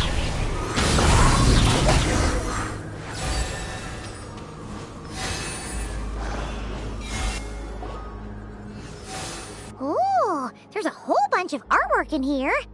Seems pretty old. Nicole, this is probably your area of expertise. What do all these paintings mean? Let me see.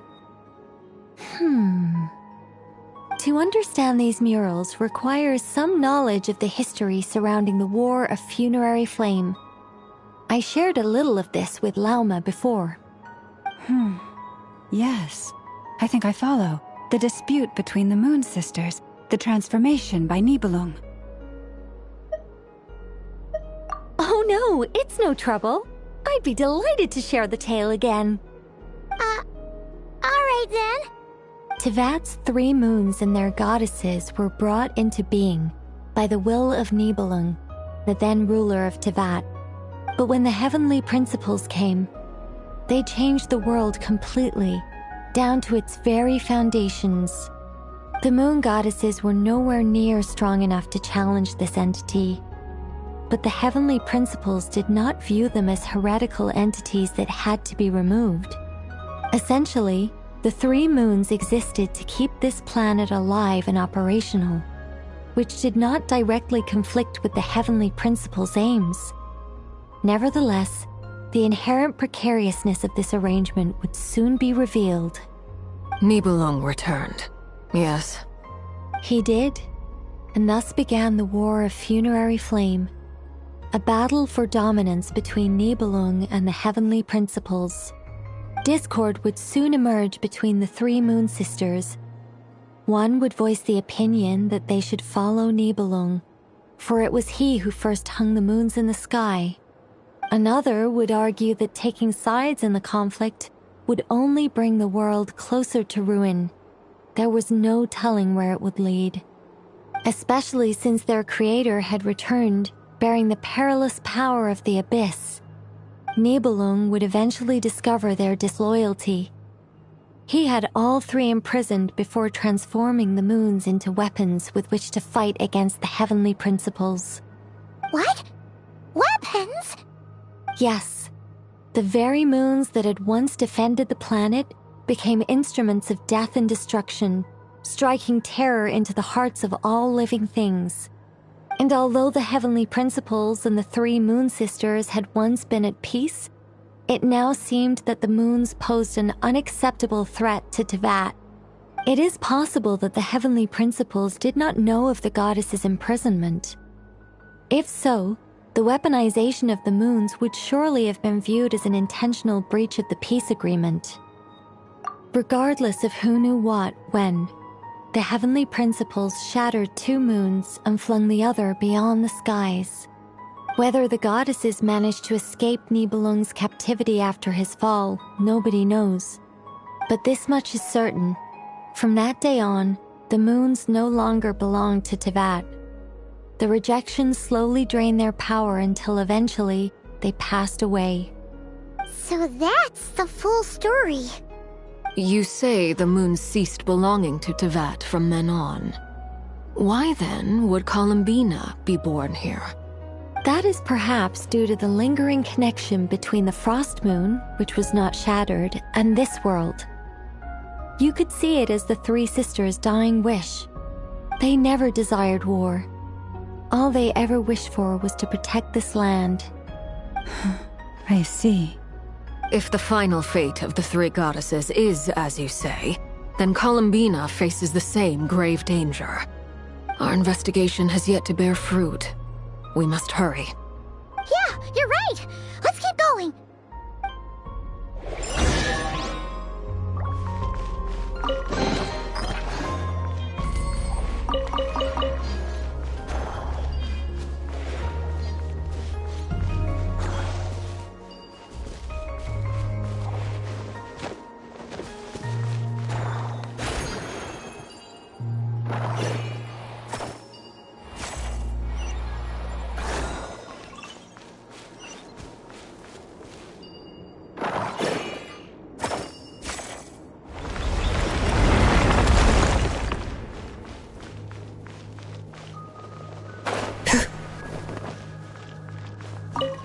Should we trust him to keep his promise?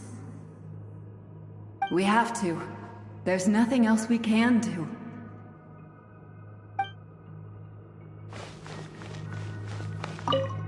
Why? Why do the creators of this world no longer show mercy upon their people? Remember his words. We must change our fate with our own hands. Wait, that's odd. Who is he? Is something wrong? No, not really. It's just that over 30 possibilities emerged in my head, so I can't be sure who he is. It's been too long. My memory isn't as sharp as it once was. Okay. 30.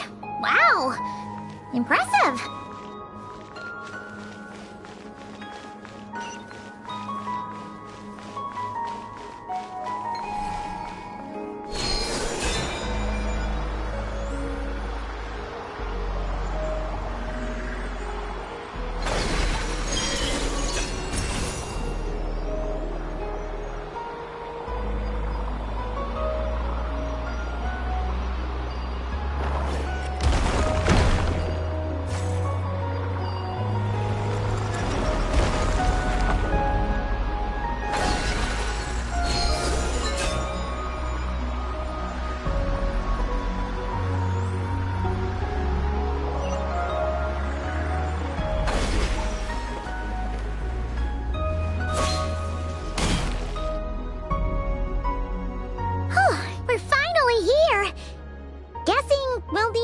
activate this thing?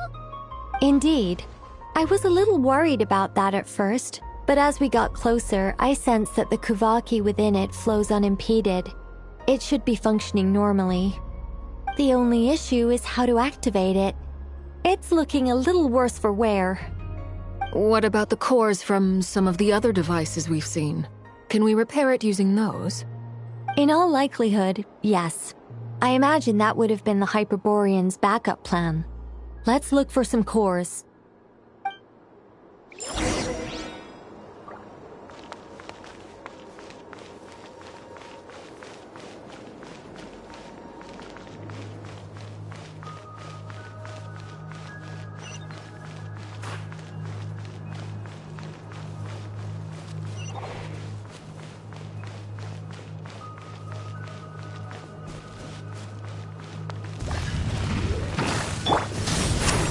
Show no mercy! Leave this place.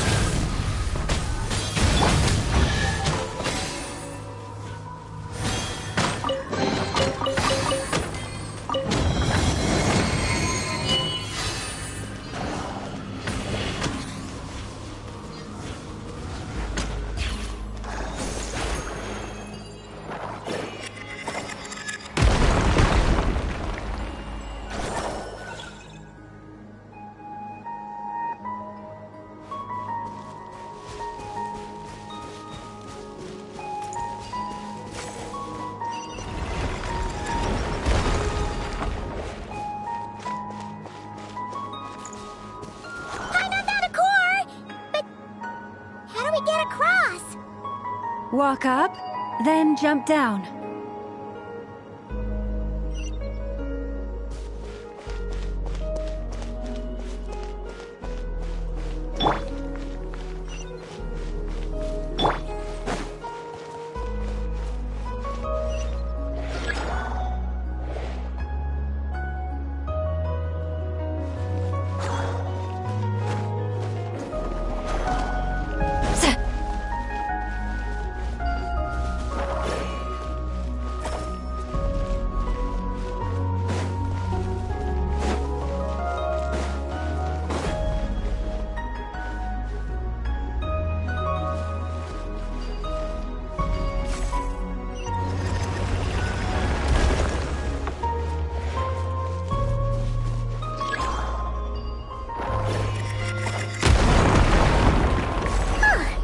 Enough cores. Let's head back.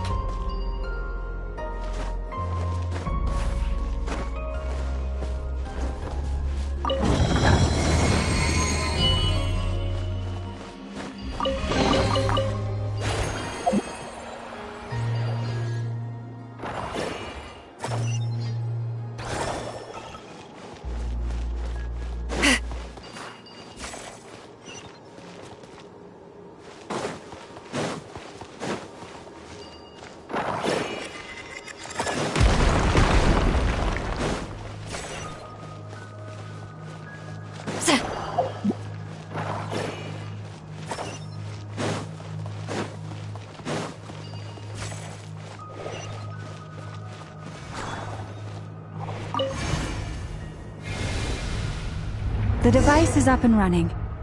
It's hard to believe that the ancients were capable of constructing such things. Paimon sees our destination! It's right up ahead! Yes, let's go.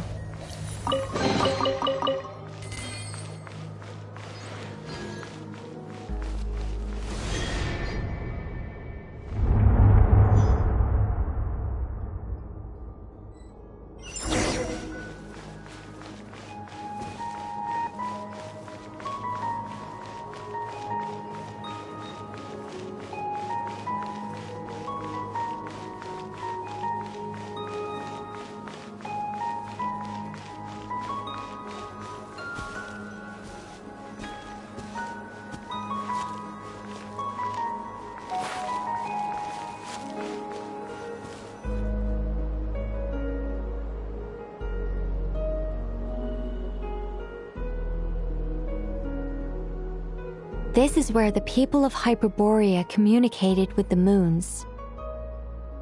We need only place the moon marrow upon this platform on Moon Prayer Night and we shall be able to open a portal to the moon and send our moon goddess back home. The assumption being, of course, that we can find her first. That's right. You want to know if it's safe there, don't you? And yet, she has no choice but to return. You know this. That's not the only issue here. This is the end of the line, right? We've explored everything we can. And despite looking at historical artwork and talking to people from Hyperborean times, we're still no closer to learning Columbina's name. If it's not too much trouble, could you tell me exactly what Alice said to you about finding her name? Oh, sure. What she said was... Then your first job is to find it. As a moon goddess, I'm sure she must have a name she identifies with.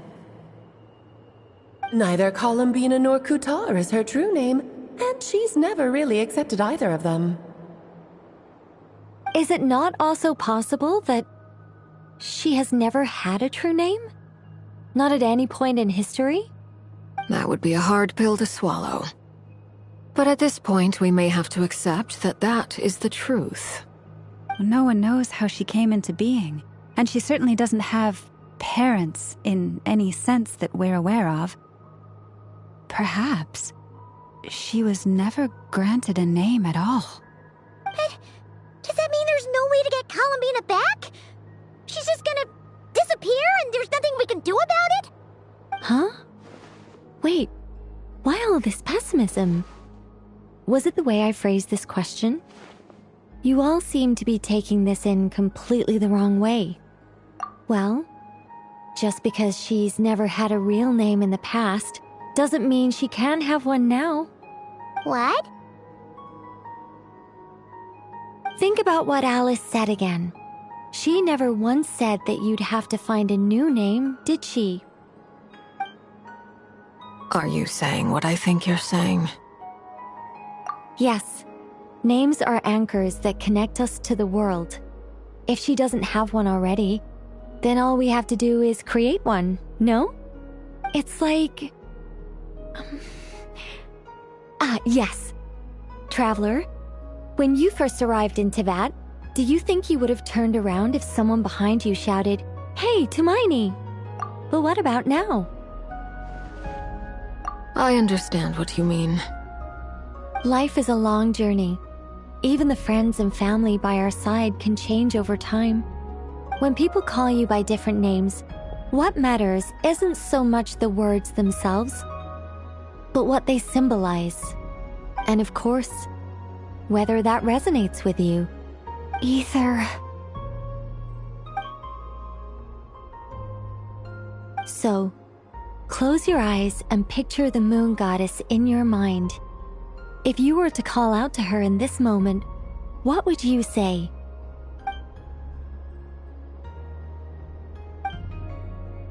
Columbina. Columbina. Paimon would call her Columbina too. She has long forsaken everything that Kutar represents. I think from now on I should call her Columbina too. Well, it sounds to me like you found your answer. Are you sure? Is it really that simple? We haven't found her this whole time, and not for lack of trying. For a journey like this, the process is every bit as important as the outcome. Had you not searched far and wide, rejecting every other answer you were offered? How could you have come to an answer you felt was finally correct?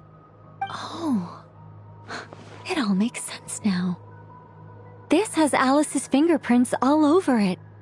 Are you suggesting that Mage knew from the start that Columbina never had a real name to begin with? I can't say for sure. But I can definitely imagine her chuckling in satisfaction somewhere right now, saying, "Ah, what fun." Llama! Your antlers! You should hurry. The festive moon has begun to rise. Do not worry. For when you called the name Columbina just now, I could sense that the power within was enough to summon back the moon goddess. The power within what? The name? Yes. So, the thing is... What's wrong now? This is so annoying. I really want to explain how that whole thing works. Starting from the founding principles of Teyvat and... Oh, I could talk about this for hours. But... Deep breaths, Nicole. Deep breaths. You're an angel. A sober, sensible, solemn angel who has her priorities straight. Okay then. Sorry for asking. Clearly a bad call on Paimon's part. Anyway, you all need to hurry. Last thing, remember how it felt when you called out that name. Then it is agreed. By the name Columbina, we shall find her. Then we'll throw her the best Moon Prayer Night party ever!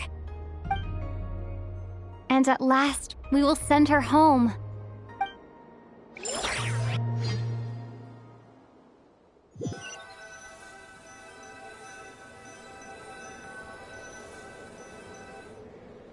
I can barely move anymore.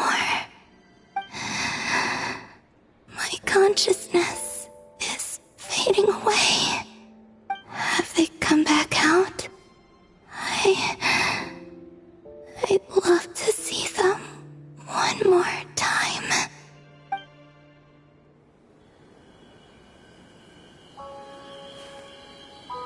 They didn't make it.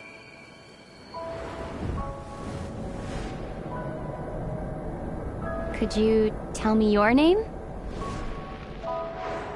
My name is... Columbina!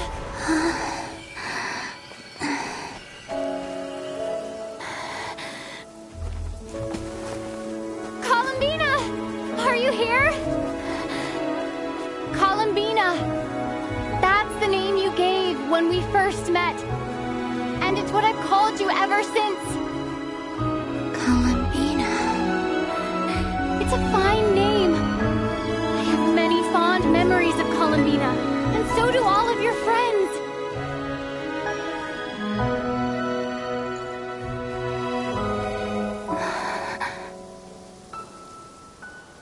If you like this name,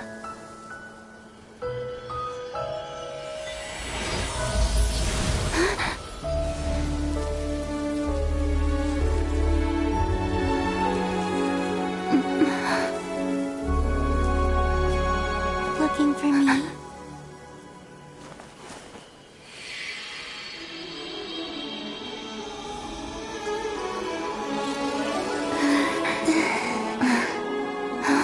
I like it. You can carry on using it. My name is Columbina Hyposelenia.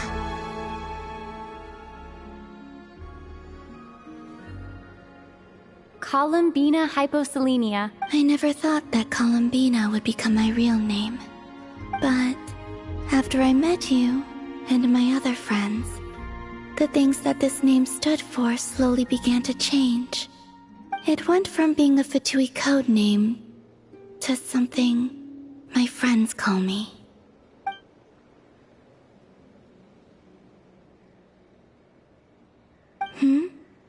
What is it? Why aren't you saying anything? I'm just so happy for you. Thank you. So, where's everyone else? We can go and meet them very soon. Everyone went to different places to try calling your name. Great. I'd like to thank them as well. Everyone's done so much for me. Searching for my name, entering those ancient ruins. Huh? Wait, so you were... Yes, I was there. Not physically, but my consciousness was still holding on. I followed you the whole way. Starting from when? You turned around and called out my name while you were in Nasha Town. Do you remember?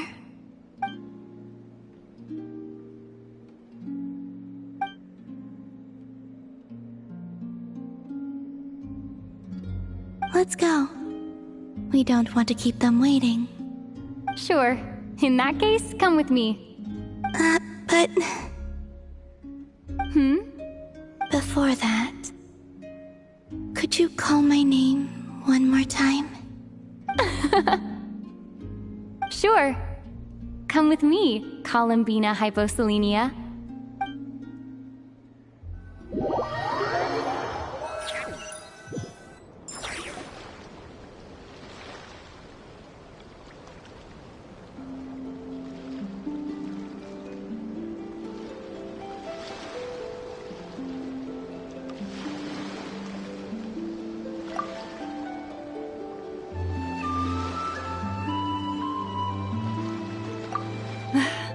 Columbina!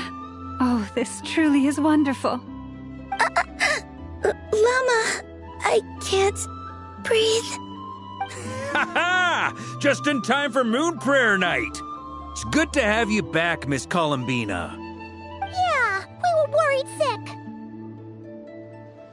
Thank you, my friends. With your help, I now have a name that belongs to me. Columbina Hyposelenia. Where's the second half from? You added it yourself? That's right. It means... Born beneath the moon. Yes. And by extension, it can also mean born beneath this world.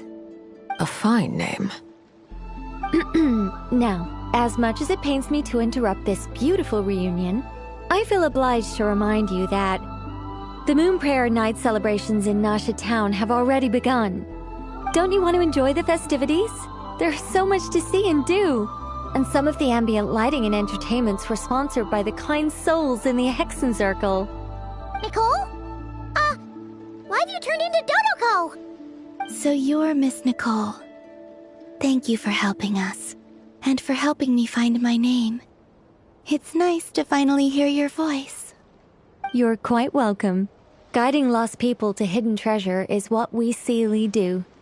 And if you ask me, spiritual treasures are far more precious than material ones. Chests are all well and good, but this was what it's all about. Ah, so satisfying. Anyway, I had to go help Alice. It seems like she ran into some trouble. That's why I couldn't be here in person. But don't worry, we're with you in spirit. We'll be celebrating right along with you. Keep an eye out for the Hexen Circle's festive stalls in Nasha Town. I think you'll like what we came up with. Alice said she even managed to rope B in this time. The Frost Moon Scions have also prepared various attractions. I believe Aino, Ineffa, and their crew are setting things up as we speak. On that note, Nefer, about that request I made. It's all in hand. Yehoda is on site to ensure that everything goes off without a hitch. Wonderful. In that case, Traveler?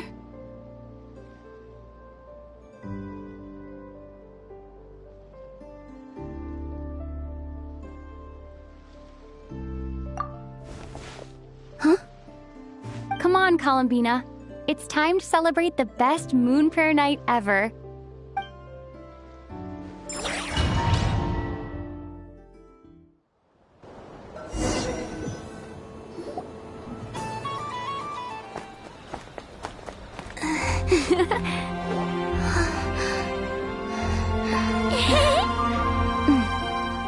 Hey, young lady. Would you like some Moon Prayer Night candy? Happy Moon Prayer Night. Oh, yeah. I almost forgot to say. Welcome home, Moon Goddess.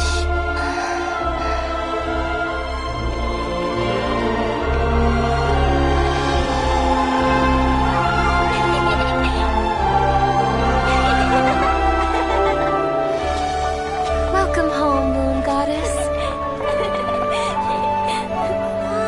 Welcome home, Moon Goddess. Welcome home, Moon Goddess. turning Nashitown into her home is a festive gift. A rather brilliant idea. Perhaps this is what Nodcry, Columbina's home, should have been like all along.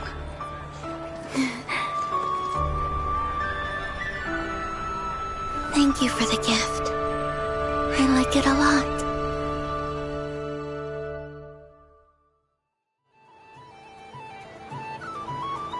This feels like the surprise of my life. I do. I never imagined I'd ever get to enjoy Moon Prayer Night with everyone so freely. If you're happy, we're happy. Quite a strategy you came up with. Hide the tree in the forest. It's not your usual style, Lauma. Is there something about Moon Prayer Night that enhances what's in your head as well as the antlers on top? Apparently so. It even inspired a perennial penny pincher to use their resources for a greater cause. It truly is a magical festival.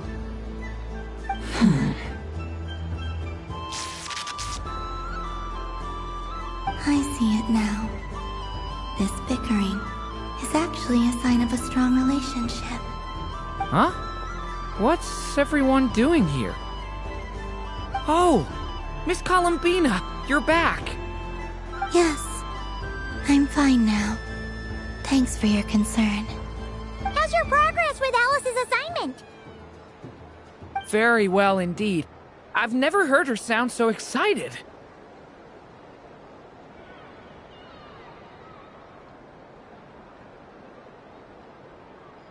Not like this. This time her excitement seems more serious.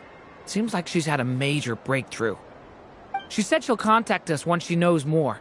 In the meantime, we're free to relax and have some fun. Enjoy the time off while it lasts. I have a feeling that our next task won't be so simple.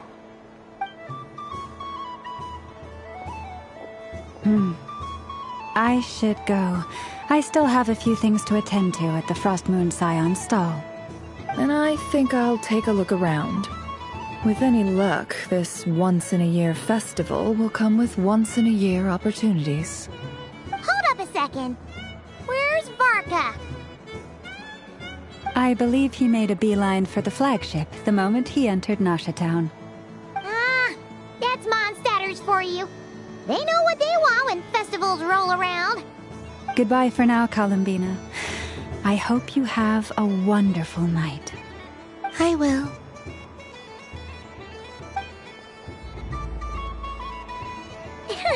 Well, in that case, don't just stand there. Get out there and have some fun. You'll definitely get a warm welcome at every stall. Oh, also, take this map with you. It's a guide to the festival.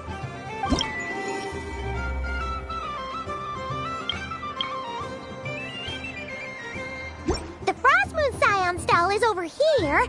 Lauma's invited a whole bunch of cute animals to celebrate too. Over there is the Hexen Circle section. Alice seemed more excited than anyone about this festival, so she insisted on making it a grand affair. Oh, and then there's the Nashitown local specialties, including... Actually, forget that. Better if you go check them out for yourself. Thank you. It looks like a lot of fun.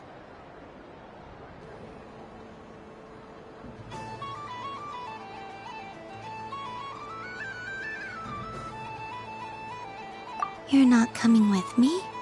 We'll be around. But don't you want to browse by yourself for a bit first?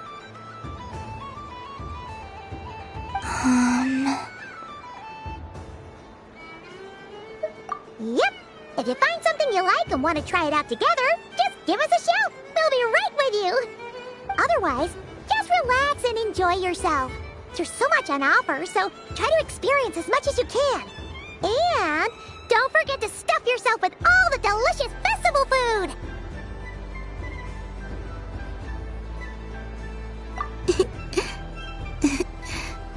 All right then. Off I go. Where should I go first? This must be the mage's stall. was aiming right at it! Aw, what a pity. I saw it with my own eyes. You were so close. So very close. That's not true! It dodged out of the way right as I was about to snag it! I'm sorry? You heard me! This paper frog can move! I swear! Dear, oh dear, what are you saying? How could a paper frog move? Unless you believe there really is magic in this world. But even if I, the mere humble merchant that I am, knew such magic, surely I would not use it on a paper frog. I'd sooner give Mora legs, so I could walk right into my purse. My dear, dear customer, why not have one more try? This time I'll give you 12% off, a very generous discount for one of my most regular customers. Just think about how much experience you have under your belt now. You're sure to win the next one. Darn, I used up all my coins. I'll be right back. Just gonna fetch some more from my house. Take your time, but don't take too long. This event is Moon Prayer Night only. Miss it, and you'll have to wait a whole year before I'm back. Next customer, please. Welcome.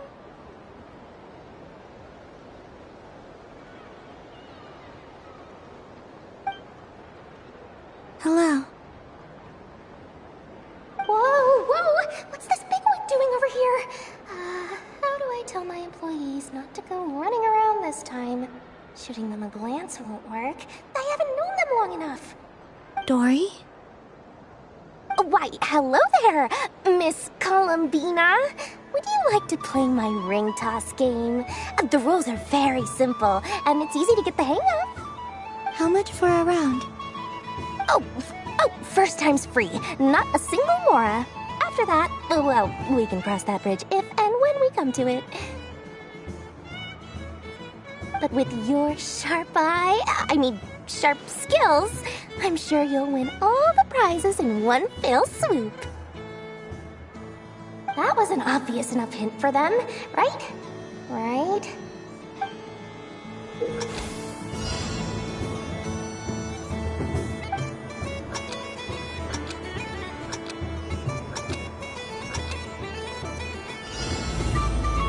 Here comes the ring! Peanuts.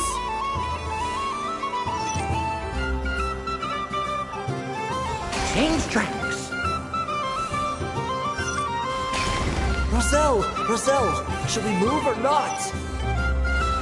Just a tiny bit. All right, then I'll... Oh, sugar plums, not the clock hands. How do I move the legs again?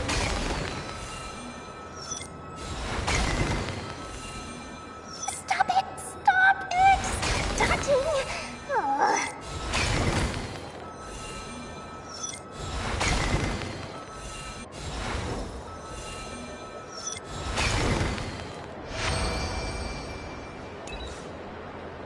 Let's see now. Let's see. Wow, very good. That's the highest score we've had all night. And here's your prize. Now, how about another round?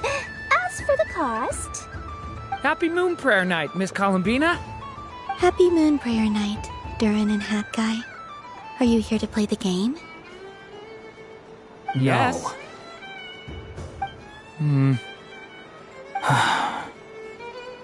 You said we were just coming here to say hello. I did, but then I recognized a few more people as I got closer. Do my eyes deceive me? Is that... It's our little dragon! He's all grown up! Someone's popular. Well now, since you came all this way, why don't you try out this lovely game we have going? First try is free! He'll have a go. I'll pass. It's only one free try per customer. You can't give your try to him. I'm aware. How has Elder Almond been lately? He's in great shape. He goes for a run in the forest every morning to stay fit and healthy. He tried to go boat racing with Firecracker a while back, but he couldn't even make it onto the Lotus Leaf. Firecracker was in fits of laughter. How about you, little dragon? Can you still fly? Yes, I can. But you've become less chatty. Has growing up been tough on you? We call that maturity. You know, the thing people sing about. The knight wields a sword of stone to defend those hearts that are made of gold. Stone is very heavy. That's what keeps him from talking too much. That's awesome! I want to be a knight when I grow up too. Ring, here I come! Ha! Oh, the hat-wearing man. I never thought I'd see you again. You seem more determined than when I saw you last on the train. If you say so. Oh, I do say so. The people you once helped see it clearly. It's because you are once again on the right track. May the engine in our hearts propel us to the station of our dreams. I can move! I can move now, Roselle! What are you doing, running into the rings like that? You got them all so quickly! I have never seen anything like this in all my travels. Is this guy actually an old friend of theirs? But how? They're origami animals and clockwork people from a fairy tale. Getting to know them would be quite an arduous task, unless they share a hometown? I have to get to the bottom of this.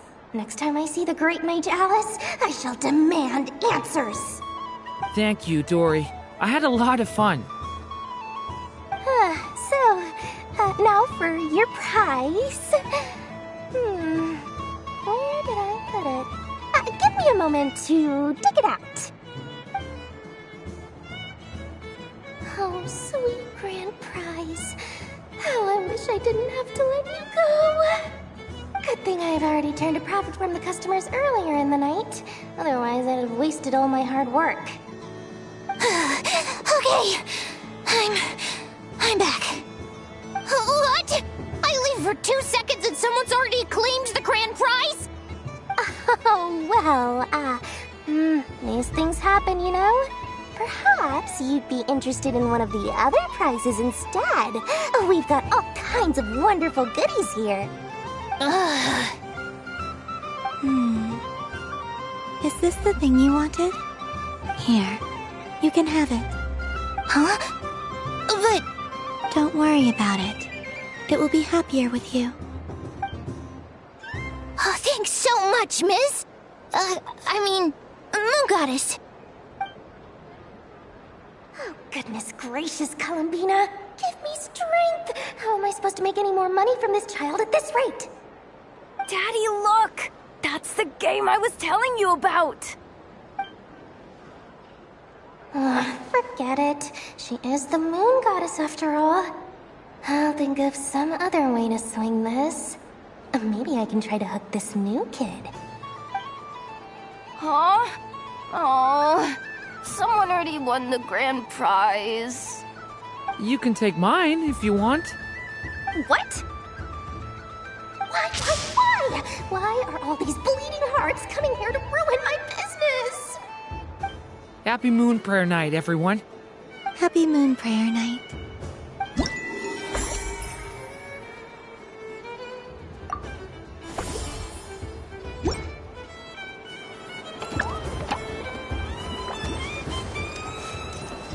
If all the prizes are gone, I might as well close up shop for the day. But you haven't had your fill of fun yet, right? So the next time a customer shows up, you're going to have to run faster, all right? And remember, run out of the rings, not into them.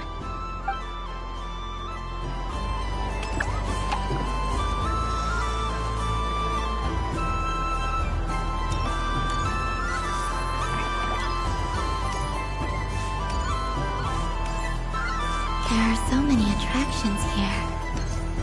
Since I rarely get out, I might as well make the most of it.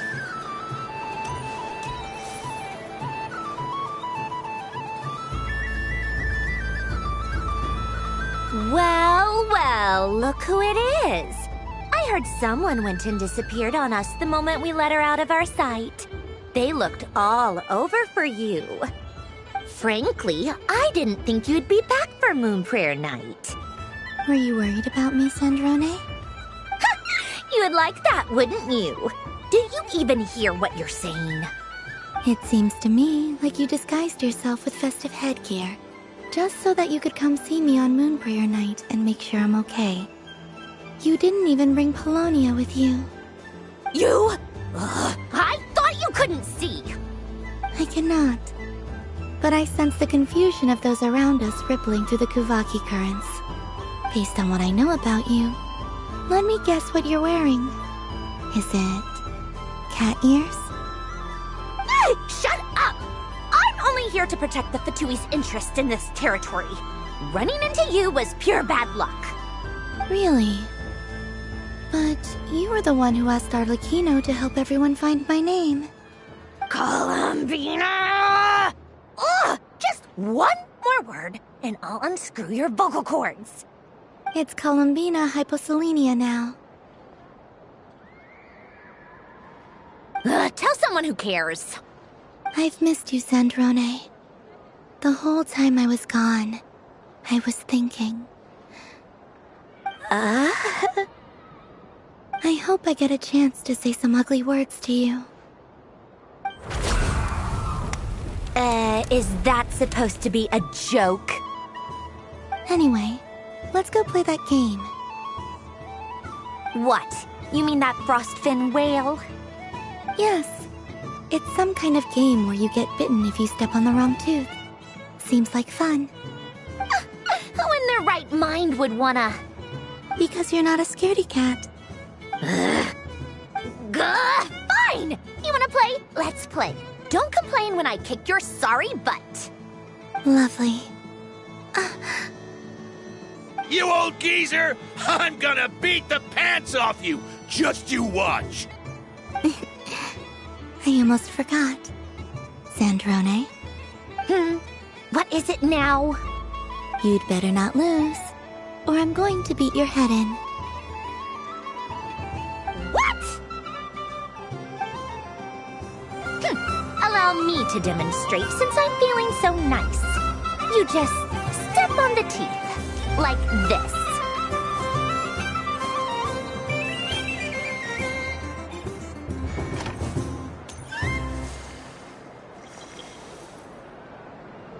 Which should I pick? Your turn, Sandrone.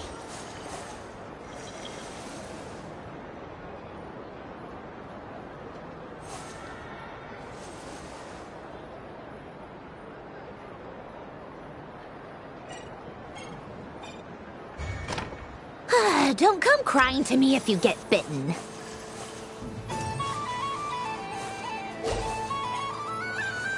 There are less and less teeth remaining.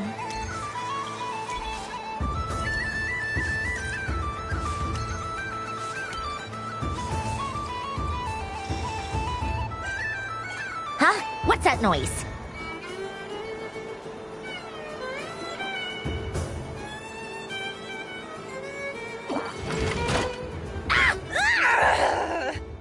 I think you might have picked a bad tooth, Sandrone. Shut it! Do you need any help? It seems like you're stuck.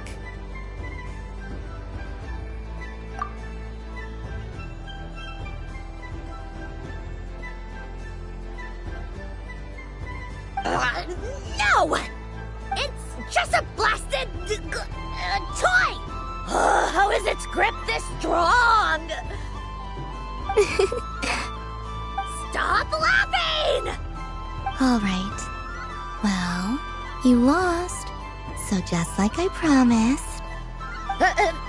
Hey! What are you doing? Are you seriously? Hiya! Why, you... Oh, just you wait! Rematch! Are you all right, Sandrone? That was quite a strong bite. Are your clockwork parts? Quit your fussing! I don't need it! All right. I'll go first this time.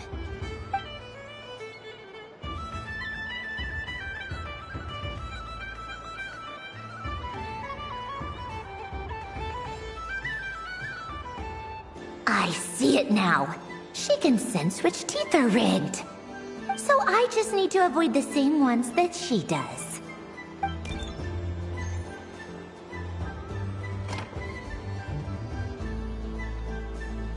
This one... Seems fine. She avoided that one then? Now I've got you. All right, my turn.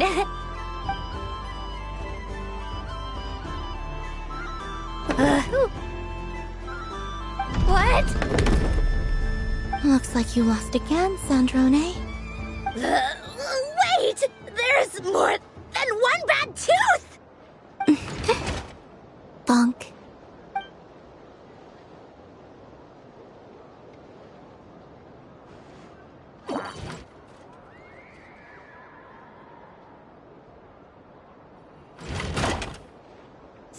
Stupid game! What idiot came up with this?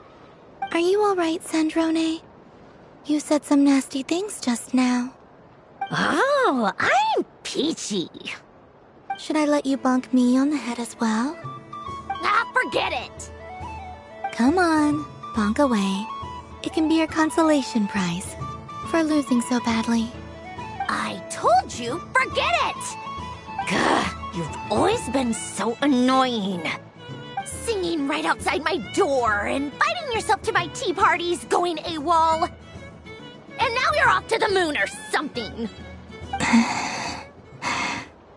Of all my days with the Fatui, the times I spent with you, Arlecchino, and Rosaline, they were my favorite.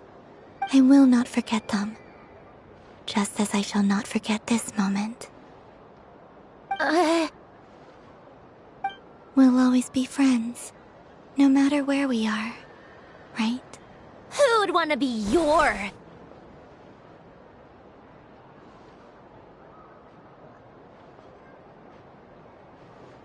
I'll miss you, Sandrone.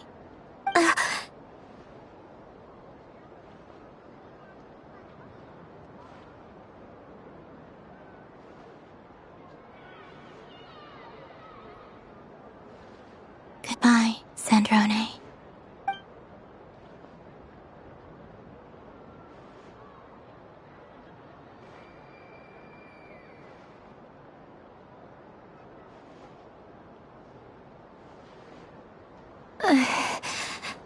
I'll miss you too, Columbina.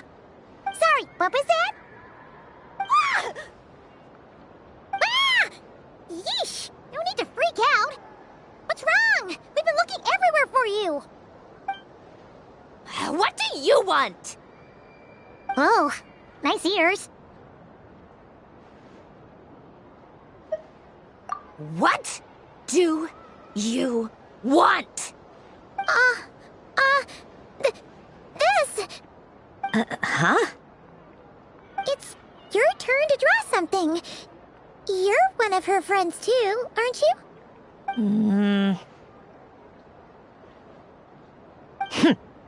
Doesn't know how lucky she is. Sorry? Nothing. I'm done. Take it. Oh, that was fast. Oh, and one more thing. Last time we spoke, you mentioned you were interested in the Narcissan Kreutz Ordo's research, remember? There were too many people when we last met, so we didn't get the chance to do this. What are you talking about?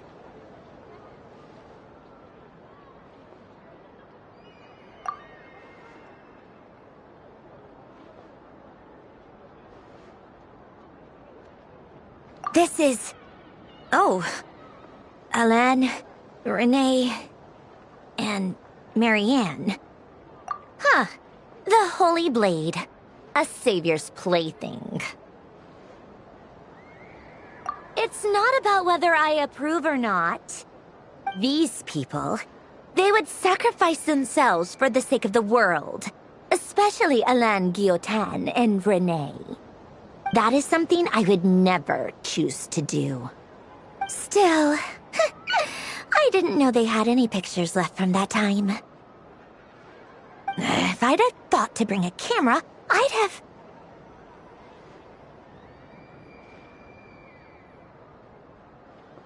What? Yeah, of you being bitten by the frostfin whale and Columbina bonking you on the head. Tear it up! Now!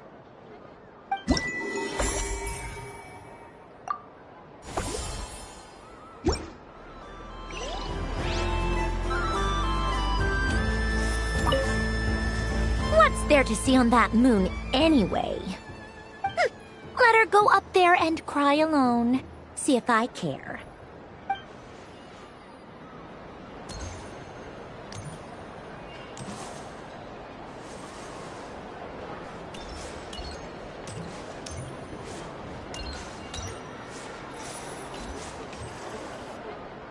Moon prayer candy! Beautiful, tasty moon prayer candy!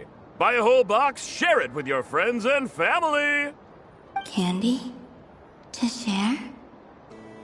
I wonder what flavors everyone would like. Welcome home, Moon Goddess. Fancy a box of moon prayer candy? Sure. I knew you would. Now, what flavor would you like? I'm not sure. What flavors do you have? Is this for yourself or as a gift? A gift for my friends. Ah, I see. In that case, I'd recommend apple, lockaberry, or midsummerberry. Those are the most popular. Do you have nocturnal blossom flavor? Huh. I've seen couples give those as gifts before, but I did not know they were edible. No? Okay then. Moonfall silver? You did say this was for friends, right?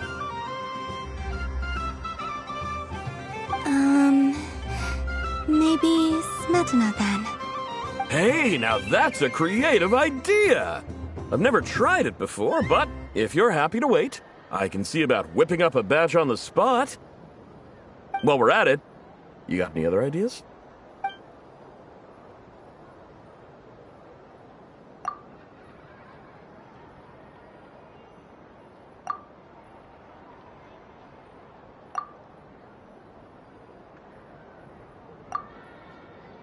Here you go. Every flavor you asked for is in there.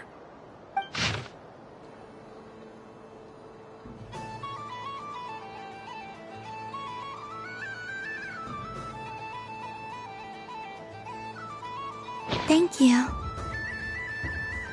I should be the one thanking you! You brought me a whole bunch of new business. It's like a genuine blessing from the Moon Goddess. I hope you and your friends have a lovely night.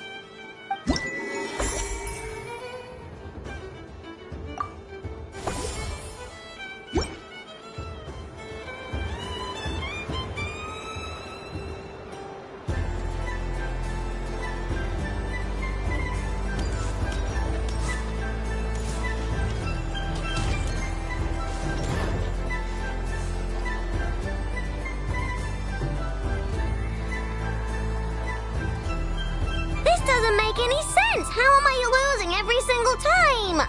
Wait, Inefa, you're cheating, aren't you? Yeah, that must be it. I am not cheating, I know. Uh-oh, sounds like Inefa's turning into a big baloney bot. I think it's time for some serious maintenance. Moon Goddess, help me. Miss Columbina, I know, is attempting to cheat. I'm not the cheater! You're the cheater! How dare you throw it back at me?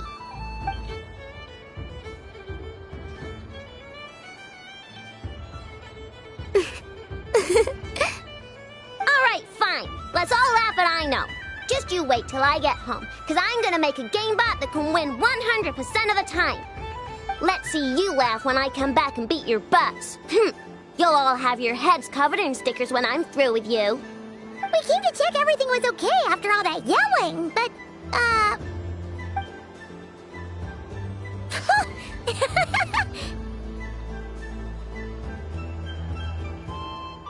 Whatever it is, it sounds like cheating is allowed. Kuhenki concentration. Each player starts with differently colored kuhenki. Each round, they draw one kuhenki from their opponent. When a player has two kuhenki of the same color, they make a pair and can be discarded. Any that can't form a pair must be kept. The round ends when a player can't form any more kuhenki pairs, and that player gets a sticker.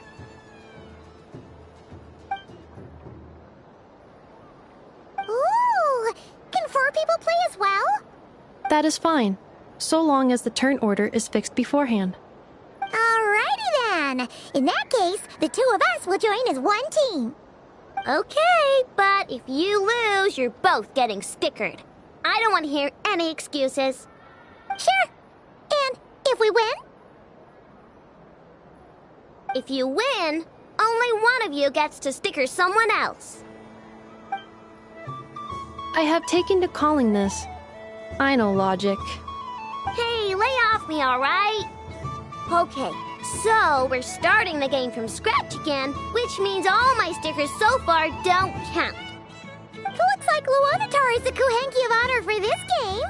Anyway, let's go clockwise, starting from Inafa.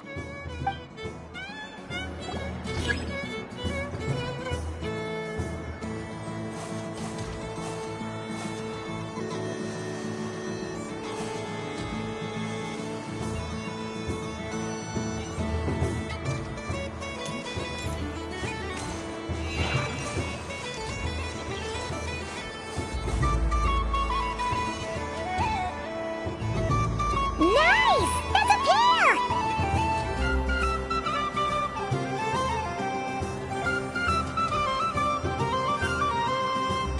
Go, go, fly!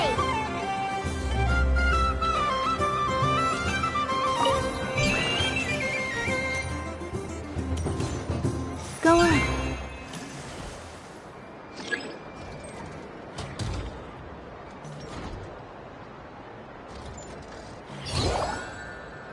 I have a pair.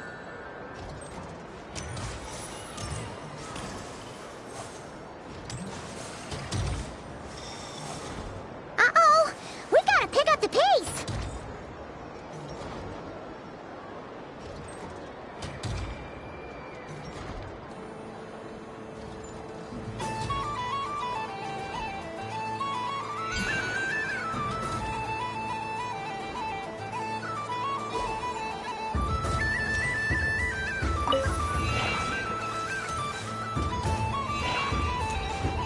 I win.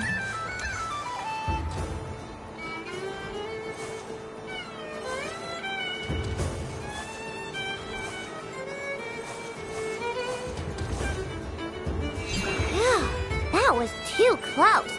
I thought I was gonna lose. Good luck, everyone. Aw, we're out!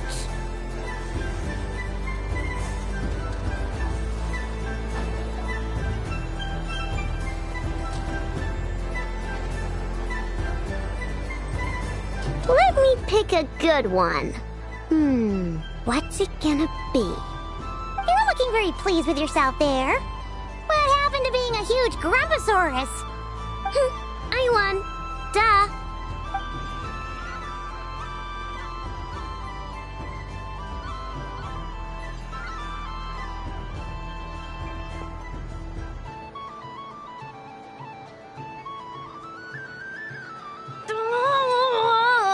Me again? Don't fidget too much, Aino, or the sticker's going to fall off. I don't care. If it falls off, it falls off. If a pair of Kuhenki get discarded, why not a pair of stickers? Huh? Huh?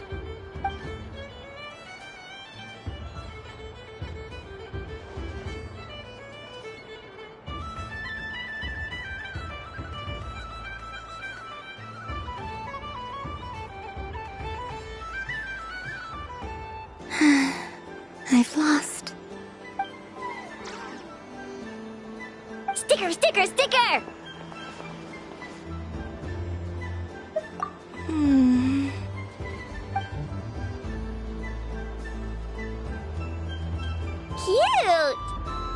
You think so?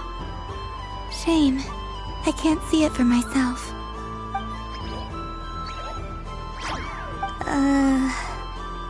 What did Luanatar say? She said it looks so cute that she wants me to lose a few more rounds.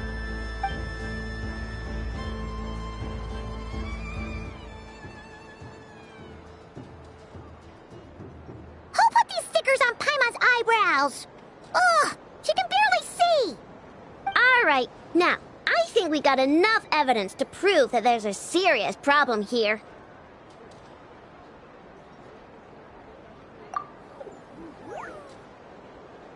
Yes, I agree as well.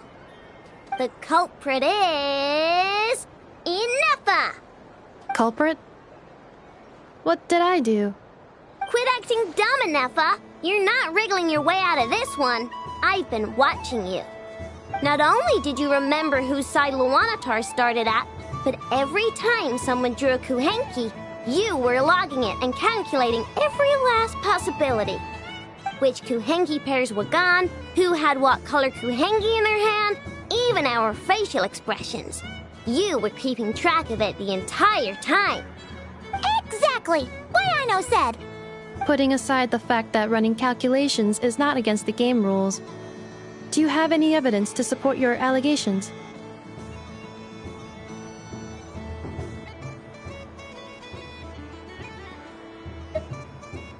But that's not against the rules either. So she admits it. She certainly does. All right, everyone grab a sticker. It's time to get Ineffa back. But... Take that!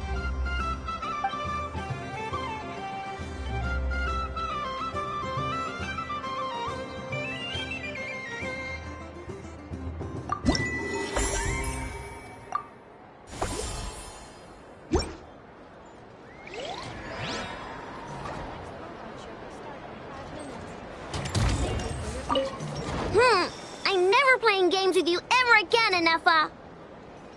Ooh, moon prayer candy? Sweet. Is it okay if I grab a whole bunch? Psst, Columbina, turn around. Use your huge cloak to block Ineffa's vision. Yum. Oh, this one's even yummier. Ugh, the flavors are blending in my mouth. Ew.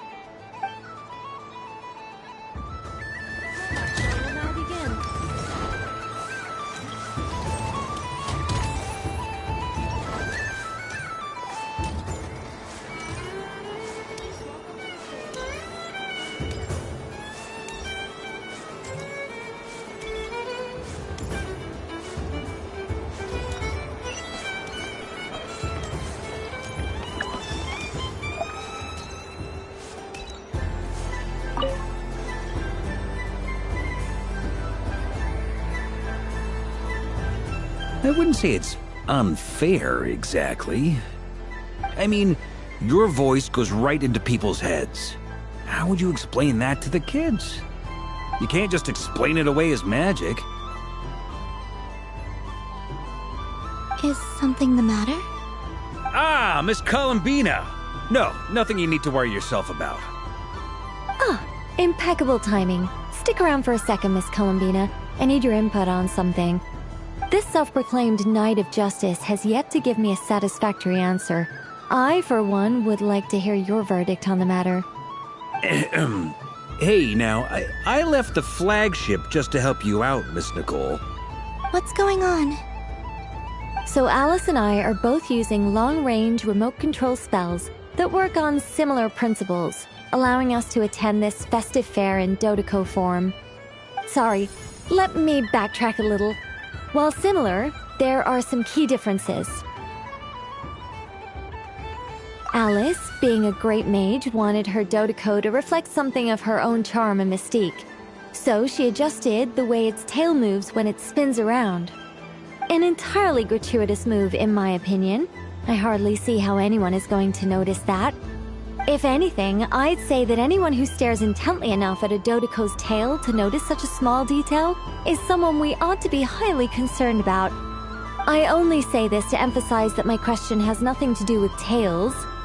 Now that we're clear on that, why is Alice's Dodeco permitted to interact directly with the children celebrating Moon Prayer Night, while mine is not? Your voice speaks directly into people's minds. See? Exactly what I said.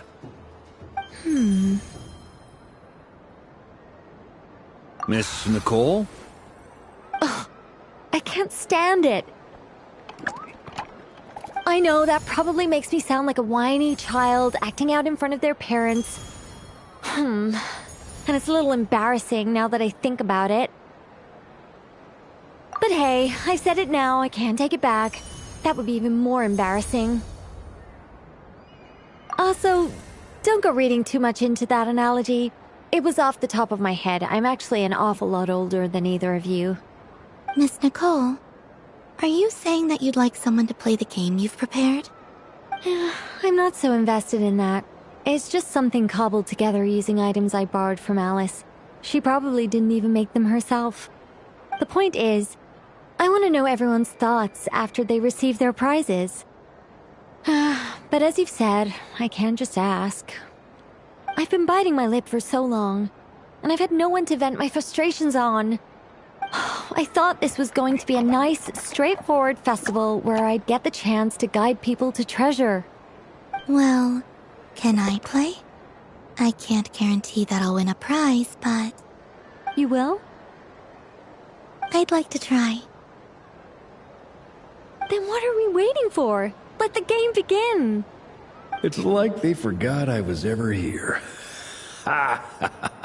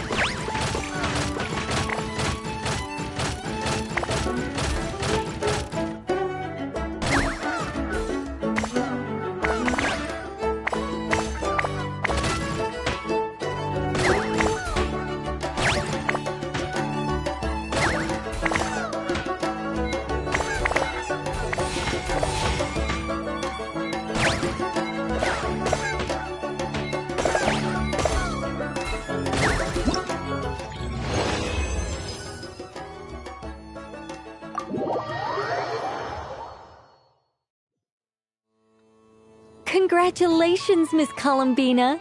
With your great wisdom, you have overcome every obstacle in your path and conquered the great challenge posed to you by fate. Fate? Well, something to that effect. If you'd prefer something more poetic, it could be the icy winds or the dawn. Anything you like, really. You could even go with the challenge posed to you by Dodeco, if that's what you're into. Anyway, you can take or leave my suggestions. Moving on. All my hopes are now resting on this. Can I open it now? Stop teasing me. Please, I'm begging you. No more talk. Just open it. Wow. What a lovely sculpture. Classic and cute at the same time. Thank you, Miss Nicole. I'll always treasure it. Ah, there we go. Music to my ears. You have my sincerest gratitude, Miss Columbina. Thank you for sharing your precious time with me and fulfilling my wish. Don't mention it. You've all done much to help me, And still, I'm the one receiving all these gifts.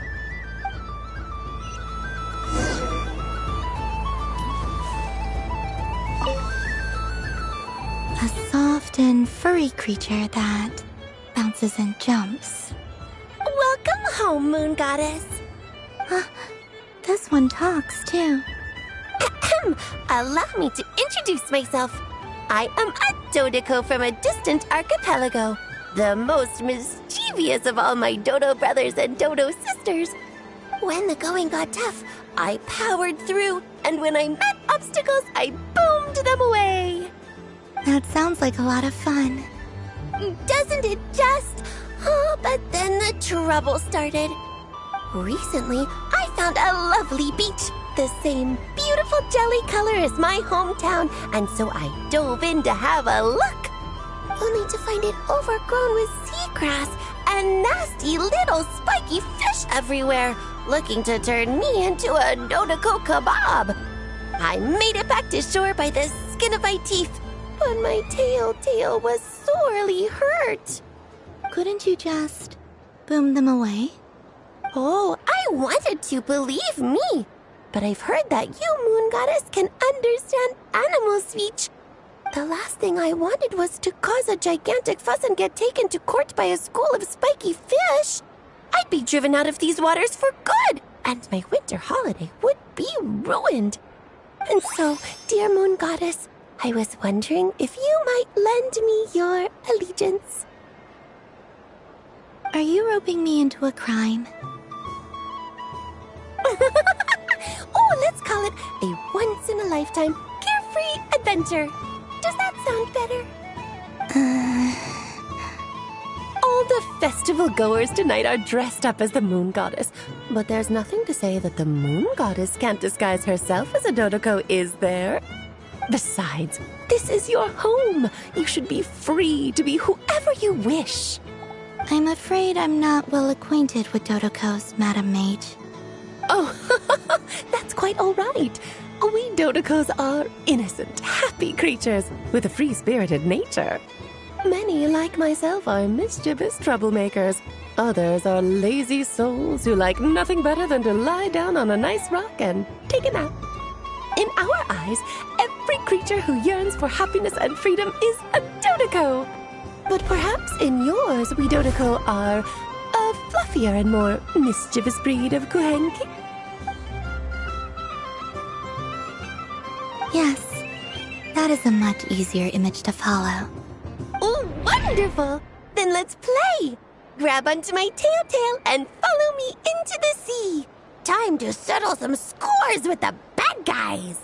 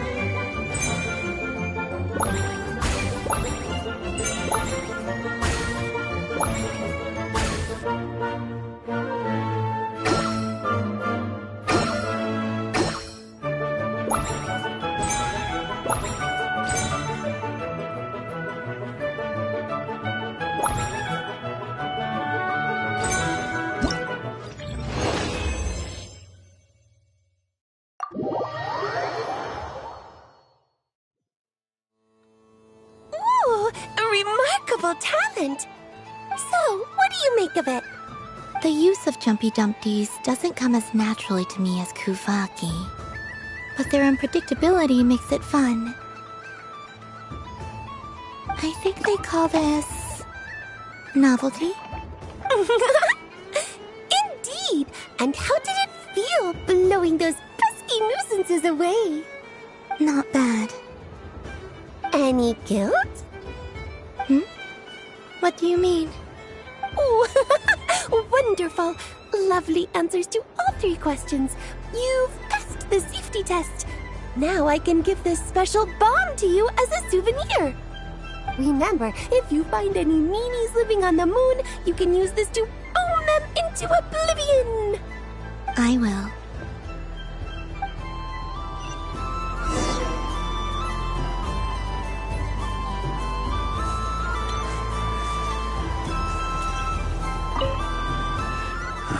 It'd be rude to just leave without saying anything.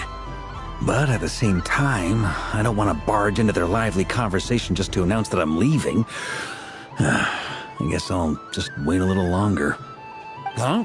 Albedo? This sketch is for you, Grandmaster. Oh, a gift for me. Thanks. Let's see what you've done for me. The North Wind left in the lurch.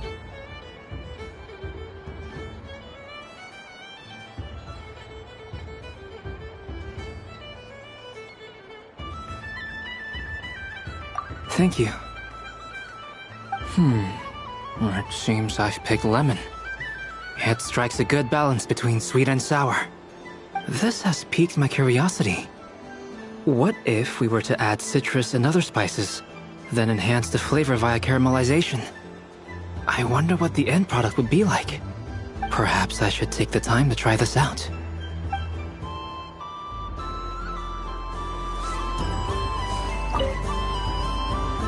Welcome home, Moon Goddess. Oh, you're the genuine article. Alice was right. This Moon Prayer Night was worth watching after all. Another one that talks. Greetings. Pleased to make your acquaintance. I am the Hexenzirkel member they call B. Barbeloth Trismegistus. Columbina Hyposelenia. Pleased to meet you too. Hyposelenia. A fine name indeed. Now then, Miss Columbina, do you wish to hear a mage's divination? Divination? The Frost Moon Scions used to ask me what would happen in the future. Is this like that? From the perspective of the one seeking answers, perhaps. As you look to your journey ahead, if you seek to understand the unknown, resolve your doubts, and soothe the confusion in your heart, divination could be for you. The unknowns on my journey. Of course, if one wishes to peer into fate, then hydromancy is the more precise option. But that is a complex affair, and to relegate that majestic art to the status of a festive amusement would seem somewhat uncouth. Besides, it is sometimes better to not know fate with great certainty. Hence, I shall use the suitably festive Luna Arcana to tell your fortune instead. It is more popular with the youth in any case. Lunar Arcana. Indeed. Unlike hydromancy, this will only display possibilities and trends. People like to think of themselves as creatures of agency and free will. Peering too far and too clearly into the future is detrimental to both body and soul.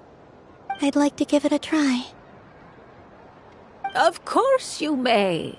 Come then, take a seat, Miss Columbina.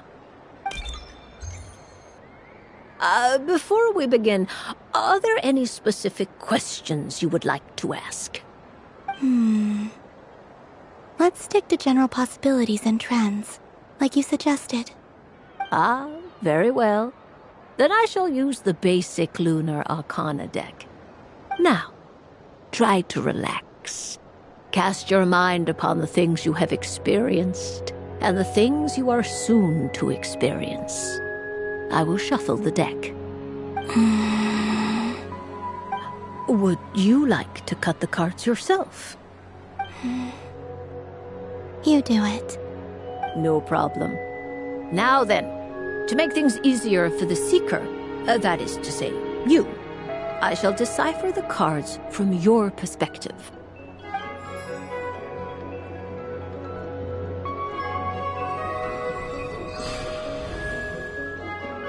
Please, draw the first lunar arcana. This represents destiny and is the foundation for the divination as a whole. Now, draw your second card. This will stand for the past, the sum of all your experiences that have come before. And now the third arcana. This is the present, your interpretation of the current moment. Finally, the last card. This shall speak of the future, which... Oh. Kuvaki Pulse? Fascinating. I've never encountered this before in my role as a diviner. Something has exerted an influence upon this card, causing it to leave its designated position. What do you make of this, Miss Columbina? Perhaps this is the guiding hand of fate in action. Of course, if you wish, you can choose to deny the validity of this card and draw the future for yourself. No, it's fine. Let's go with this one. A bold decision. I must say I'm looking forward to the results. Well then, let us flip the lunar arcana in sequence and see what emerges. Sure. First, destiny. No surprises here. The card that represents yours is the moon. The moon. Indeed. The moon can represent the truth at some times, but deception at others. False peace, destructive calamity, and the world-changing power that lies within. When the moon is placed on the destiny tile, it indicates that your destiny is not what it may appear on the surface. Instead, it may yet have a hidden side. It symbolizes a journey through the fog, fraught with uncertainty and deception, where one must face inner challenges head-on. I don't understand. Patience, my dear. This is but the first card, which serves as a basis for the interpretations that follow. Our divination will only grow clearer from here on out. Now then, flip the second card, the one that speaks for the past.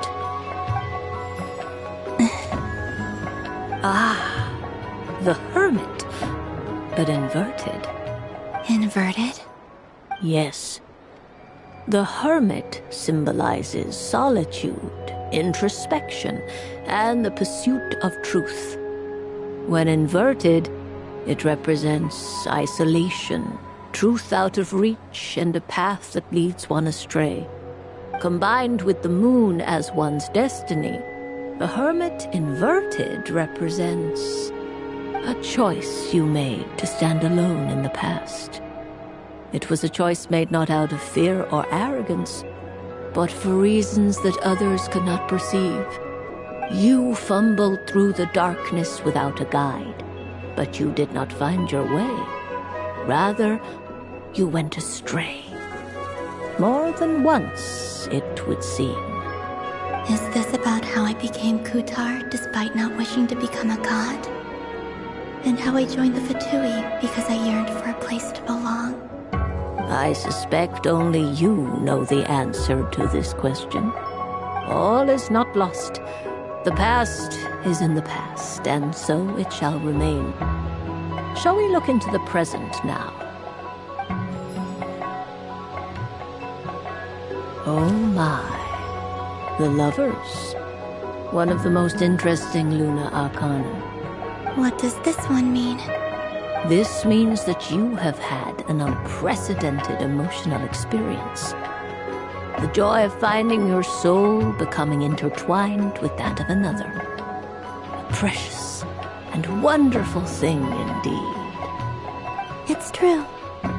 I've made a lot of friends recently, and they are very good to me. I like them a lot.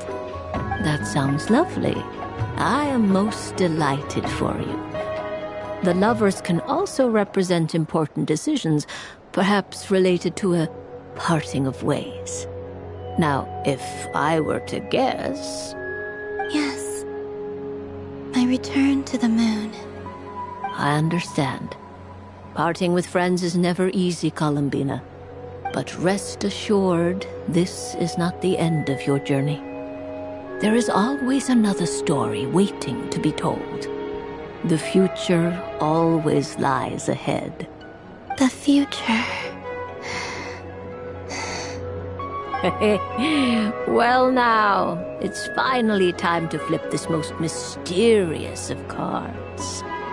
Why did it appear? And what does it wish to tell you? I'm ready. Very well. Flip this card and see what lies on the other side. Oh. Miss Barbeloth? What is it? This card is death. That doesn't sound very good. It depends on how we interpret it. It is true that it can represent an agonizing death, a complete and utter end, but at the same time, it can also represent rebirth. Do not forget that your destiny card is the moon. That lends your future many different potential meanings. If death spells the end, is it unavoidable?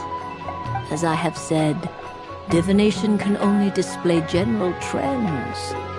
It is a rough guide, but it does not show predetermined outcomes. Allow me to summarize it for you.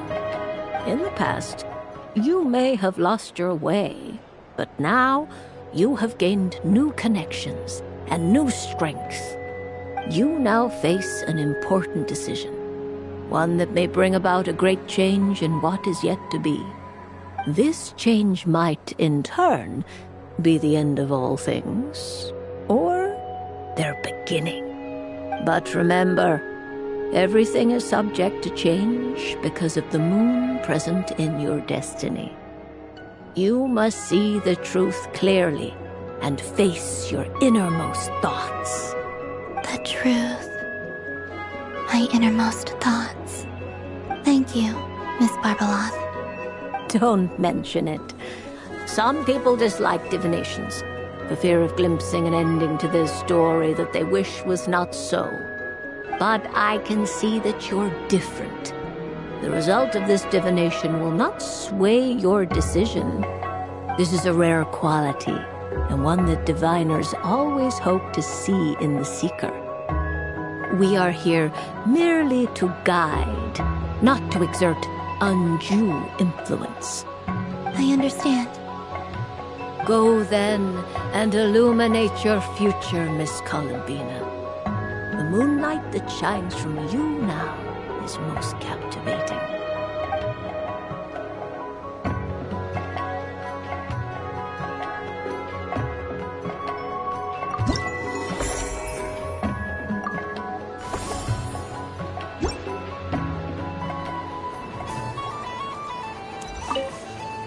The death card made a most enigmatic appearance. The moon for which Miss Columbina is bound, I fear. Fretting is of no avail. I will have a chat with Alice about it sometime.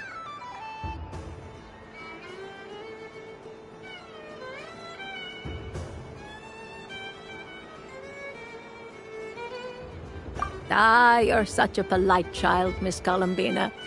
But we elders have already partaken of our fair share of stories in this world. Enjoying candy, keeping up with the hip and groovy trends of the day. These things should be left to youngsters like you. I hope you don't misunderstand me. I do not intend to lecture you or reject your kindness. It is simply that the mere sight of this candy is starting to give me a toothache.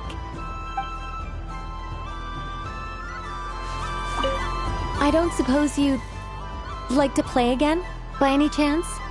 Don't get me wrong, once is plenty. You're under no obligation to indulge me any further. And besides, I don't have any other prizes for you. Oh, I love the color of this wrapping paper. But the bow on that one is just so perfect. Oh, this is a tough choice.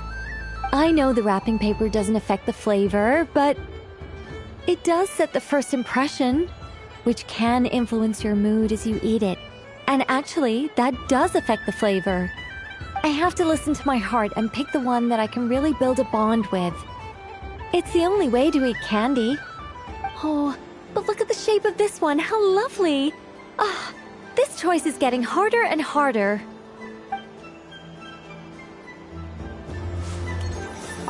Up for another round of fish fast? Oh, I mean of bye-bye bad fishies? Oh, bless my fluffy tail. Dodoko has never seen candy shaped quite like this before. Why, it shines like a lovely crystal. Let the feasting begin. Oh, sweet as a tomato bathed in sunlight. Thank you very much. You truly are a friend to the Dodoko.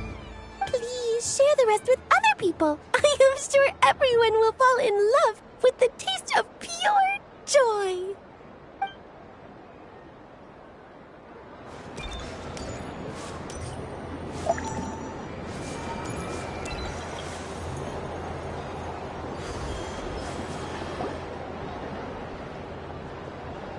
Dodoko's Whirligig! Come check out Dodoko's Whirligig!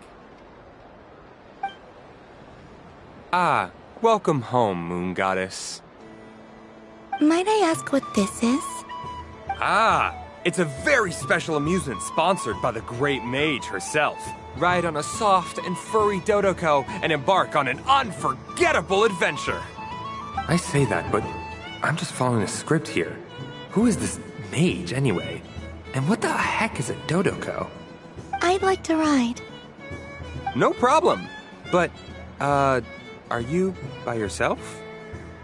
Is that not okay? Oh, no, it's fine. It's just that each Dodoko can accommodate 2 passengers. Would you like to bring a friend along? My friends... That should do it. Now, we just need to get everyone else to draw something on it too. But we gotta keep it a secret from Columbina. Traveler?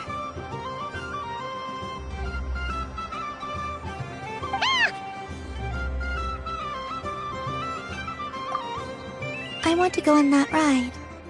Will you join me? Let's go then. Don't worry. Paimon will do the rounds. You go have fun.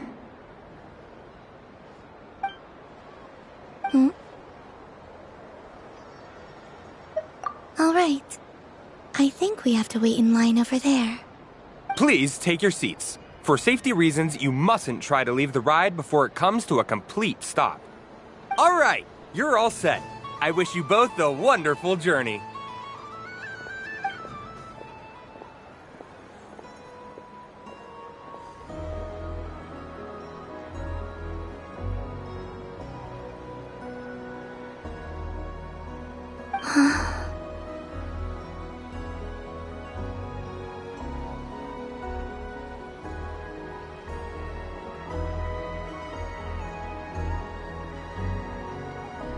Not bad.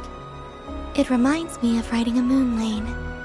Sometimes, the Kuhenki circle around me like this, playing their beautiful melodies.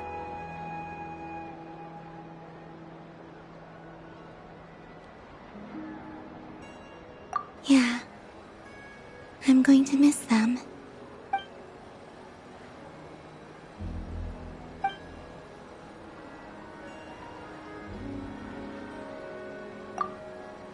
It does. I've felt scared in the past, too. But this is a little different. You know something? I got to see a lot of fascinating things during my disappearance. I saw how the Frost Moon Scions act around their families. So different than how they used to act in my presence. And I also saw how they interact with their friends. It made me curious at first. Why do people act so sincere when they're worshipping gods, but save their truest, warmest feelings for each other? Slowly, I came to realize that it's because they trust one another. They know, deep down, that they'll be accepted for who they are. All of it. The good and the bad.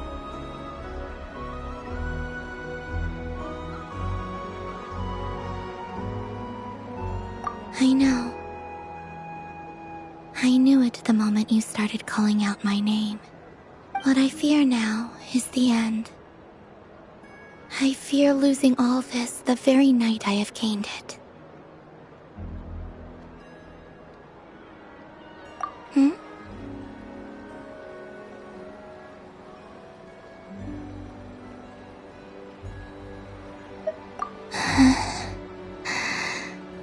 Thank you for this conversation. Thank you for listening to me. Don't worry. This fear I have, and the unknown that awaits me, they cannot hurt me. Not when I possess a treasure far greater. I just want you to remember this version of me, the real me, on this final night together. Dear passengers, Dodoko's awesome adventure has come to a close. Please leave in an orderly fashion, and we look forward to seeing you again in the future. Don't want the journey to end, huh? Don't worry, you two. There's always another adventure waiting just around the corner.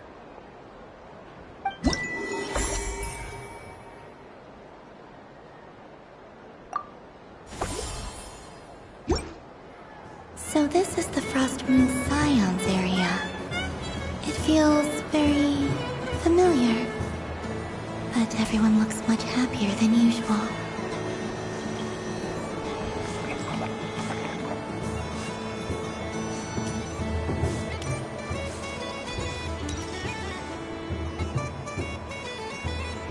Wow, the Frost Moon Scion stall looks kind of plain, but it's pretty cool once you get into it. I don't go to Hisi Island much, but it's got that, like, old world cultural feel. And if culture means we get more festivals, I'm all for it! Hello, Yahoda. Columbine... hello, Moon Goddess. That was too close. I almost gave the game away in front of the staff. Oh, wait, what's the deal with her shoes? They don't make a sound when she walks. I could do with a pair of those. Do you like balloons too? Balloons? Oh, you mean those? What's so fun about balloons? I'm not a kid anymore. They're probably more up Aino's alley. Yes. The animals seem very curious about these strange flying objects. I was drawn here by their voices. I recently learned a fun new game you can play with balloons, so I decided to come and give it a try. A new game?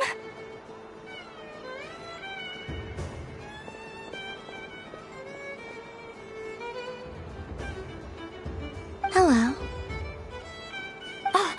Welcome home, Moon Goddess. Here to buy some balloons? Yes.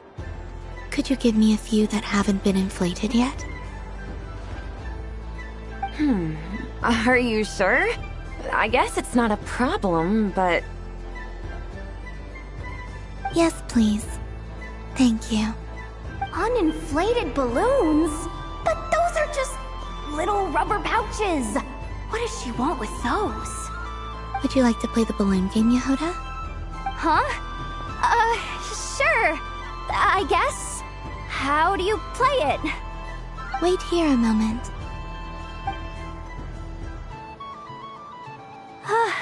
Oh. This is so weird. What have I got myself into now? I thought I saw Columbina nearby. Uh-oh! That's the fourth Harbinger! Although she's helped us out quite a bit, she's good people, right? Is she looking for Columbina? Oh, guess that's my ticket out of here. I'm not sure my heart can take being sandwiched between two Harbingers.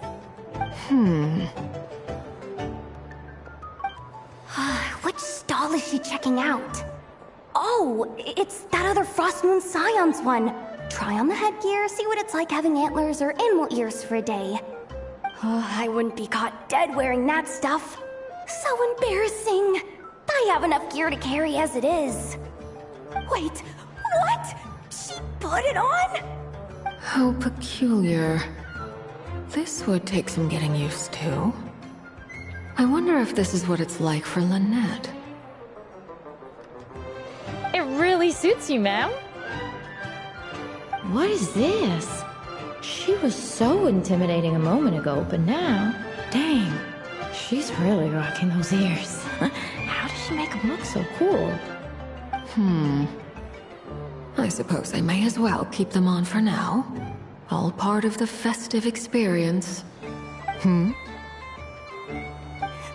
She's coming this way. How do you do, Miss Yehoda? Oh, jeez. Don't talk to me while wearing that thing. Where am I supposed to look? Oh, hey there.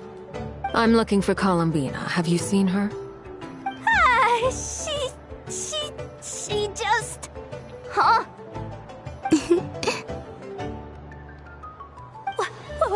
Wait, is that what she meant by balloon game?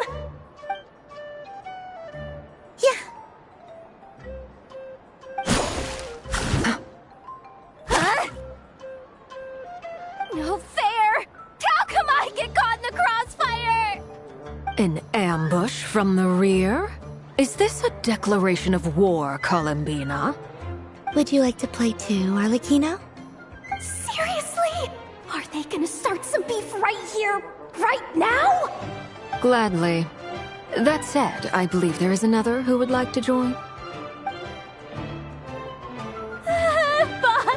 Boss Nev! Thank goodness! You've gotta get me out of here! Things are kicking off big time! Hello there. I'd like 10... no, make that 20 balloons, please. Uninflated. What? Miss Moon Goddess, I hope you're prepared to pay the price for assaulting my employee. Welcome to the game, Nefer.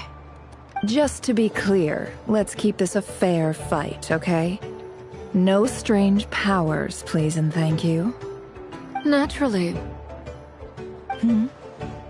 Don't just stand there, Yehoda. Aren't you going to team up with me? Huh? Do I have to? Of course.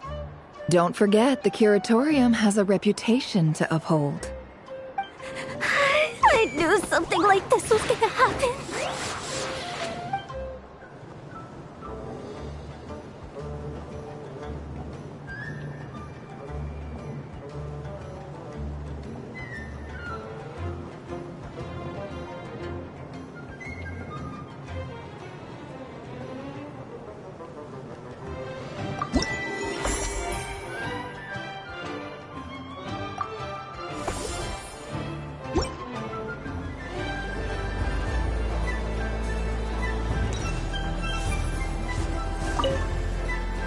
I've seen Linny and the other children play this game before.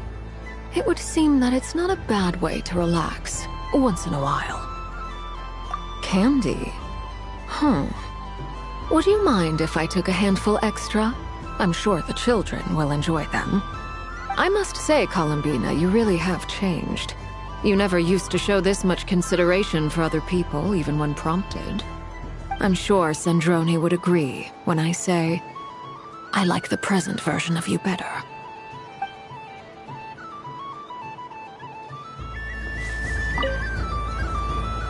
Welcome home, Moon Goddess. Would you like to try on some animal-themed headwear? I always hear Lauma saying how heavy her antlers are. I wonder how it feels. Let me give it a try. Oh my! It really suits you. It's a little itchy, and it's hard to turn my head. Should I keep wearing it? How does this look?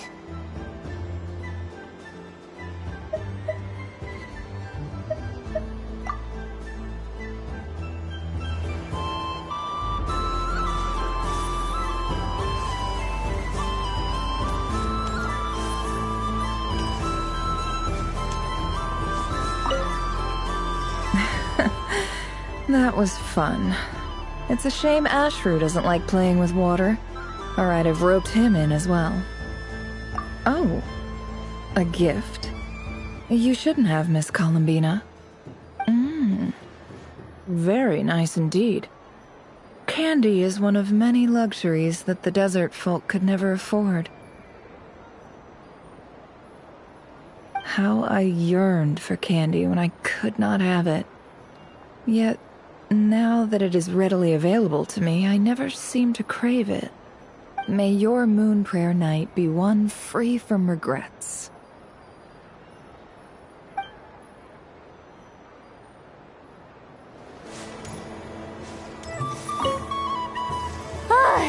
I just had a water fight with 2 Fatui Harbingers.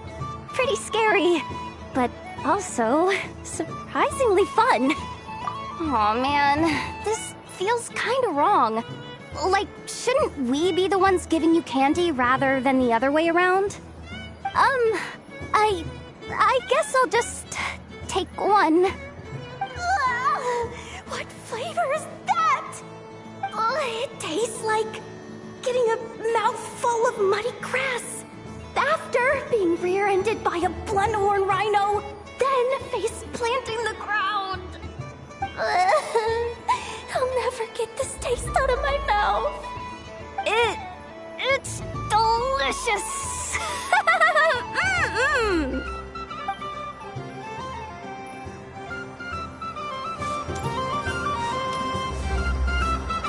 Sunny days! I prefer sunny days. Ah, well, you are as warm as the sun itself, Moon Goddess. Very well. I believe your spirit animal has to be this most adorable chic badger. Wow! Thank you, Mr. Talking Magic Lamp. Have a very happy festival, Moon Goddess. Flens? That's you, isn't it? Shh. It's our little secret, my dear traveler in Paimon. Okay, sure, but why are you here selling sugar sculptures? Everyone celebrates in their own way. After gazing into the abyss and spending time around gravestones all year, what better way to relax than to see sunny smiles on the faces of the living? Besides that, I like to think of myself as a fair judge of character. I dare say matching personalities to confection suits me rather well. That's not what Paimon was talking about. Aren't you afraid that your true identity might be exposed? Should I be? There is all manner of magic in the air this moon prayer night, thanks to the work of the great mages. I see Miss Columbina is hiding in plain sight. Why should I not do the same?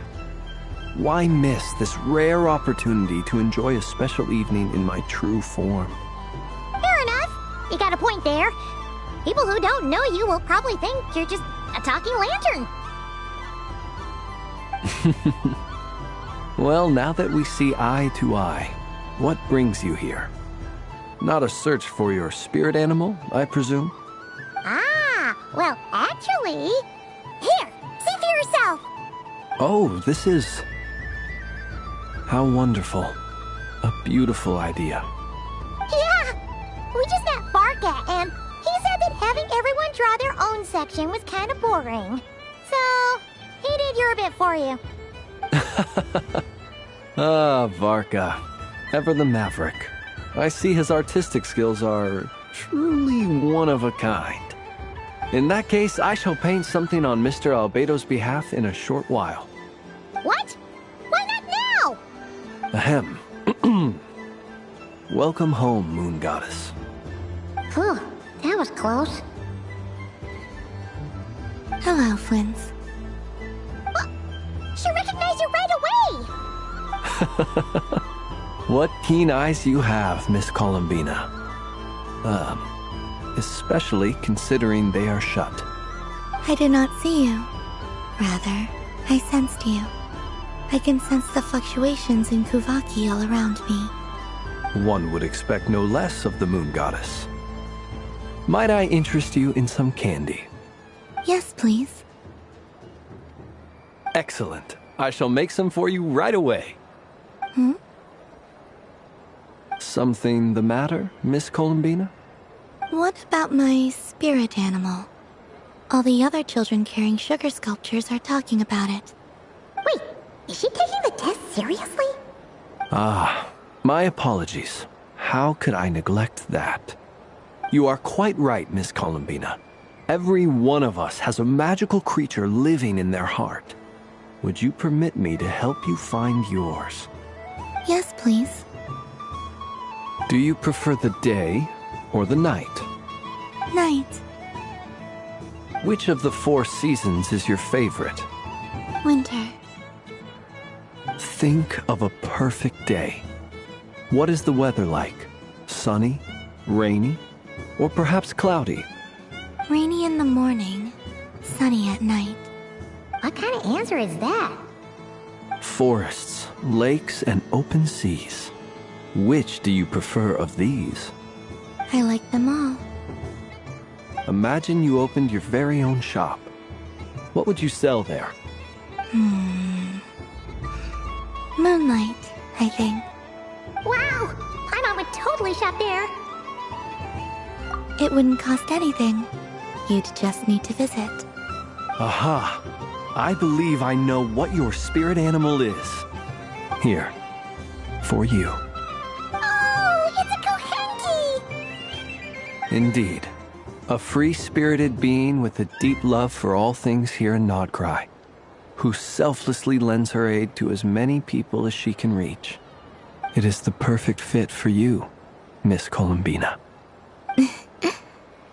Thank you. It would be my honor. But you shall have to forgive me. We have known each other for quite some time. I doubt there is any answer I could give that would come as a surprise to you. So instead, would you accept this sugar sculpture as a token of our friendship? It's a lantern. Hey, why don't you two go enjoy your candy over there? Paimon wants to try out this spirit animal thing too. Right, Blitz? Come on, play ball. I get this drawing done. But I want to hear Paimon's answers. But it'll probably take ages. Paimon's a complex soul. And we don't want your candy to melt while you wait, huh? Oh. Okay then.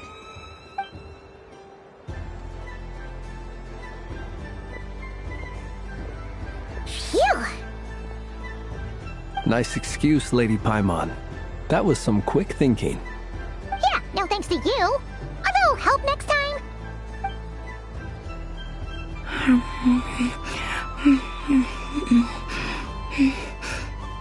It's sweet.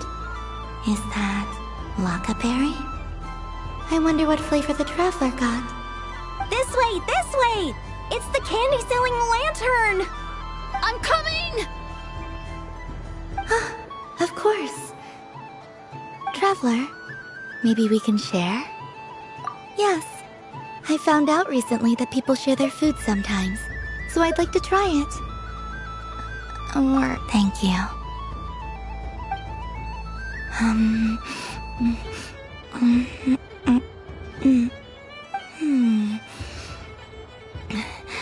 Yours is a little more sour than mine. Here, you try it. Are you sure? Amazing. sugar sculpture has shrunk, yet my heart is filled with feelings of sweetness. I will remember this feeling. Sure.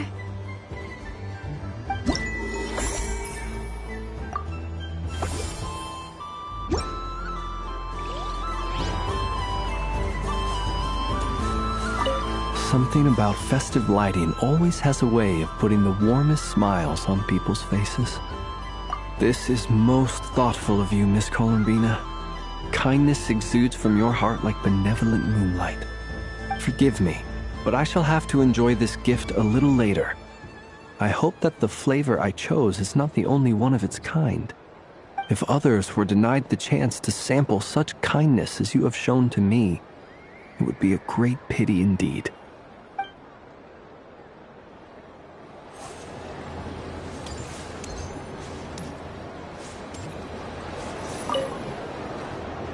Fun ride, huh? You and Columbina looked pretty sad to leave. This isn't gonna make Paimon dizzy, is it? Oh, candy for us? Thanks a bunch, Columbina. Don't mind if we do. Whoa, this one's intense. But it's so tasty. What about you, Traveler? How does yours taste? Oh, sounds good. Paimon's drooling now. Are there any more Smetana candies in the box? Yes, I believe so. Okay, gotcha. Let's see. Sure. This one, and yep, this one looks right too. Okay, that's 3.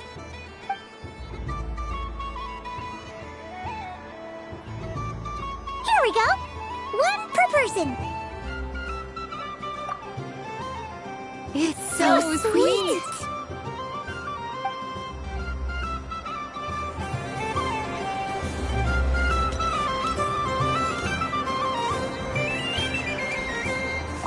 If all the prizes are gone, so the next time, and remember, run out of the rings, not. Oh, a gift for me? Lord Sangamo-Bang really is going up in the world. Wow, candy from the moon goddess herself. If I back this up, no, what am I saying? Box this up in exquisite gift boxes? Yes, I could make a fortune. Maybe I don't even need to go to all that trouble. Any old boxes will do. I just need to tell my customers that this candy is blessed by the moon goddess. Yeah, that ought to do it. Sounds like a plan. Time to have Irwa earn his keep when I get back.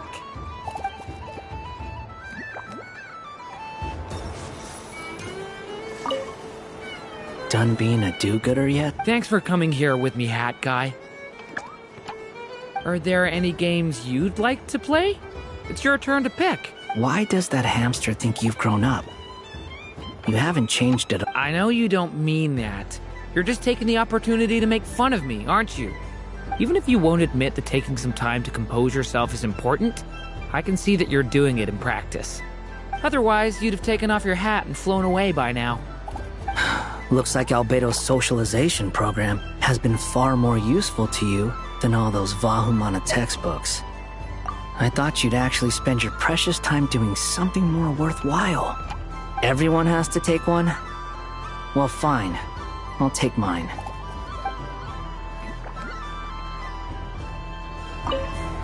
Done being a duke? Thanks for coming here. Are there any games? Why does that hamster... I know you don't mean... Even if you won't admit that... Otherwise, you'd have taken up...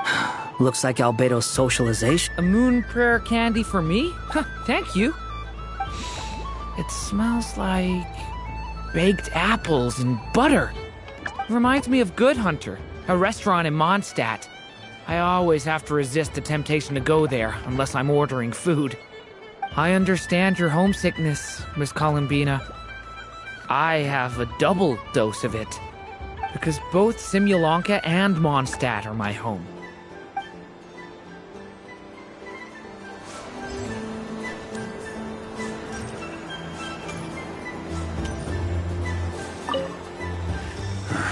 be rude. Huh? Albedo? This sketch is for you. Oh, a gift? The North Wind left in a lurch. Ooh, I get one too? Nice, thanks. What is that? Oh, it's so familiar. Don't tell me. Oh, I got it. It's like the candy jar dropped into... Seems I'm a proud recipient of today's Feast of the Moon, huh?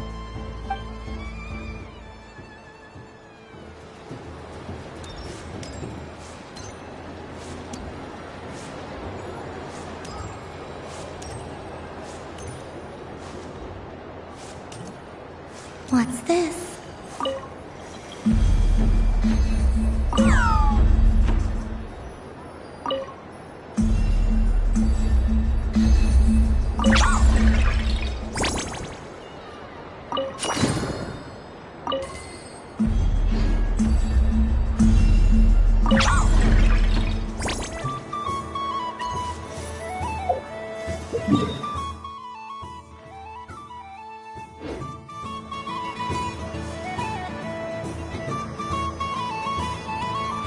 I wish for a never-ending supply of laka berries.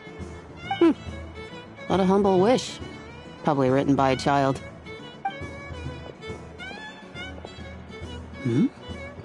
Is that Lauma the Moon Chanter?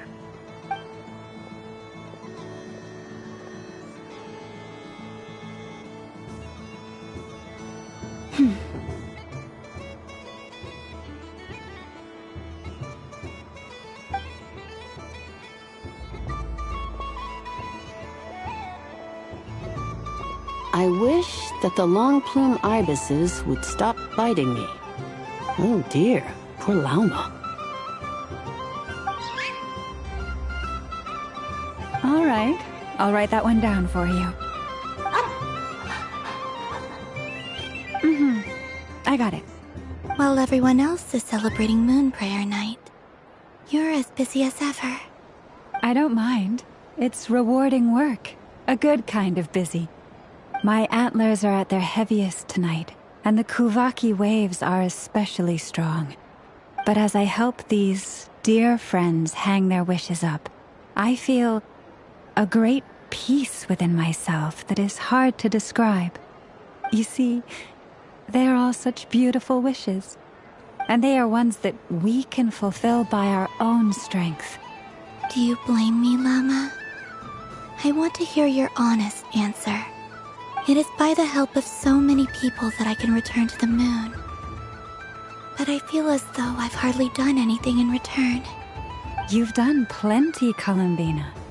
I say this in earnest, both as someone who knows your history, and also as a friend who has seen what you've been through. What about as a moon chanter? I feel proud to honor our moon goddess's wish. And I'm sure any moon chanter in history would have felt the same way. Thank you for your kind words, Llama. But... Since you asked for my honesty, I won't lie to you. My feelings are mixed right now. Besides pride, I also feel... I suppose it's a reluctance to let go.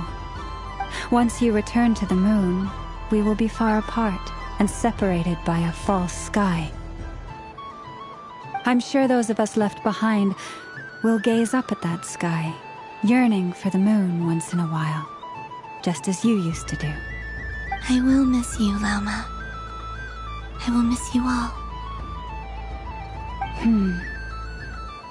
I hope to stay in touch. I will try and find some way to send messages down from the moon. Perhaps you could use Kuvaki. I've heard Yehoda say that signals can be sent using long and short waves, or strong and weak lights. That sounds a little complicated. What if we forget what the signals mean? We could prepare a codebook beforehand, but... You're right. It wouldn't really suit you. Still, whatever happens, I believe that you will find your own unique way of communicating with us. And now that I think about that, my heart feels lighter. Because you trust in me? Yes. I have faith in you, and in the power of truth. In my experience, the truth tends to be difficult. But that's what makes it stand out from what is false. So I'm confident that your thoughts and your love will shine through the curtain of lies. We will know it when we see it. Thank you. Now, could you help me hang up my wish? Is this? I wish that all who dwell in this moonlit world can find a place to belong. And I wish that I shall one day see my friends again. It's 2 wishes. I hope that's not too greedy of me. Not at all. And I think you speak for us all with the second one.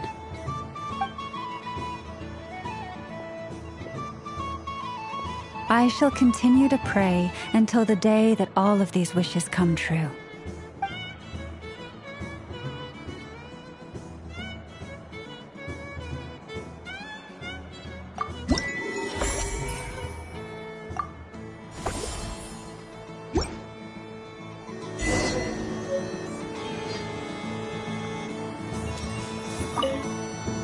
Yes.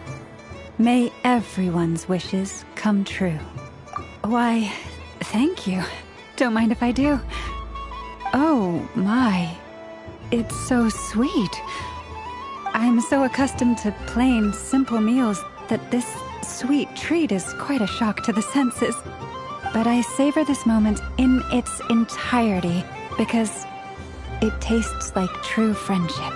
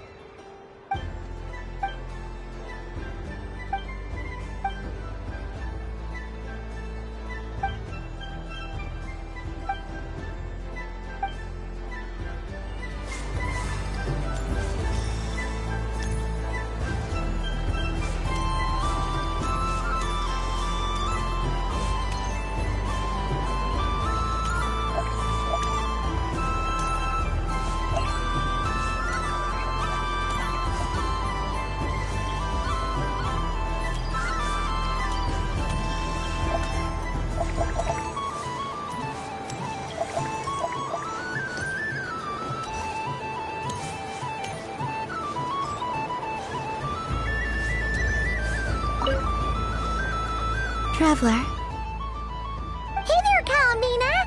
Are you done checking out the festive amusements already? Are you sure you don't want to look around some more? You might not get another opportunity like this for a while. Right now, what I'd like to do is... Thank you. But I think I've had enough fun for one night. I've made plenty of precious memories. Really? You're sure you don't want to have a little more fun out there? Final answer? Yes, I am sure.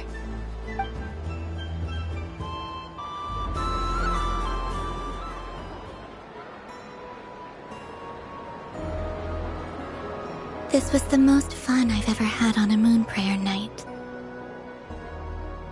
Everywhere I went, people were saying, "Welcome home," and there were friends at every turn. I only wish it could last longer than one night. Oh. Yes, you're right.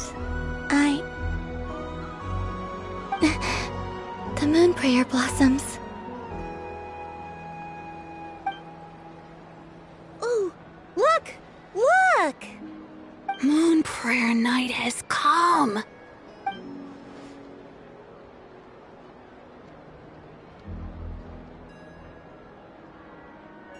The moon. It's so beautiful. Happy moon prayer night, dear. Happy moon prayer night.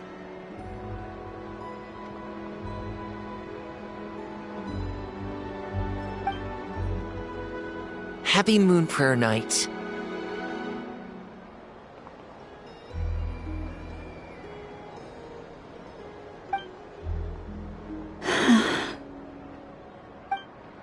Aww. Huh.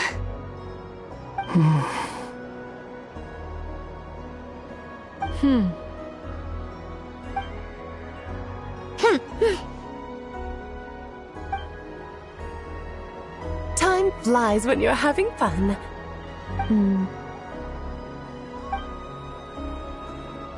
Oh. Looks like the time has come. Columbina. You're heading off, then? Yes, to the ruins you mentioned. And from there, back home to the moon. Wait! I know? At least...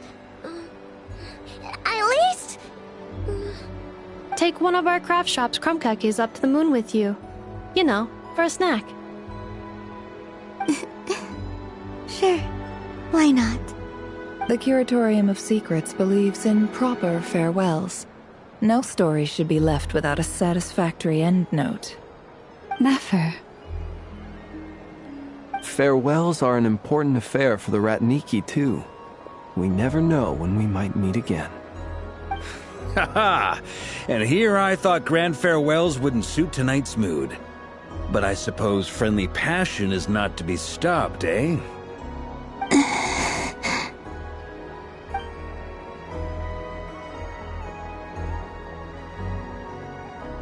We made a little something for you, Columbina.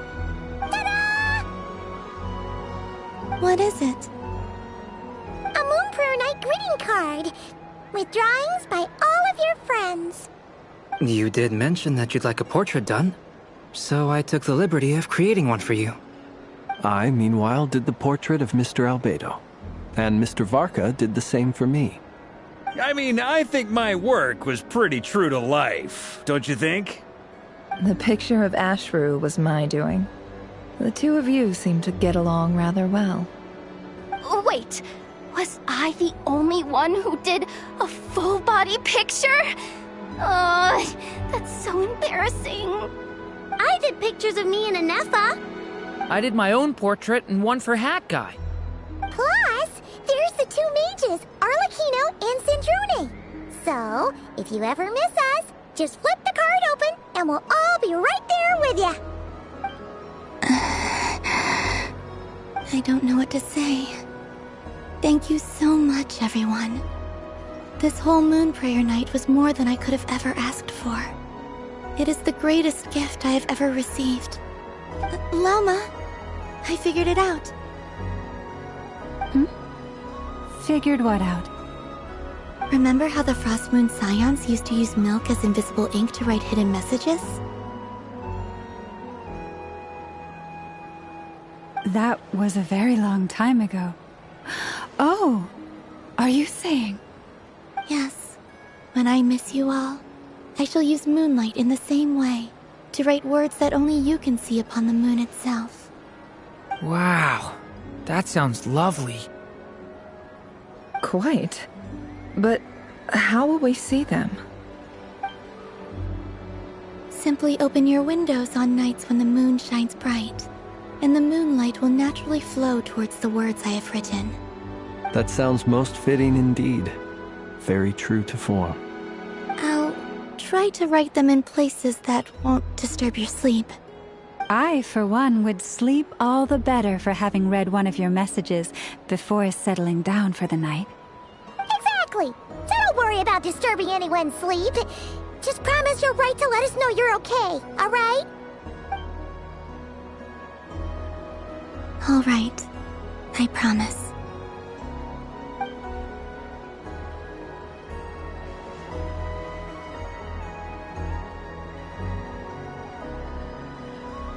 In that case, Columbina? I'm ready.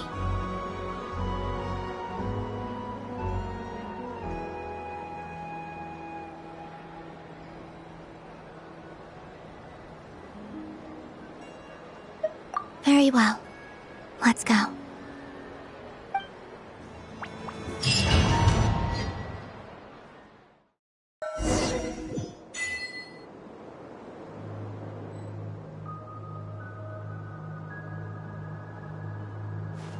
In just a few moments, I will be gone.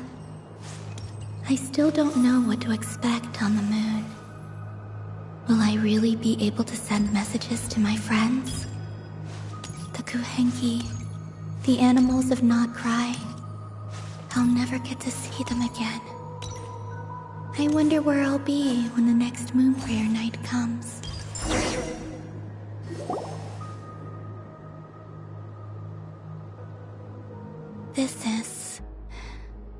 This is where the people of Hyperborea used to communicate with the moons.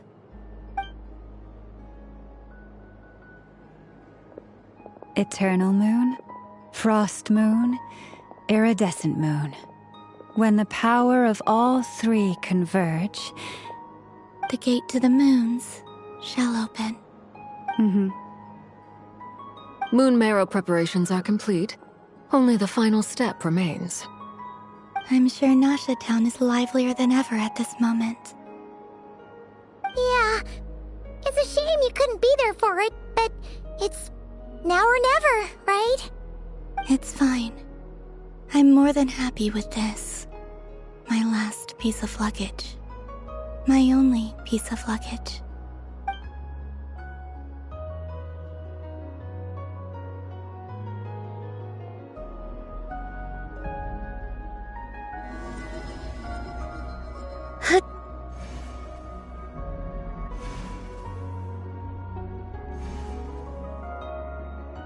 I can already feel the moon calling to me.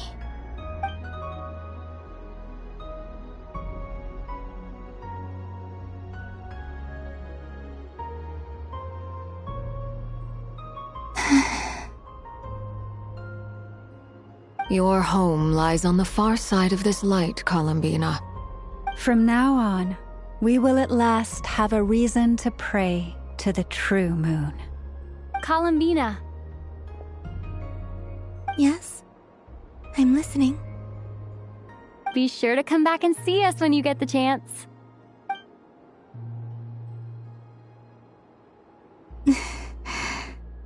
Of course. But if that chance doesn't come, then remember that you have friends on this planet. People who will miss Columbina. Yes, I will. Thank you for everything you've done for me. And remember, come night or day, the moonlight shall always connect us.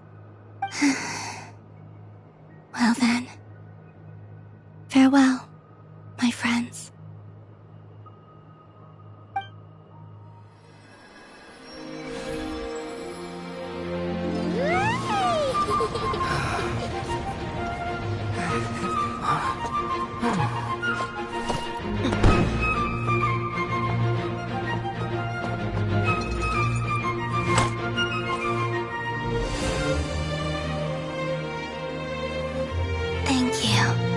This was my happiest night in Tevat.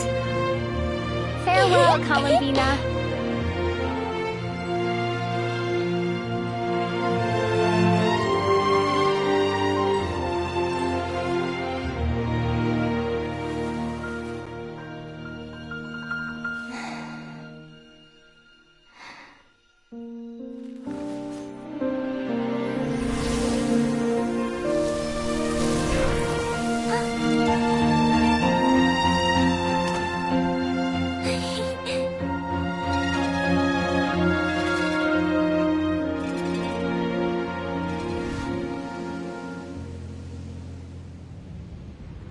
The moon really is closer than ever tonight.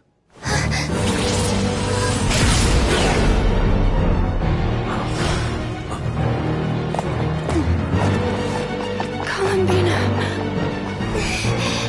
All 3 moons in one place. Time for one final experiment. Reason, life, death, time, and space.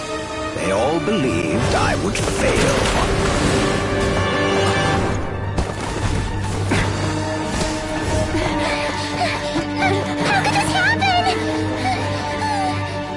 But Tevat's primordial power never did belong to the throne of heaven. And now, they are mine.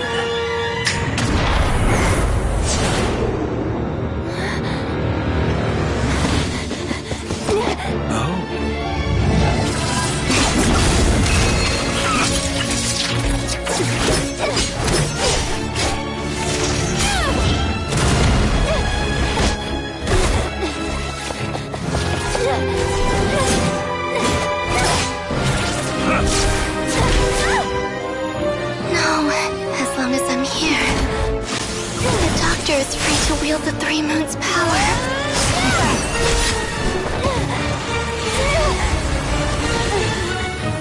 It's the only way.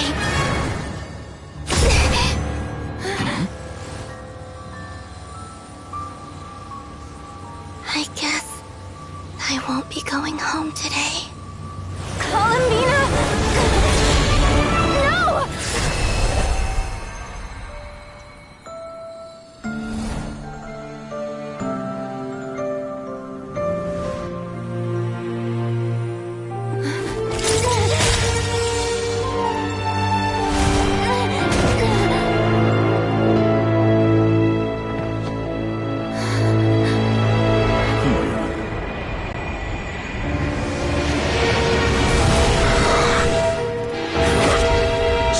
World, do not try to control me!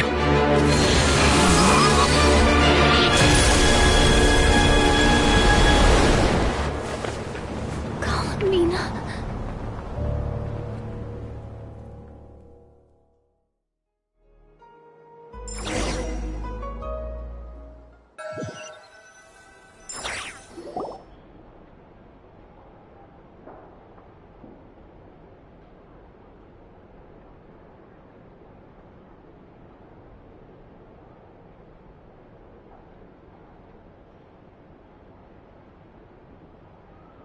Are you all right? Do your wounds still hurt? I had someone prepare a little medicine that could prove effective. Take it if you need to. In that case, let me relate the contents of the call we made to Alice after the incident occurred. That Dottore is a crafty one. He distracted the Hexenzirkel by creating a huge fuss at Tevat's borders. I'd assumed that the cause was an abyssal intrusion from the outside world, which in fairness is a rather common occurrence. But after learning that you managed to influence the phantoms in Nodcry, I realized that perhaps this interference could have come from within Tevat instead. But we weren't able to change their fates. True, you couldn't change how their stories ended, but you did build some variables around yourself. Variables? Yes. Things you heard that you could not otherwise have learned. Ideas that would otherwise have never crossed your mind. All these things are variables. Of course, most variables usually pale into insignificance with the myriad of possibilities floating around. But the moment you start treating them as building blocks and intentionally stacking them, that changes things. That's what Dottore did, and it's how he created the necessary conditions so that when you activated the portal tonight, it played right into his plan. However, we have no way of knowing exactly what he did. Yeah, we also need to ascertain Columbina's status. And that about sums it up. As I suspected, Dottore has disappeared completely. If it's any consolation, he wasn't able to control Columbina as he might have wished to. Oh no! What? She did what? All we saw was Dottore appeared and used some kind of power. The next thing we knew, he and Columbina were gone and you were falling into the sea.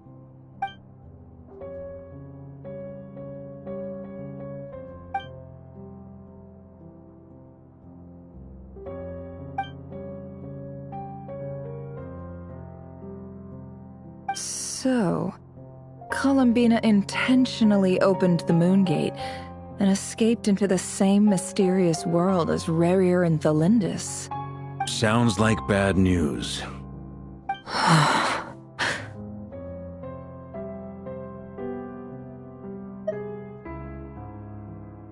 Seen in that way, the Trilunar Syzygy and Rarier's emergence, Dottore might have been pulling the strings in both cases. According to Miss Alice, he is attempting to transcend his destiny and finish an experiment that only a god might complete. An utter lunatic. Wait a sec, where's Hat Guy? Seems like he'd want to be here for this. He took off with the Dodo communication device after we spoke to Alice. He said he had a hunch that he wanted to investigate by himself. The look on his face was terrifying. I've never seen him like that before.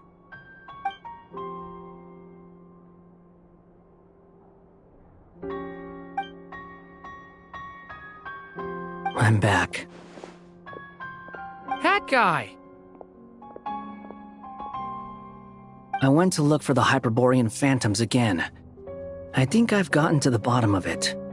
I got them to talk to Nicole on the other end of the communications line. Turns out, the history they describe is different from how Nicole remembers it. Really? But how? Surely Nicole can't have been wrong. Because the phantoms are the ones who are deceived. They speak of a savior who appeared in their history. One who never should have existed. This savior promised to create a new moon within the false sky, and even bring back their moon goddesses. Foolishly, they believed in him, and told him everything he wanted to know about the moons. It's obvious that this was Dottore's doing. Now you mention it, the first time we entered the Hyperborean ruins, we heard the phantoms discussing their history, and I remember Nicole commenting that something sounded a little strange. But Dottore shouldn't have been able to get in there in the first place. He didn't. Nicole said that this was an anomalous state triggered by disruptions in the causal connections between phantoms from the same era. The variables that Dottore put in place were substantial enough that they even affected phantoms that he never met. So it's not that their memories were unclear. They'd been tampered with. That's exactly the possibility Dottore was trying to manufacture. He turned these variables into knowledge and engineered the situation so all that knowledge would fall into his hands. Then, he harnessed that knowledge on Moon Prayer Night to truly create a false moon. How is that even possible? To be precise, he exploited a weakness in the way the spell works. The spell senses Kuvaki to detect the moon's location. So, as long as the false moon more strongly resembled a moon than the frost moon beyond the skies, the gate would teleport Columbina to the false moon's location. In other words, to Dottore's side. Once he had her under control, the teleportation spell remained active, and he manipulated her power to seize both moon marrows. At that moment, the moon marrows disappeared right before our eyes. It was already too late, even as we were leaving the ruins. By then, Dottore had already amassed the power of all 3 moons. So, where does that leave us? What do we do now? I'd certainly like to know what Her Majesty thinks, now that the concerns I expressed to her have come to pass. But we cannot simply sit and wait for her to decide the matter. And in any case, it is not the Fatui Harbinger Damselette who sees us as her friends, but rather Columbina Hyposelenia. If, even in such extreme circumstances, Her Majesty will not lift the prohibition on Harbingers drawing steel against one another, then I will do as my heart demands. I will fight as Peruware instead. Oh, Arlecchino! Time is short, so I'll make the first move.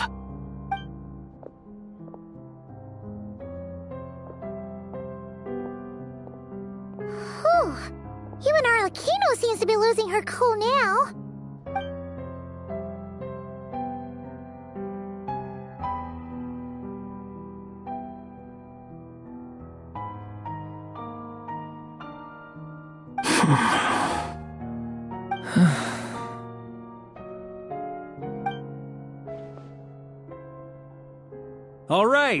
All right. Lose those dejected looks for a moment and let me get a word in. It looks bad, I won't lie. Very bad, in fact. So Dottore's pulled some real dirty tricks to gain the upper hand. For now. And yeah, it's to the point where even the mages say that his variables have affected destiny. I'm not so sure, though. Many have told me that Tevat's destiny is fixed, and that does appear to be the case. Well, what makes Dottore so sure he'll be the exception? And since he was able to stack these variables up, who's to say we can't do the same? You of all people should not be discouraged, traveler from afar. This isn't over yet.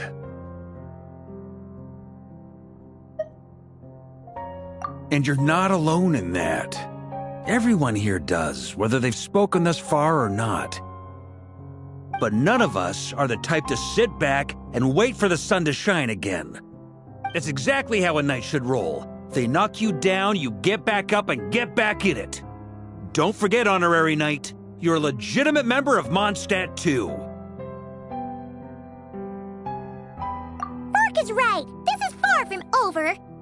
Dottore's already way overdue a butt-kicking given his past shenanigans. And after this, he's earned himself a double dose. That's what I'm talking about! How's everyone else feeling? I'll use Kuvaki to investigate Columbina's whereabouts. I am not ready to give up either. Leave the intel gathering to me. Whatever happens within Nodcry's borders, when the Curatorium of Secrets wants to be in the know, we always find a way. Ano and I will do all we can to support you. We will attempt to reverse engineer Dottore's actions and seek a breakthrough that way. Alice and Nicole are busy dealing with an emergency at Tevat's borders, so they can't return just yet. But they're both very angry about this. They've asked Albedo and me to act on the Hexenzirkel's behalf and do everything in our power to fight back against Dottore. Are you ready then? We're going to have to conduct a lot of research, even in the early stages. I'll do my best. As for me, I'm pretty familiar with Dottore's way of doing things, so I can try to predict his next move. I'll help with your investigation. Nice! Looks like we have our basic division of labor. I'll get in touch with Flints and Itlua, get them to have a chat with their Starshiner. It couldn't hurt to bring the Lightkeepers on board as well. At the same time, I'll pass on instructions to the Knights present in Nodcry to assist the Lightkeepers and other organizations in ensuring the safety of those living here. Yeah! We'll show him! That's it then. Good luck, everyone.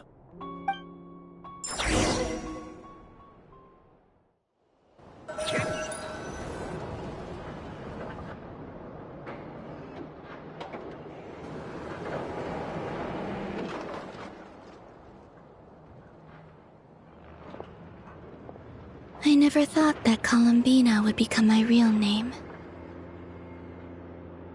It went from being a Fatui code name to something my friends call me. And remember, come night or day, the moonlight shall always connect us.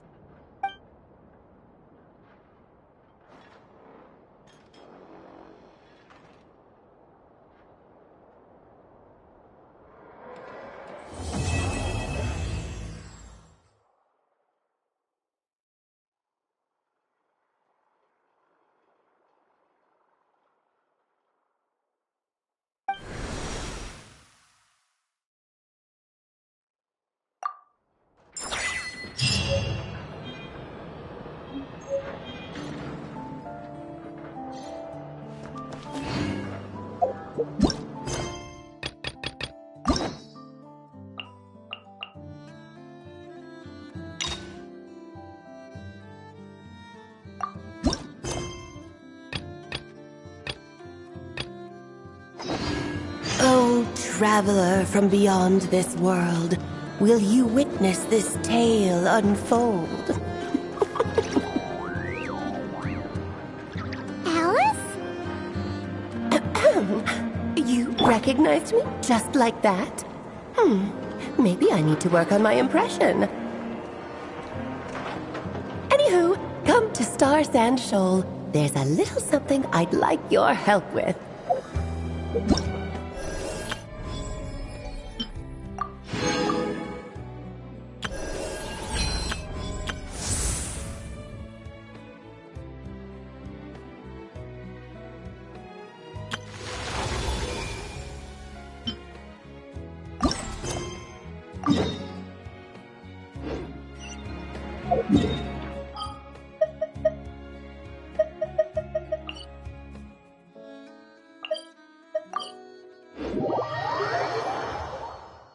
Well, it wouldn't be Clay's mom without a hefty dose of mystery, huh?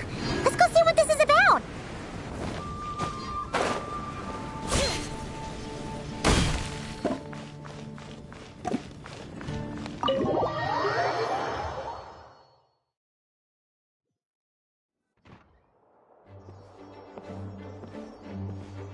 Whoa! This is way too many books!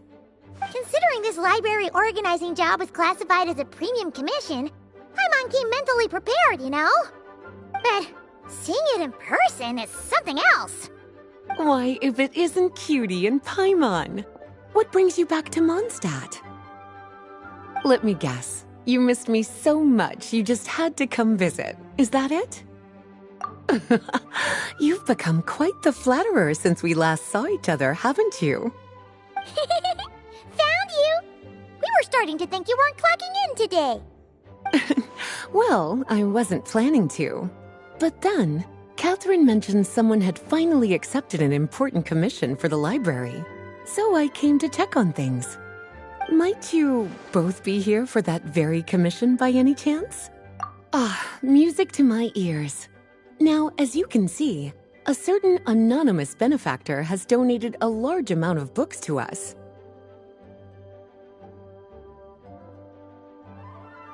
Imagine my surprise when a glance down the book list revealed that each one would be an entirely new addition to our collection. There are books of all different kinds, including quite a few that are banned. Troublesome, I know. So this wasn't an odd job I could trust to just anyone. And sorting them myself? My, what a headache that would be. It would take ages. All that to say, I'm very relieved to see you here. I would treat you to some tea, of course, but looking at the state of this place, perhaps another time, yes? Don't worry, just leave the commission to us. You're as sweet as ever, Paimon. Well then, good luck in here. I'll leave you to it.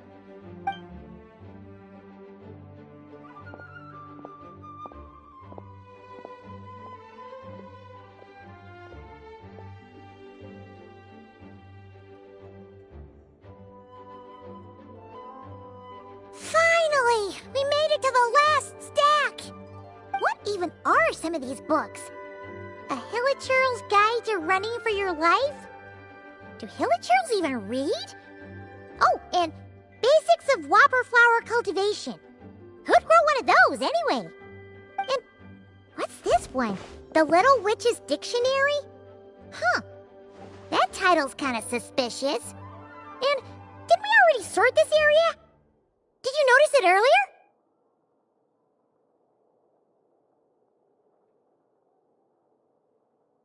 Huh. Well, witches always make Paimon think of, you know...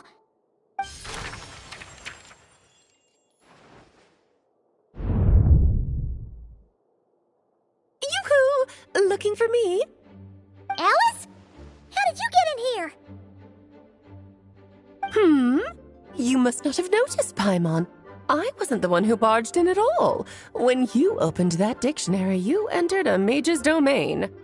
What? Ugh! Paimon knew that book had issues. Have you ever read the storybook, The Little Witch and the Undying Fire, by any chance?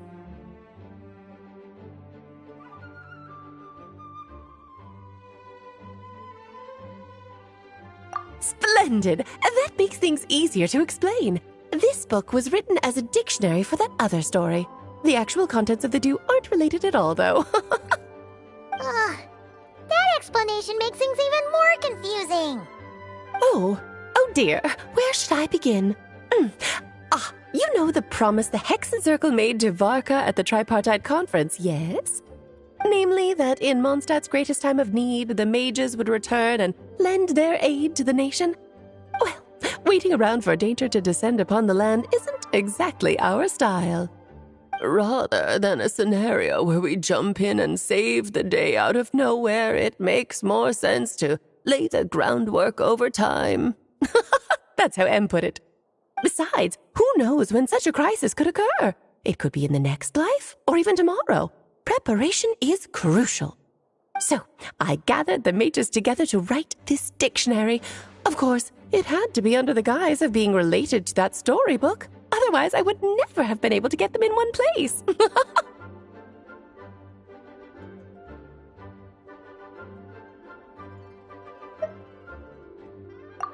Well, we looked into Barbie's scryglass and came up with a series of tasks tailor-made for the people of Mondstadt. They're all in this dictionary. Striving toward a common goal, overcoming obstacles alongside trusted companions, becoming better versions of ourselves. That is the best defense against what dangers could lie ahead. Oh, you make it sound like something bad is actually about to happen. Now, I never said that. But still, we are talking about trusted companions here, Paimon.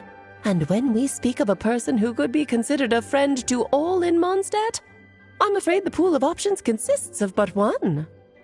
Wait, the huge book donation? That was just an excuse to get us here, wasn't it? We had to spend ages sorting through them, you know. Oh dear, I never could have imagined you would need to go to such trouble. Sure you didn't. Well, this is an important book. I couldn't just bring it into Teyvat without taking any precautions. Much better to hide it in plain sight, you see. That's why I donated all those other books to the library. Besides, it's not like this is a bad thing. Just think of it as an excuse to reunite with old friends.